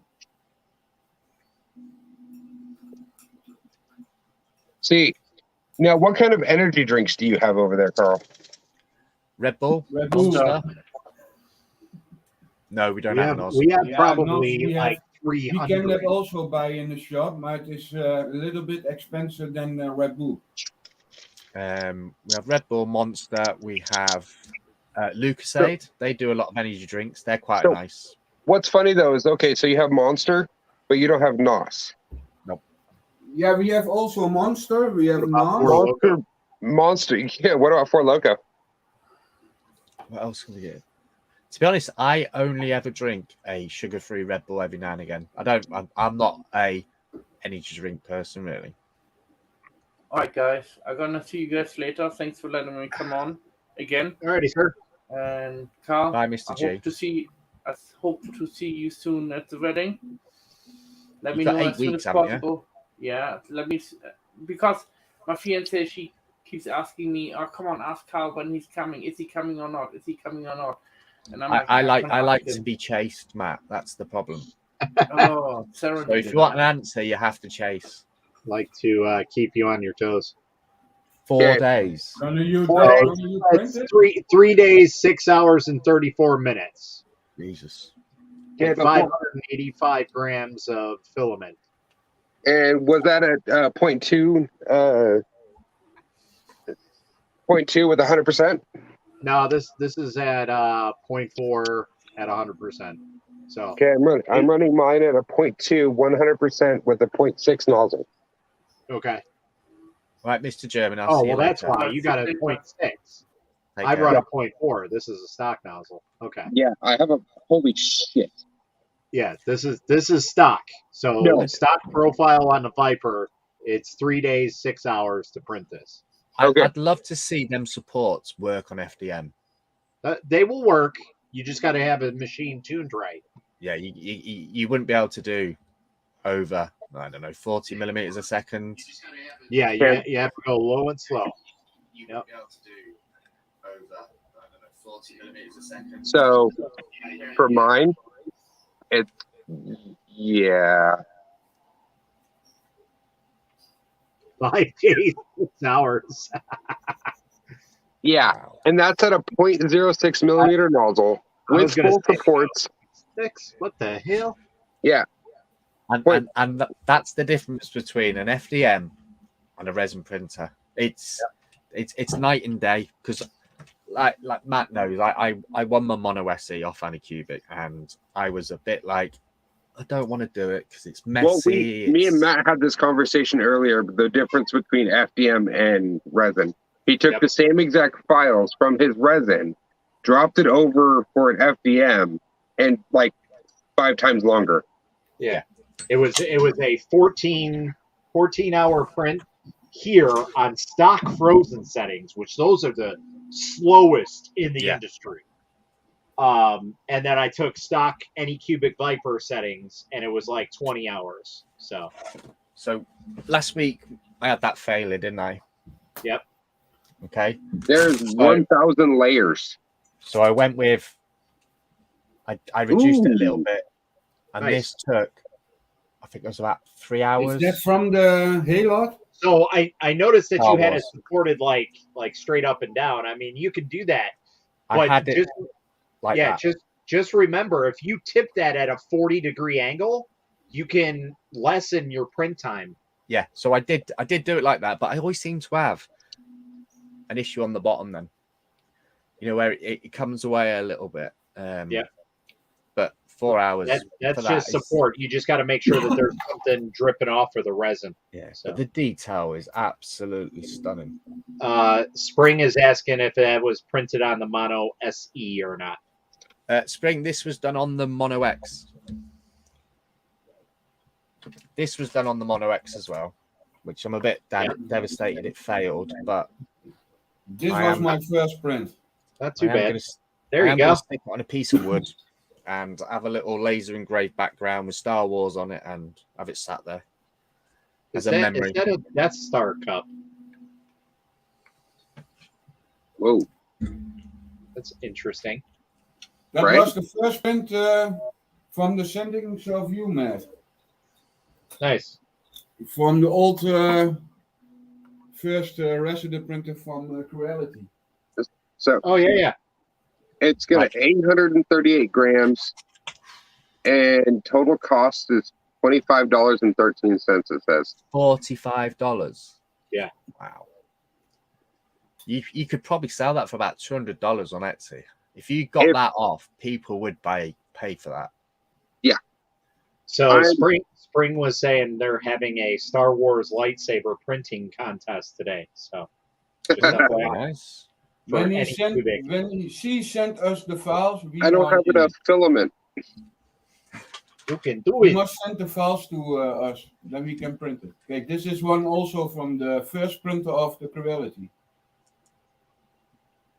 Yeah, Nice. it's night and day between FDM and resin. It really is. Because people always say, well, the process for cleaning up is time consuming, and it is. But the more you do it, the quicker and the more efficient you become. Like I left my resin tip like that last night because it finished. I don't need to touch it. It drips off. I come in now and scrape it off and stick it in my little box of alcohol, stick it in the wash, dry it off for an hour, stick it in there, and it's done. Well, and me and Matt were having that conversation earlier about, like the pros and cons basically of either FDM or resin. Yep. FDM is to make sometimes more user friendly. Yeah, but that's true. resin, you get better print quality, it's faster times, but there is more into setup and resources Okay. that you're putting into. What I found with resin is if you have a failure, it can be exceedingly expensive because you can damage your screen. And even the Mono SE screen, which is 2K and it's just under, I don't know, about 5 inches, something like that. Yeah. It's $100 US. $100 US to replace the screen. If you did that on an FDM printer and your print failed, you've just wasted money on filament and electricity. Yep. But I actually have more fun watching a resin print at work, actually. Having a nice transparent resin, I'm just watching those UV lights underneath just come up and light up your print. It's really nice. Ray Spring was asking which one that was. I think the gold one she was asking. The gold one is printing from the Halo Live. No, what was the print? What's the file? The file is on Thingiverse. I think in my profile I have put it in it on the page. I can see it. Wait a minute. Is Spring on your groups live, Matt? Or is she She's on my page. Your purse. Yeah. Yeah. That's the one thing I hate when I stream is like if I stream to my personal page, I can't see anybody's chat in here. So yeah, it's like I gotta reiterate it. The comments come up and I'm like, right, that's YouTube, that's Twitch, that's Facebook. Right. Like it shows Facebook groups, but that's it. If this was done with resin, it probably would have just shattered. No, because it fell off the top of my desk, landed under my chair, and then I rolled over it. That's resin. No special additives or anything. Should we do a drop test? So I've dropped this countless times. This is an ABS light resin. Right. Okay, but what's the difference though? Because due to the fact that, okay, like I said though, I also just ran it over with my chair. So I've only broke one bit off because I launched this everywhere and it's strong. Like, yeah. So this is printed in frozen ivory 4K, which is super brittle. It's probably just as brittle as water washable resin. That's pretty though. Yeah. Should we drop? As it just burst. I expect it to because this is really brittle stuff. But no. Did you print the Shinron as well? I've not yet. The Shinron file that I have, I actually got it off Thingiverse. Really? Yeah, I can get you the number. Yeah. Yeah, send it on over. Or just type it in chat, whatever. Yeah. That'll definitely come through. I changed my profile details to, instead of a 0.2, I changed it to a 0.32. So a little bit less detail. It took 2 days away from it. Wow. Okay. So back to 3 days, 12 hours, and it dropped the layers from 1000 max down to 626. So here's the other thing with that. I can go up on detail as well. So all the stuff that you have ever seen me post or put up here that is resin printed is on stock profile setting. So it basically is at 0.5 millimeters. So, or microns, whatever you want to call it. I can go down to 0.3 on some of these printers and even on some of them 0.1. So like insane detail, but it also takes the print time like triple. Yeah, but I can still probably get it under an FDM print for sure, depending on what it is. I think my SE goes down to 0.1. Some of them do, some of them don't. But that level of detail is insane. Yeah. So like I just told, is insane already. So Matt, I don't know if you're monitoring 3D Nerds or not. I just told Pennywise, I was like, hey, if he's having issues with his printer and stuff like that. I told him, I was like, come over to the YouTube channel. We're all live right now. ask your question over there as well, and we may be able to help you and get better results to where he can actually show what's going on instead of just the photo. Right. This guy also blows up my chat like no other. Like, for reals. Yeah, there's some people that are like that. And yeah. He's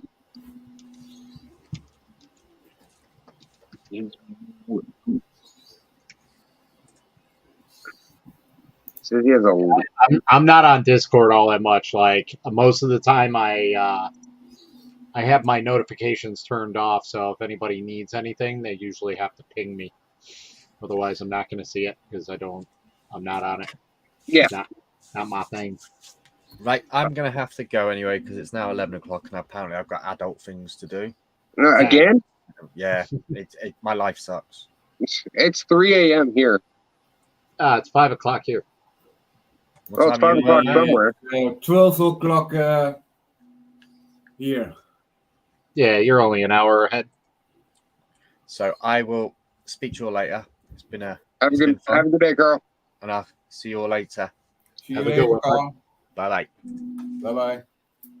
Purple, blue to pink color change. Yes.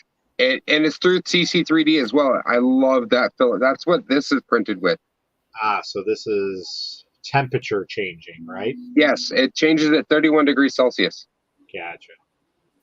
So I'll throw this. I'm going to throw it right here on the end of my bed.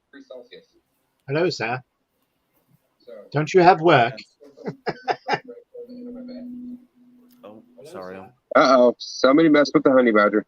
Yeah, sorry. I'm playing about in the background. Hello. Sup, James? I was saying, don't you have work? Yeah, do you know I'll that come to for your work? house and ask you loads I of have my personal work questions. done today. That's all right. I decided to take another job offer, and I accepted it the other day. So I'm tempted to go into work today or not. So Well, you've got to go in, take a shit in everybody's drawers. Right?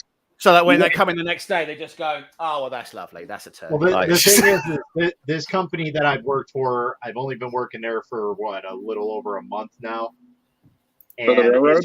It's a shit show. Like it's contracting to the railroad, so it's not technically working for a railroad. It's doing their bidding, basically.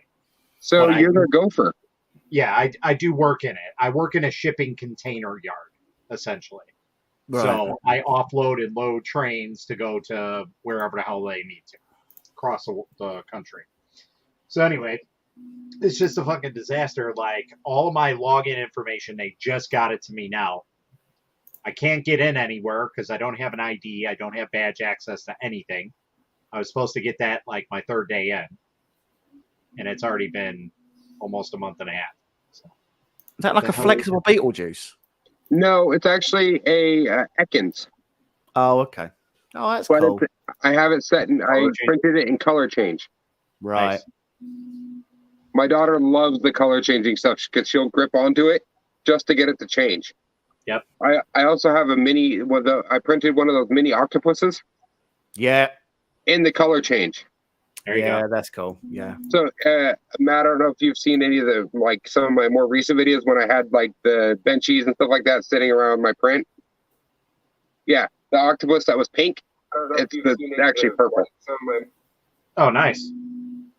Yeah, it prints. It looks purple and purple blue, and then as soon as you start printing, it prints out pink. Oh, so it literally has. Oh, of course, because Yeah, cold. it's Yeah, temperature change. Yeah, I like. That's good.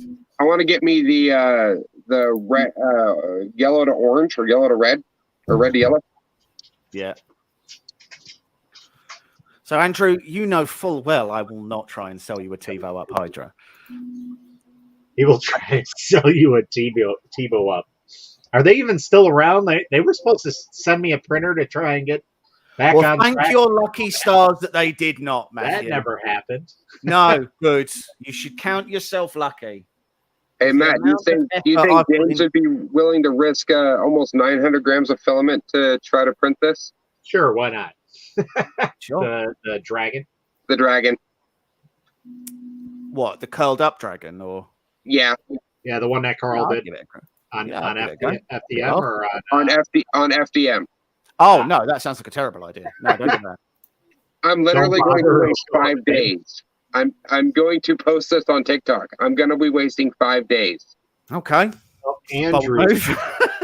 Andrew, since you're on here, I'm almost going to guarantee it that I'm going to. I gotta find your print that you did for me.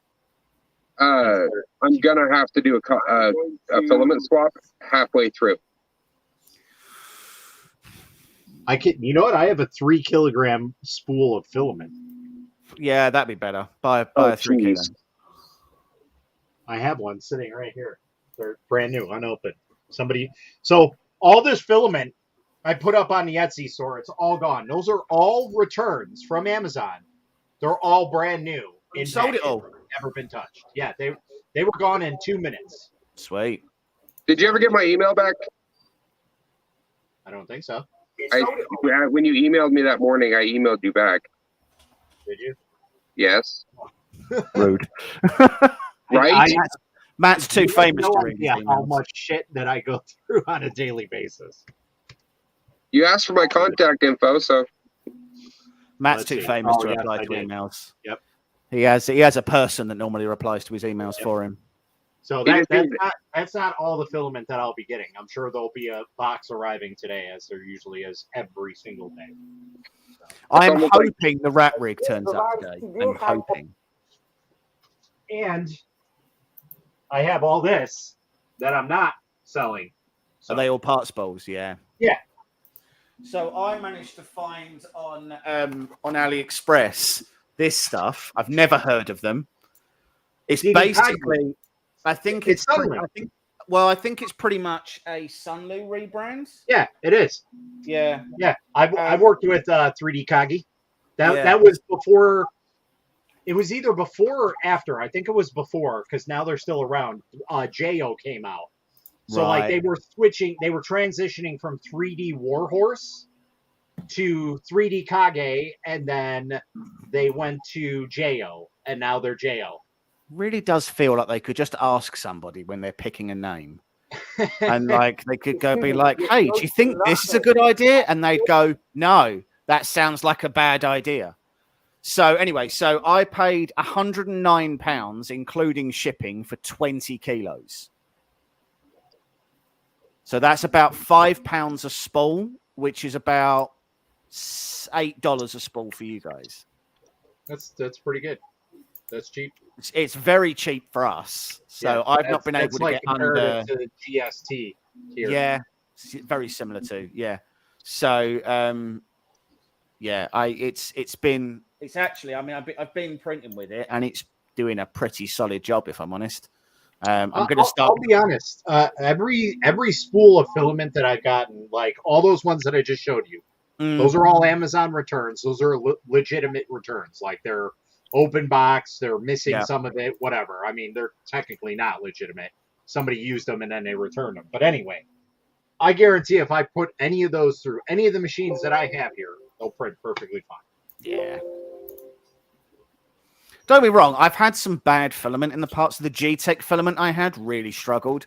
It had loads of impurities in it, and it just delaminated. It almost behaved like PLA Plus, but it wasn't. And you had to print it at like 235 to get it to get through the nozzle properly. And then even then, it just wasn't. It wasn't coming out nice. It was loads of. It was like it had. It's like it had really. It's like it had particulates in it because it was literally. Is it nighttime there, Ray? No, I'm falling down. Oh. My PC is a little bit stuck. Oh, yeah, I was saying earlier, my PC is dying. So if anybody knows someone who wants to do a collaboration, then, reach out to Linus there. I was just gonna say. I literally was just thinking about that. Oh, I desperately need a new PC. Yeah, email get the LMG email address and email Colton. Worth a go. So What is the problem? Yeah, worth a go. But yeah, at the moment, like it's hanging on. But if I try and play games at the moment, it's blue screening. So, and I'm What's your temps on your GPU? So not that bad, if I'm honest. They're sort of when I'm gaming, they're normally sitting at around sort of 50, 56. Okay. So they're pretty good. I've got an AOI cooler on my CPU. I don't overclock. But check your temps. Damn it. Your thermal interface material. Yeah, I mean the problem is again it's so old at this point that it's that's the point. Check your thermal paste on your graphics card. You may have to repaste your card as well as your CPU. Yep. I'm sure I wrote down the other day what the error address was coming up. Yeah. And if I did, it's gone away. Yeah, I don't remember what it was. Okay. Well, anyway, yeah, it's not loving life at the moment. So I've got my fingers crossed that it's a power supply issue. What power supply do you have? I've got a Corsair 1000, but it's old. Okay, how old? Is it modular, semi-modular, or non-modular? It's fully modular. Okay. But So within the past 5 years. No, I think Er it's staat like, iemand bij de voordeur. Oh, ow. Ray, have you gone out? Right, are you on the metro? Wait, like, Right? I'm sure it's a Corsair. Yeah, it's a Corsair AX 1200. That's a really good power supply. But it's Those like, have, like- so it is like, it's got to be 6 years old at least, if not maybe a bit older. Don't those have like a 10-year warranty on those? Well, I thought so, but see, so this is the issue, right? So it started where if I had so I've got Cat 6 that runs from the house out to the summer house. Okay. And if I had my Cat 6 plugged in, the machine wouldn't even power on. You had to unplug that. Then if you have any of the USBs plugged in, and if you have the that's Ethernet. Motherboard. No, that's motherboard. It is, but that's straight motherboard. But the problem is that I have to find a new board. So I've got a Republic of Gamers board. Okay. B290, I think. No, a B2. Did you just say a B290? No, I think it's a Z2. Hold on, let me do my DX cut. Hold on. If it's a Z290, watch this. I think it's a Z290. Mine is a Z270X. Sorry, it's a gaming Z270. So I'd have to find a new board. Got it. Z270X. It's a gaming 7, mine, but yeah, 2-way SLI DDR4 motherboard. Yeah, that's it. Yeah. Yeah, I can get one from Gigabyte for about $500. The problem is it's like I don't really. Okay. Right now, I can actually buy a new one on eBay for like $100. But dude, okay, no. Instead of that, you're running DDR4, right? Yes, yeah. Okay, so why don't you just go to a B550 with a Ryzen 5 3600? So you can get a Ryzen 5 for. Okay, well, let me do the conversions here really quick. 3600X. The problem is, can he get it where he's at? That's why I'm. UK. Yeah. So, I mean, I can get a replacement board, a Z270X Gaming 7. I can get one for $180. So, okay. So I could get a replacement board. Yours would be cheaper for. Okay, so if you can get the 3600X. Here in the U.S., it's $175. I just transferred that over to pounds. About 150. No, 140. Oh, 140. Yeah, it's not bad. It's cheaper in the British pound than it is the U.S. Yeah, it is. Yeah. And then with the B550, because B550 you can still, you said you don't overclock. There's a B550 ROG Strix Gaming F Wi-Fi with Wi-Fi 6E for $209. I can't believe how expensive it still is Oh yeah, for a that motherboard. 6th Gen i7. Like, what the hell? Where you can get a newer, not the latest generation, but still within the last like couple of years, Mm. Ryzen. See, the reason. So here's the reason why I don't want to buy it. Why I don't want to buy a new processor and everything. The only reason is because I need a streaming machine, right? Yeah, And this is Ryzen can do fine. both. So yeah, but sorry. So what I mean is when I stream out in my garage. That's where I've got my studio set up, right? Yeah. So right now, what I have to have this machine in here because I need to use it when I'm working. Admittedly, not at the moment, but other times I do a job, and I need it for that. And what I have to do at the moment is I have to unplug it from here and then walk it down the garden and then put it in the garage and then plug it in so I can do all my streaming with OBS. And then when I'm done there, I have to bring it back and plug it all back in, and it's an arse-ache. So what I want to do is I want a new machine in here where I do all my primary slicing, where I do my editing and everything else. And then this machine would permanently sit out in the garage and it would just be my streaming build. Okay, so why not look into like a SFX form factor? So I have looked around. It's the same as yourself. It's a finance thing at the moment. Like if this machine literally dies, I'm screwed because I need to use this for my job, right? I have to have a PC so I can do my regular work. So I need to what I wanted to do was I was going to Andrew build. S says he has a spare board. He's got a spare X. What's the name? Or he's got a Ryzen 2700X. It needs one pin replace. I don't know how you replace a pin. Oh, those are super easy to do if you have a heat gun and a magnifying glass and really thin hands. Yeah. Watch Linus's video. Watch Linus's video when Luke replaced the pin. Super easy. So Andrew, it's an Intel. It's my board. My PC's an i7 6700K, which again at the time was good. And to be fair, it does a pretty decent job of everything that it's doing at the moment. Like it does a pretty decent job of like I can game. I've been playing Cyberpunk 2077 again. It does that at 2K. Like at high settings, it's Skylake is 1150 LGA 1151. So I was supposed to be working with a company, and they were going to send me a 12th gen processor, and they were going to send me a 30 series card. And I was like, that's fine. I'll do that, and then I can actually build the rest of the machine for less than $1,000, like easily.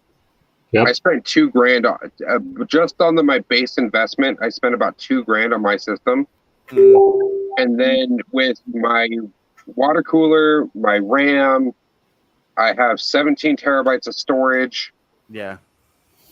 I mean, I'm actually once I get my studio and office built, then I'm actually going to be looking into a small, to medium-sized rack mount. Yeah. Because I want to go straight NAS. Yeah.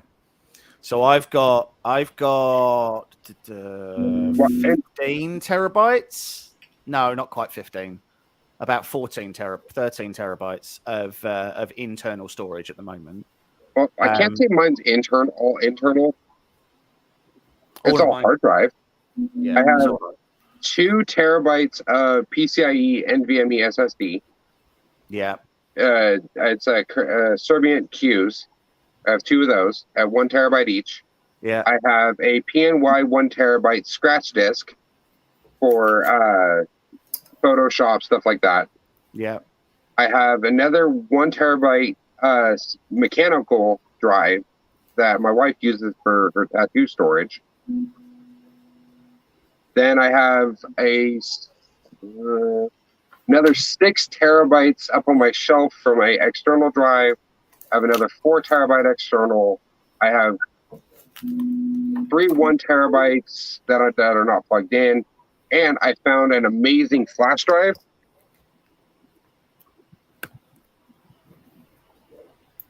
I don't know if you can see that. It's It's a 1 TB flash drive, which is legitimate. Nice. I keep that with my on the go, my OTG. Yeah. So that way there I can plug it directly into my phone and pull my footage. Right. Got ya. Because come on, if you don't have it like a DSLR that you're going to be shooting with, what's the best thing? The camera in your pocket. Yeah. So we actually, so I'll say this: the first lot of videos that we used to do on the channel when we first started out, we were filming everything on our phones, and I had a DSLR, and the content that I was getting off of the phone was way better than what I was getting. This is my Who's craptastic. constantly plugging things in? It's probably Ray. I was like, Yeah, that's right. I was gonna blame it on Matt, but I haven't seen him get up. Right. No, this is my craptastic streaming camera. Yeah. $80 on Amazon, and Yeah. it's blurry as shit. Yeah, so I've got in here I've got one of the Razer. Oh, you have the Kiro? Yeah, I've got the Kiro Pro. So it's like No, that's 1440p image quality, or the 1080p. well, it's full HD at 60 At FPS. Yeah, So, but the only reason I got it was because it's actually very good at like a variable focus, and it has a sort of a bit of face tracking and things. So it's the only reason I really got it. It was on sale, so I was like, Matt, I want to hear about your DSLR. I want to get me my DSLR. Man, it's only a Sony 9000 camera. Folks, only.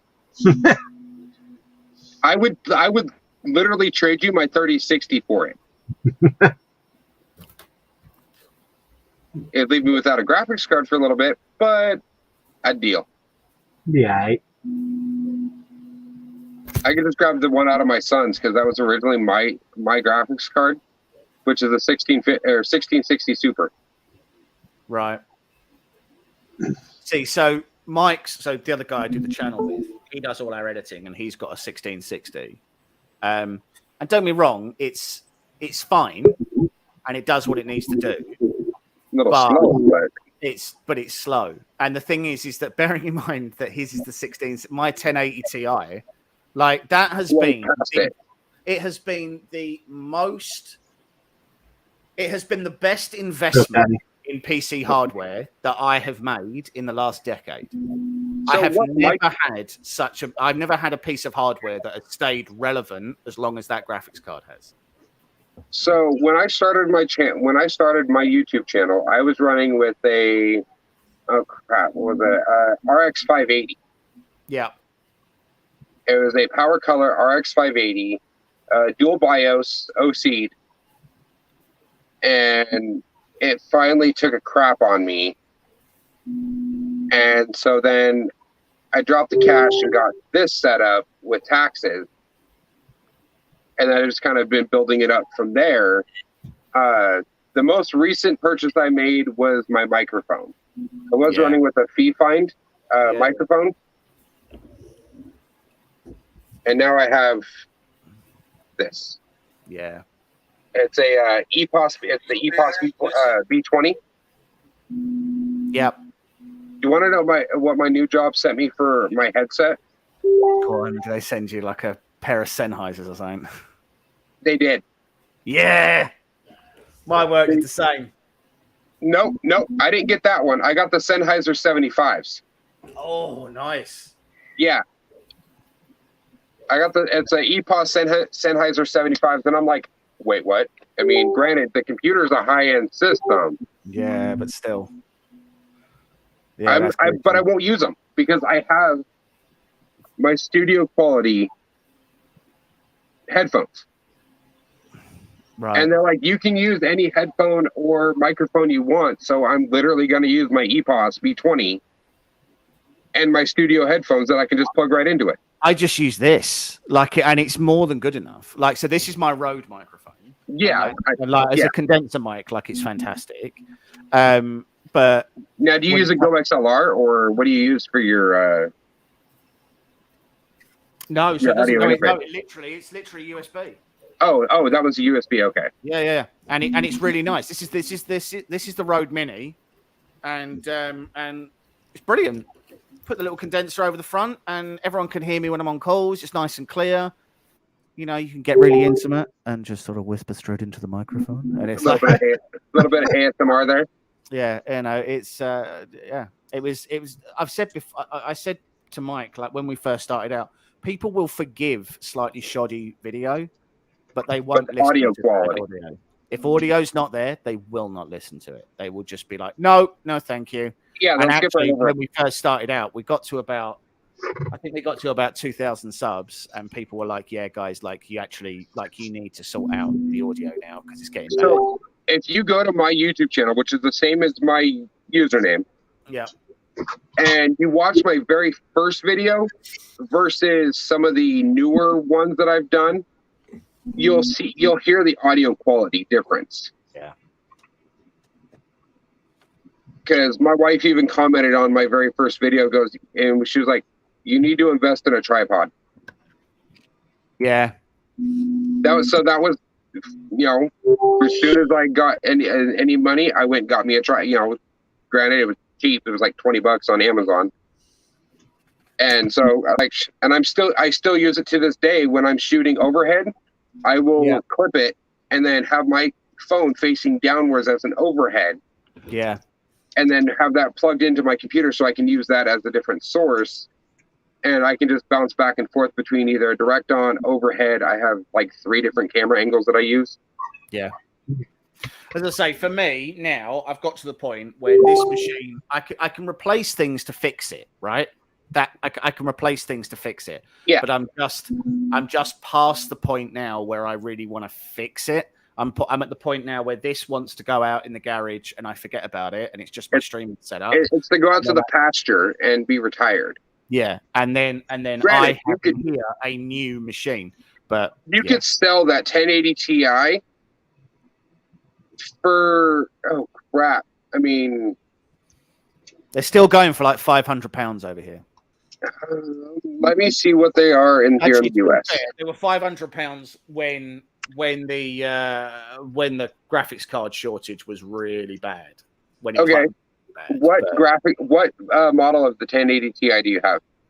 I'm pretty sure it's the 10, but give me 1 second. Is it the Asus? Is it the Gigabyte? Oh, EVGA? it's the Aorus. Okay, the Strix No, or the Gigabyte one? Okay, it's the Gigabyte one, I think. $598.99 here. Yeah. If you would have had the Strix, $800. Same with the EVGA. So to be clear, I think I paid about £700 for it, and I bought it like when it first came out. So I bought it like 4 or 5 years ago, and that, as I said, that has been the single best investment in PC hardware that I've ever made. I've never had anything that has stayed as relevant as that card has. Okay. Because even now, if I was to go and buy a 2080, if you could find one, but if I went and bought a 2080, the only thing I would really get is I'd get ray tracing. But Okay. frames wise, it's about a 3% increase. So to get why the not? 2080 over the 3080 Ti. Why not spend, if you can get it? Why not spend about $400 and get like a Zotac 3060 twin edge? Some people don't have that. Yeah. Well, So like if you were looking into buying, like getting all the parts for a new rig. yeah. So the thing over here at the moment is if you want a 30 series card, one of the only ways to get them even close to MSRP, because our prices at the moment are still 40% over MSRP. Yeah.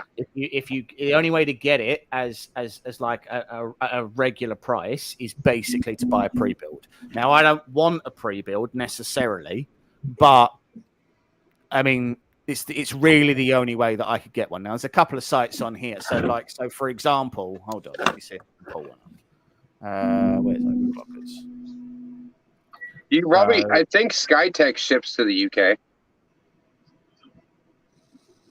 Where Where are we? They're out of California here in US. Right. That's actually my base version of this computer was from Skytech. Right. I did the Here we unboxing go. on my So channel. if I want a 38, no, that's a Ryzen 5. Here we go, Okay. Rocket Lake.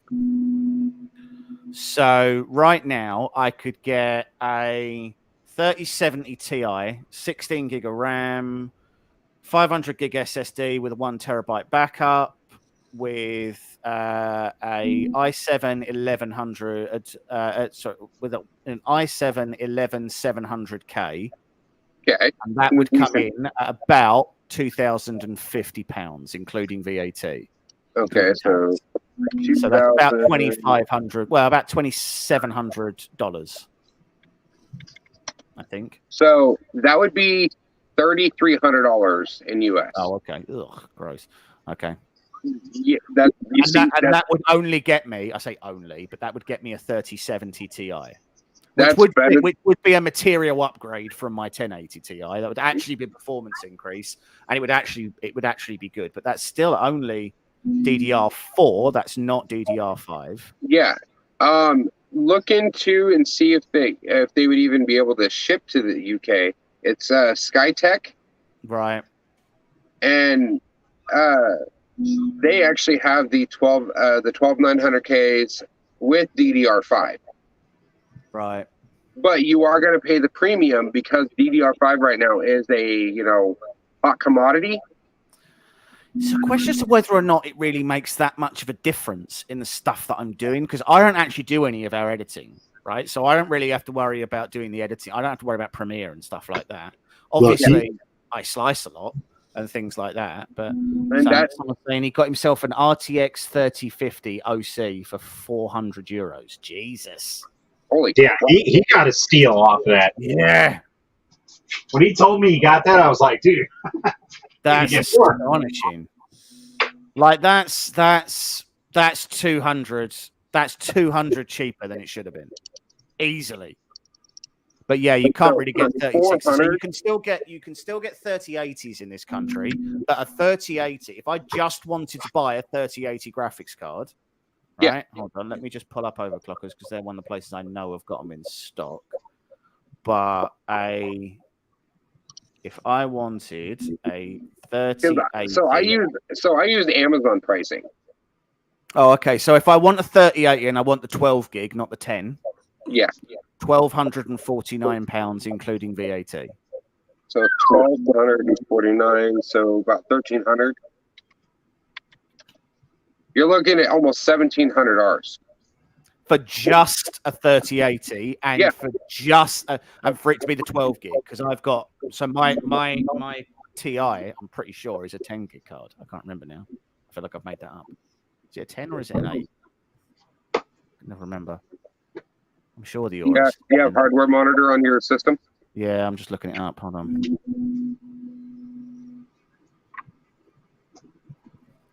Uh, 10. Oh, it's 11 gig. Sorry, it's 11 gig card.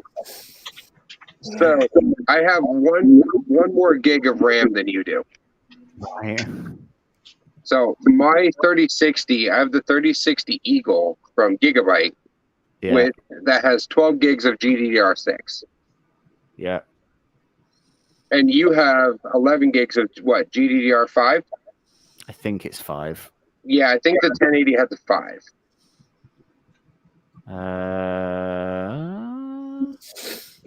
It does not say what. Oh yeah, GDDR5. Yeah, there it is. Yeah. 11,264 megabytes of GDDR5X. Yeah. And I have and the messed up part is, anytime I try to do like VR on mine, it trips the hell out. Mm. And See, it's like, I would want a board that's capable of DDR5, but I probably wouldn't get DDR5 right now because I don't think there's any point for the price point. no, that's the And problem. Is if you got the board that's DDR4, Yeah. you couldn't upgrade the RAM to DDR5 without upgrading your board.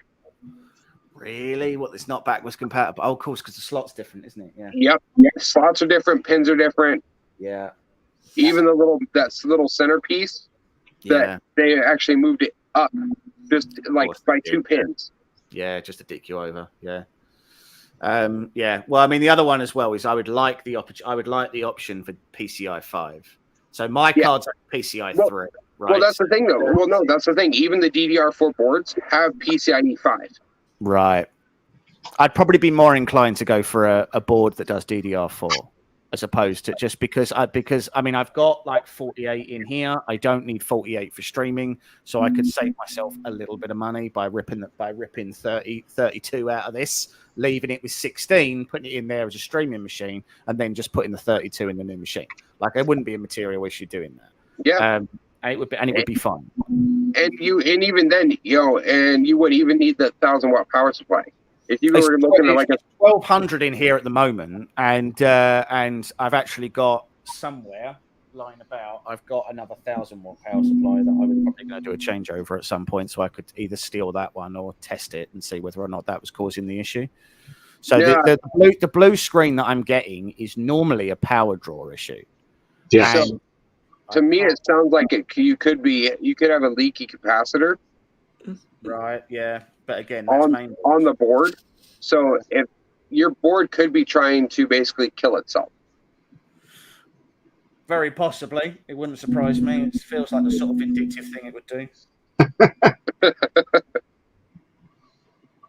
Matt doesn't have much problem because he's on basically a full open air test bench.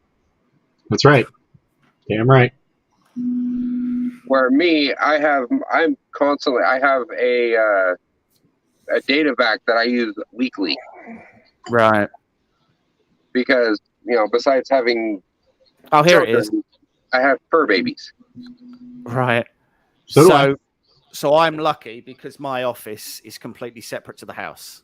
That's what I'm waiting on. I don't have to worry about any of that. But I do spray in here, so there's a decent amount of paint flying around. When I painted Thanos, my snot was purple for a week. Like that was real alarming the first time I blew my nose on that, and I was like, "Huh!" And I was like, "Oh, that's got to be the bad AIDS." That is, and then I was like, "Oh no, it's all right. I was painting earlier. I figured out what it is." So yeah, so so this is a really helpful code. It's WHEA uncorrectable error. That's my entire error code that comes on. Did it give you a number? There isn't one. I've got a QR code. Yeah, is there one? Tell. So literally, it says the error code, the stop code is WHEA uncorrectable error. That's it. Okay, give me 2 seconds. If anyone wants to try and scan that. It means that a hardware error has occurred. To fix it, the following call. Get the latest updates in Windows It could actually just be that I need to do a refresh on my Windows install because it's I've not done maintenance on my Windows install for a while. Yeah, go do your updates. I've done my updates, but I could do like your Windows updates. Yeah, I've done that. I always do Windows updates. I do every night. Yep. I have mine set for like inactivity, so whenever my computer goes inactive for more than an hour, it starts doing all the updates. Right. As soon as I plug my phone in, it starts doing updates. So if I look at mine now, I need to actually look at that. So there's a couple of things that really irritate me about my machine at the moment, and it is something I've installed that continuously does it, right? So one is that it keeps turning off my automatic date and time synchronization. Go into your okay. Are you running Windows 10 or Windows 11? 10. Okay. Go into here, I'll walk you through it really quickly. If you just search up program, something keeps turning it off. Yeah, no. If you go type in program under search and go to add and remove programs, and under there you're gonna search into search apps, search up RGB. Nope. No. Even if you don't have an RGB software on your computer, just search up RGB and see if you have one called Patriot RGB. No. because I know for a fact that if that certain motherboards or any other program can literally have that attached to it, and it's like a parasite. I've got a couple of clock. That or your CMOS battery is starting to die. Which is also possible.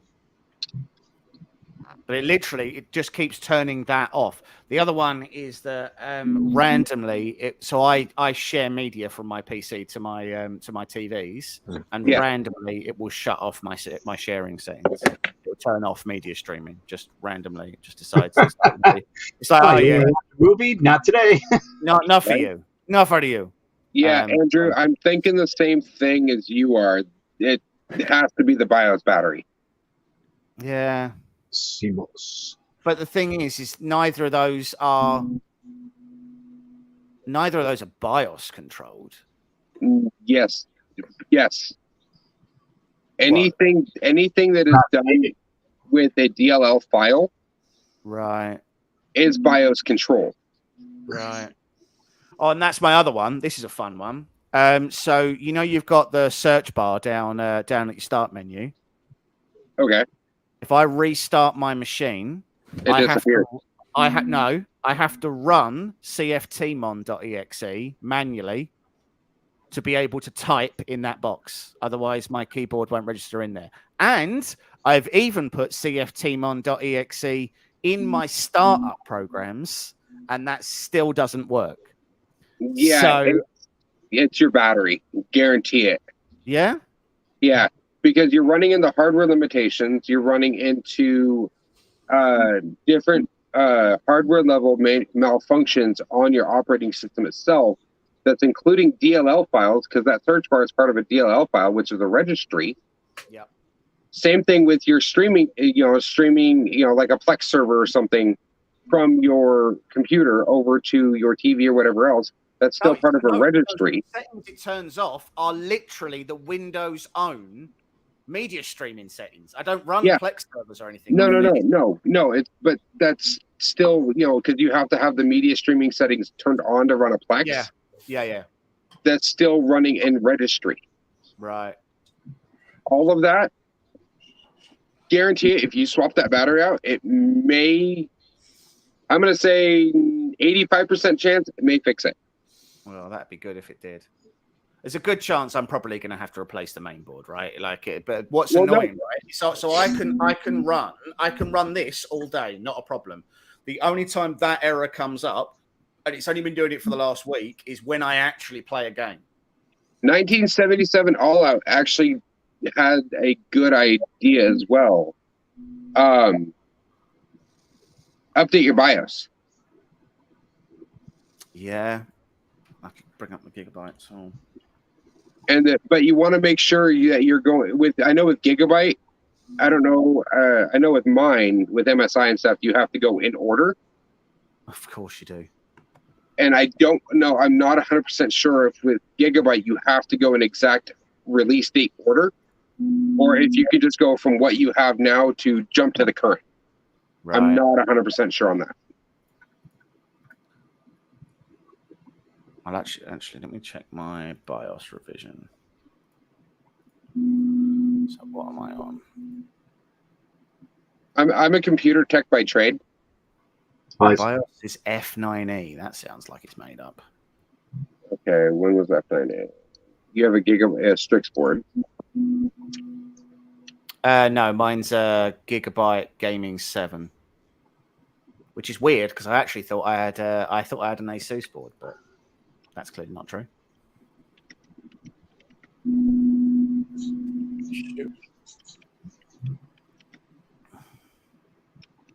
But yeah, the time that it blue screens right now is only when I'm gaming.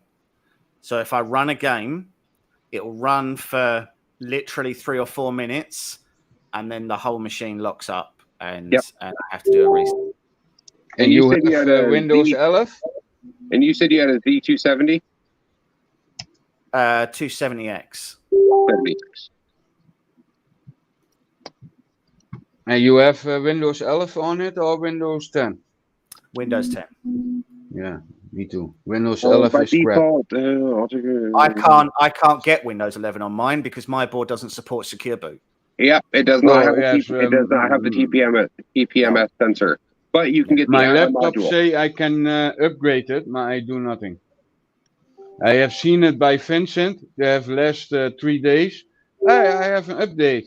Oh shit, it's Windows 11 and he can do everything all again. It's really crap. Windows 11 Okay, so support it does not say, all. to be fair, it does say that I've got. So I'm on F7, Yeah. and I can go to F8. So I can do that. And I've got some 2030 batteries, so I could would recommend doing the BIOS flash first and then do the and see if that fixes it. If not, then do the battery. okay. Because that way there you're starting with the smallest problem. You know, Right. just like what we do with like FDM printers. You start with the smallest problem and you work your way up. The problem with my printers is normally me. So I feel that way too. it's a bit personal. Man, once Ray, I'm what the trying to heck is figure out going how on to get rid of that. What's going on Andrew's with saying that Ray? he did the battery and then the BIOS. Oh, I feel a poll coming on. Matt, put a poll in chat. Should I change the battery first, or should I change the BIOS? You might as well. I mean, it's going to be super simple and straightforward to do it. Well, With the battery, yeah, it's super straightforward and simple. It's just pop it out, pop the new one in, call it a day. So Hey, Vincent. Hey, hold on. I think I still got a screen So open anyway, somewhere. if anybody in the comments knows someone who's looking to do some sponsorship with a channel, then I would really like a 3080 Ti, please, and I'll suck your dick for $1. Now, what happened with my PC? I updated my motherboard because I bought my motherboard brand new. And Vincent, are we supposed to ignore what's happening with your T-shirt right now? I see it. Yeah. I think my green screen is still on. Hold on. Yeah. And I got a green shirt. That's fine. It's a lovely couch you have there. And I was like, that's not right. There we go. That's funny. Yeah, so I bought a whole new system, and I had blue screens every time. I couldn't find it, and I was using my old video card. So after that, I checked in the BIOS, and it needed about 6 updates further than it was originally on there. So I updated the BIOS, and then my blue screens were gone. Basically, what I was thinking was, it happened when I started gaming, when I loaded the video card. I remember when I first started building machines. For a start, I was always completely unjustified. I was wildly overconfident in the builds that I did. So whenever I built something, it was side panels on, everything before I even pressed the power button. Oh, bad juju! Bad juju! I was that much of a baller. I was like, and every time I had almost invariably, I had always cranked down too hard on the CPU, on the heat cooler. And had compressed it slightly, and that was causing error. Or I'd cranked down really hard on all of the board screws, and I was causing a short to ground with that almost every single time. And I never learned anything from it. I still carried on doing it. And every time, without fail, I backed off a quarter of a turn on every screw, and I backed off a quarter of a turn on the processor, and it was fine. And then it booted. And I spent ages problem solving, and it was always that. It was always James, that. You're making me cringe here, man. I'd crank on them as well. I had like a ratchet screwdriver, and I was like, I was angry at it. It was like, Morning, Joseph. It's like, yeah. So I don't know why I did that, but yeah, that was that. Yeah, all right. That's what I like from the Ryzen system. You cannot turn it further because tight is tight, and they made a system for it. Yep. Basically, you cannot over tighten it. Oh, okay. Yeah, they didn't do that with mine. No. They just assumed that mine was. They went, no one will be this stupid. It'll be fine. And I was like, I am. You're the reason why they put the warning labels on those. Yeah, absolutely. I'm the reason you've got like hot coffee symbols on your coffee, and I'm like, I was gonna say, are you the one? Are you one of the ones that didn't take the plastic peel off the water cooler before you put it on? You go, No. why is my CPU overheating?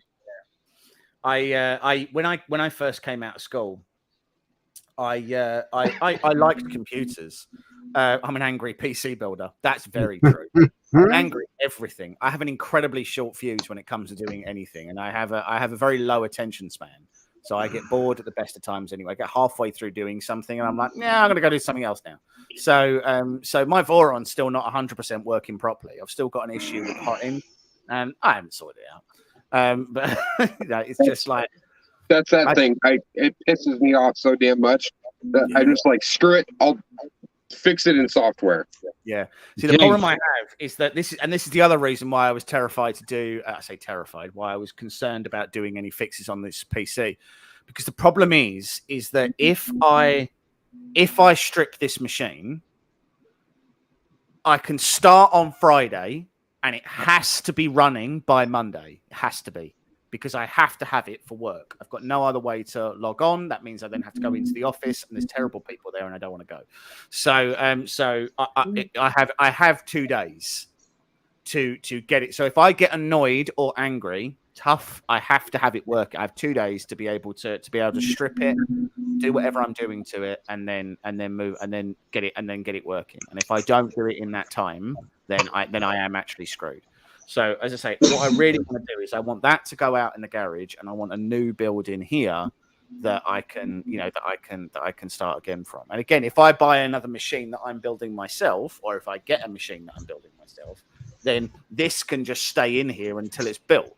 So if I decide to take a couple of days or something comes up and I can't quite finish it, it's not a problem because I've still got this. So I can literally. I've got that buffer, and I can kind of do it on my own time. But yeah, if I have to strip the board out, if hypothetically, if I had to change the board in this, like I have to have everything stripped out, reinstalled, fresh copy of Windows in, and then everything reset up and all my VPNs working and everything by Monday. See, Andrew, like Andrew just said as well. I like that. James is an angry PC builder. To change the BIOS battery, you don't even need to strip it. You just need to change the battery. Yeah, that's not how I do it. We'll find a way to mess it up. Is what he said. Hey, James, the Ferron, the price, is that good for the Ferron, or is that too expensive for the Ferron? What's that, sorry? What price? The price of the Ferron, is that a good price for that product or not? It's a great price. It'll also cost you most of your mental health. So, right? And only thing also. The Voron is a fantastic machine, right? And when it works, and when you've got it set up right, there is almost no machine on the market, including industrial grade machines, that can beat that. There are people who have their Vorons printing at 1,000 millimeters a second, and they're turning out quality. There are a bunch of people who are regularly running their Vorons at 500 millimeters a second, and they are turning out really good quality prints. However, you could build your own kit car, and that kit car would outperform a Porsche 911. The problem is that if you build your kit car, it won't do that. It maybe will outpace a Ford Fiesta. I was going to say a Honda. I think the quality of this machine is entirely down to you.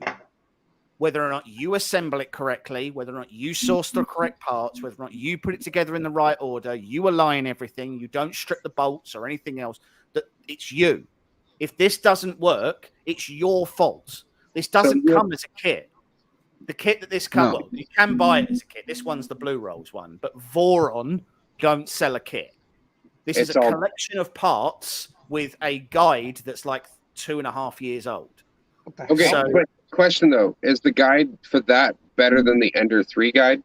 Everything's better than the Ender 3 guide. I could throw you into a pile of 3D printer parts and go, you figure it out. Who is You the have 4 Ender guy? shots. Who is the Where's Ender the 3 guy? No, not the guy. Guide. Oh, guy. The manual for that. So yeah, the manual. That thing was a joke. It's a great machine. I currently have an issue with mine where basically if I print ABS, it clogs after about an hour and a half. Now I don't know whether that's heat creep. I don't know whether that's a hot end issue. I don't know whether it's. I don't know. I'm going to have to sit down and do some problem solving on it. When it prints, it's my best machine, but it's a tinkerer's machine. It's a machine designed for you to constantly play about with it. It's not a machine that you buy and then you make a print farm out of it. No one's doing that. This is weird, man. Look at this. This is the normal print. Yeah. And this is what I took off the bed. Yeah. It's completely solid. You change the infill? No, nothing. It's the same file. SD card's corrupted, probably. Yes, it is a 5-hour-long screen. I'm using I'm bored. Octoprint. Well, with that, Matt, I am going to have to go because I do actually have to do some work today. So I'll give a crack at the BIOS battery. There you go. James. The Angry Bye. Reality table too. I'll see you guys later on. Have a good one. Later. Yeah, and I think on that note, I'm going to head out too because I'm starting to get a little tired now. I've been like trying not to fall asleep. Understandable. All right, guys. Well, thank you all for joining. And what'd you do? You broke it. Yeah, you too. Hey Matt, really quick, I would love to see James try to play PC Building Simulator. Oh boy, that would be a fun stream. That would be. We should all get it, and that way we just all stream at the same time and see who's better at it. There you go. We'll definitely do that. All right, guys.